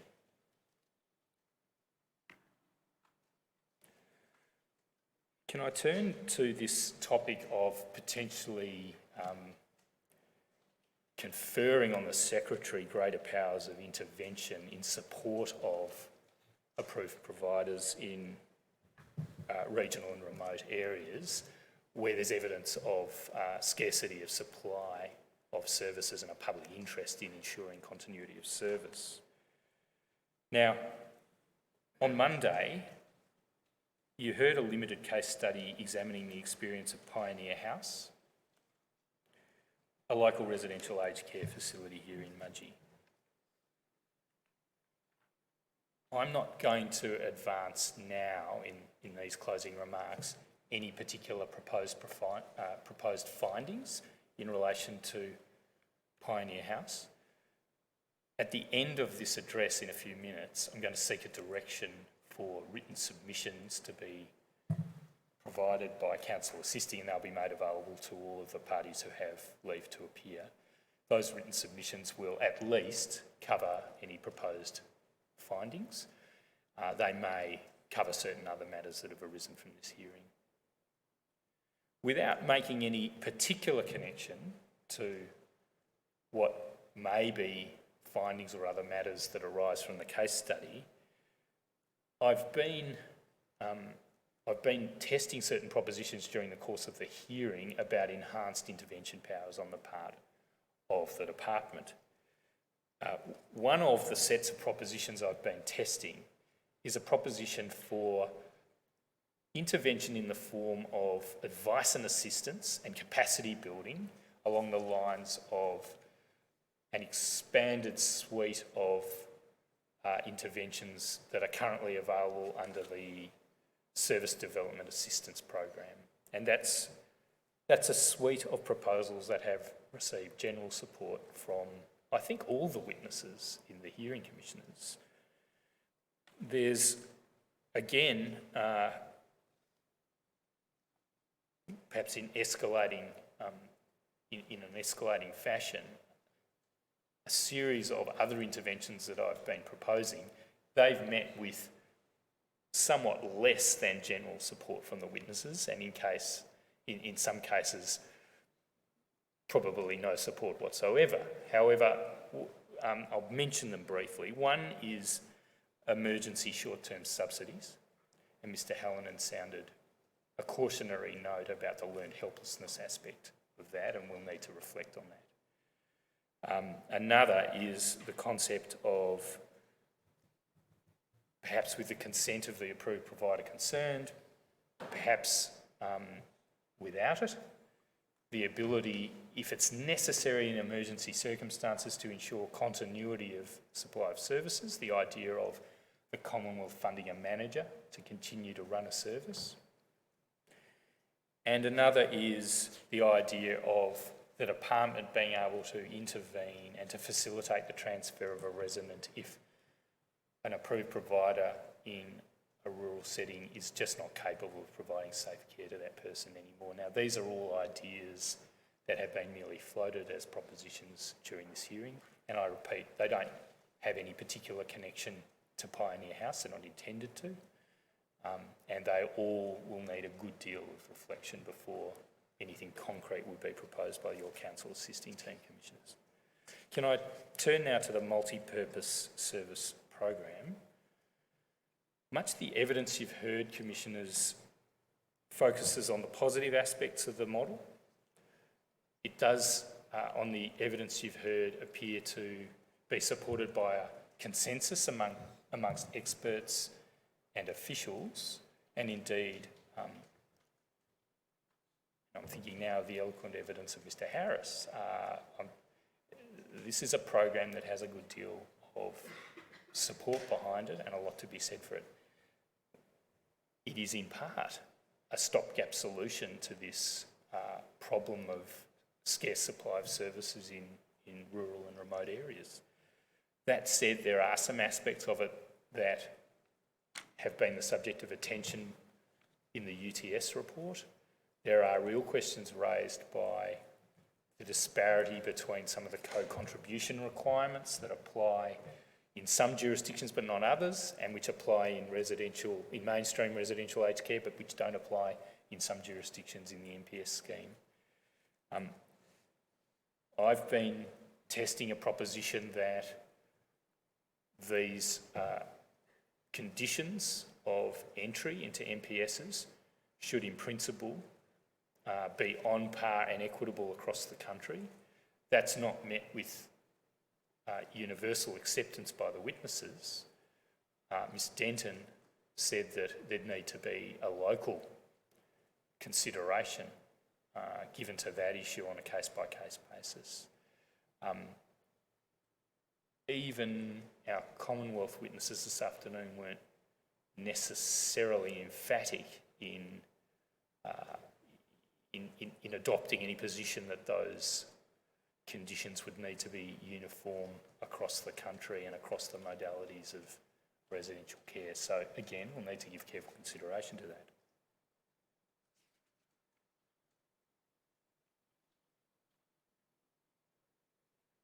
But on the evidence before you, including the UTS report, while preserving the rights of existing residents, there's a need to consider the introduction of more uniform co-contribution requirements in the MPS program.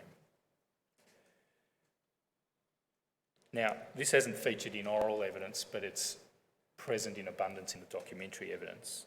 Another difference between the MPS program on the one hand and mainstream residential aged care on the other and indeed home care on the other, is that there's no formal requirement for assessment by an ACAT or a regional assessment service before a person receives residential care or home care from an MPS. We heard that by policy, in the jurisdictions you heard from, an assessment does occur, but it's unclear whether it's actually a precondition of eligibility for those services, even in those jurisdictions, and in some jurisdictions it appears to be absent.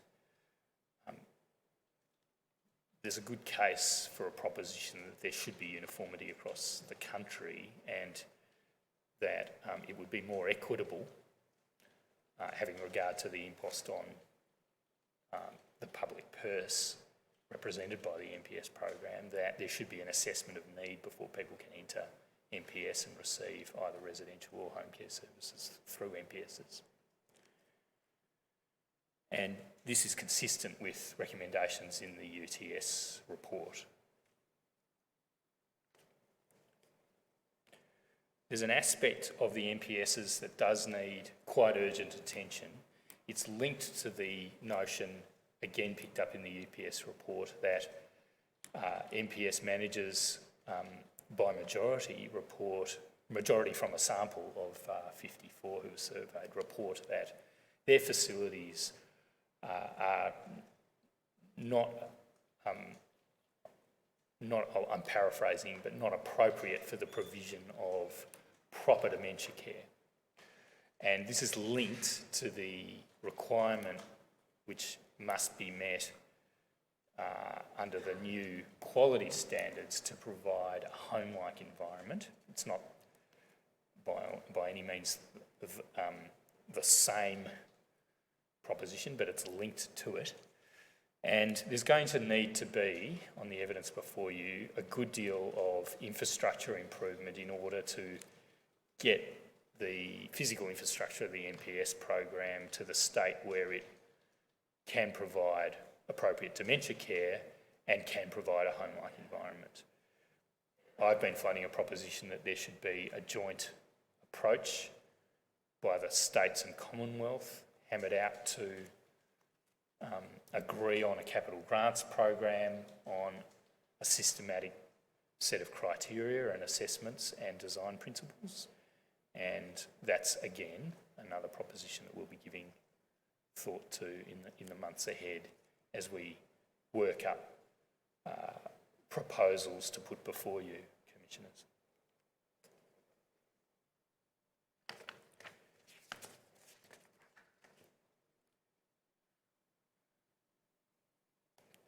We also submit that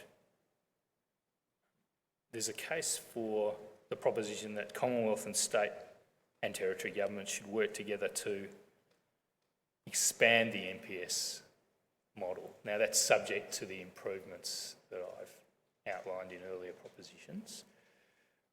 But what would be the purpose of this expansion? It could be a better answer to this problem about the patchy delivery of aged care in regional and remote areas. One can see immediately that there are interdependencies between that proposition and the earlier propositions I've advanced about the need to find out what those patchy localities are and to come up with a systematic solution for them. But this is one possible mechanism that might be developed to address that problem. I'll leave it there. One can see that depending on whether those other mechanisms are to be advanced, there might be less of a need for this mechanism. And that's what I mean by interdependencies between these issues. Finally, Commissioners, I want to speak about workforce issues in regional and remote areas. Again, if I can mention Pioneer House without saying what the findings we'll be proposing in that case study will be, it's clear that there are general workforce challenges in rural and remote areas and that they get more and more challenging the further one gets away from regional hubs.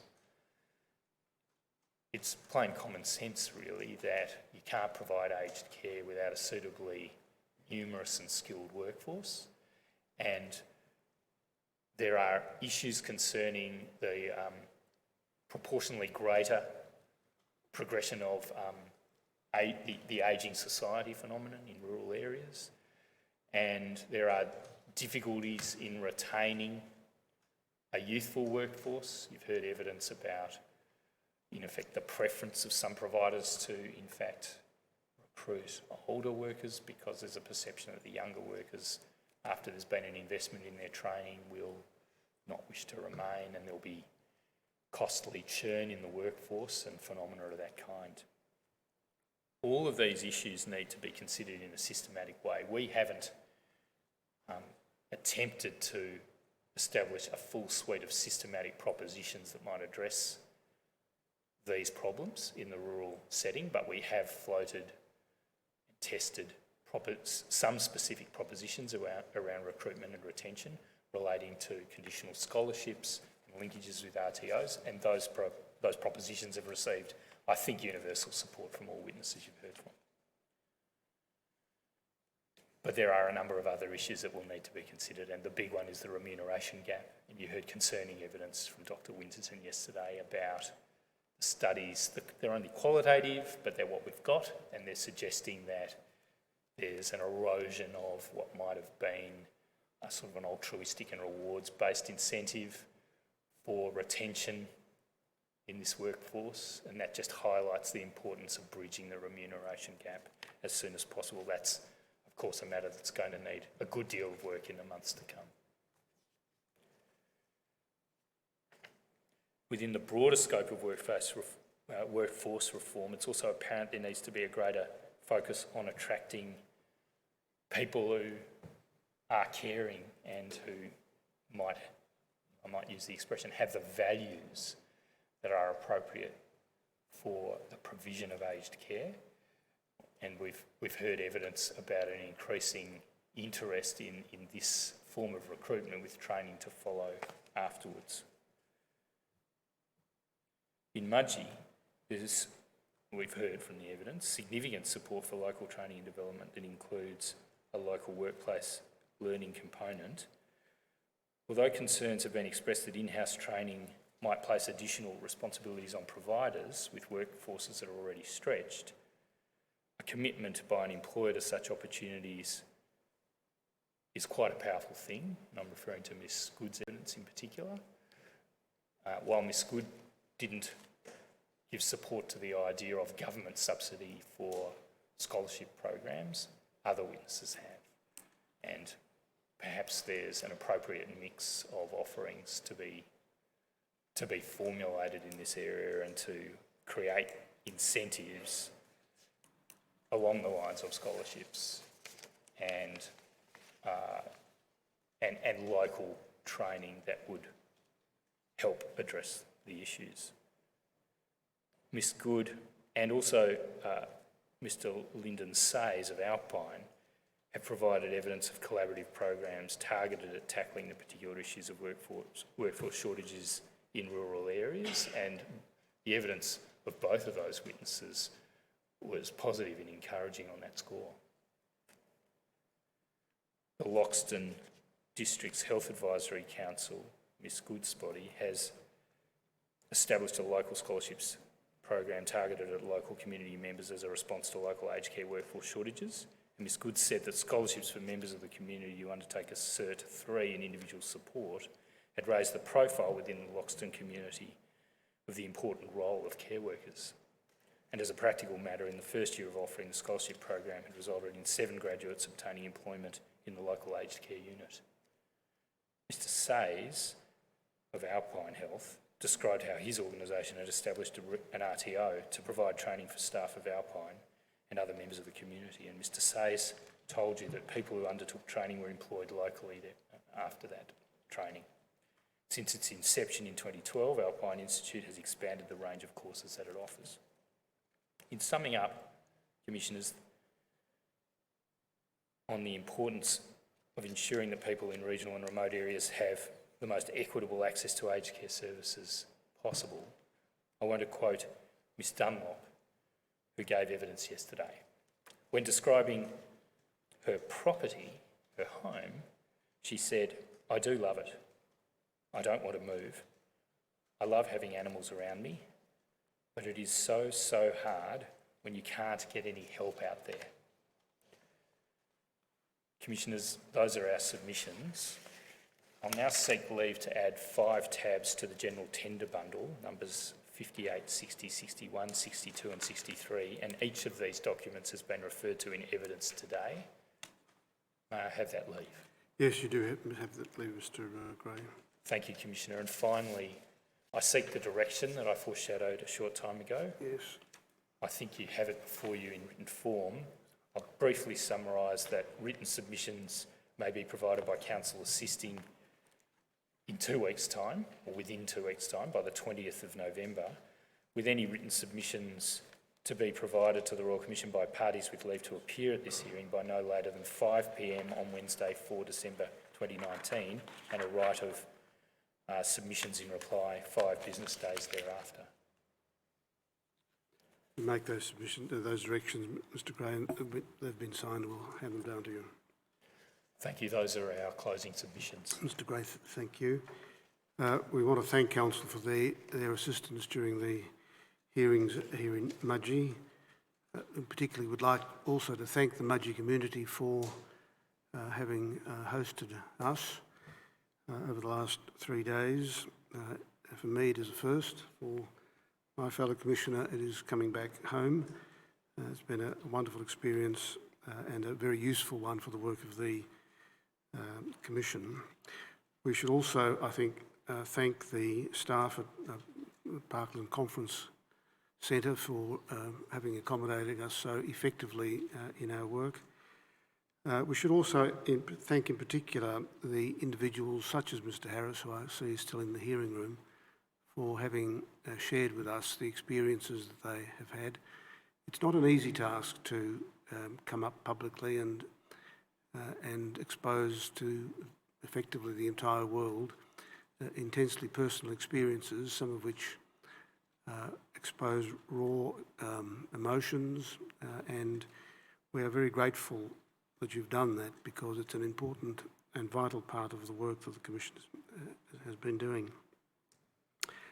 Finally, we adjourn the hearing of the Commission until the 11th of November in Hobart at 10 a.m.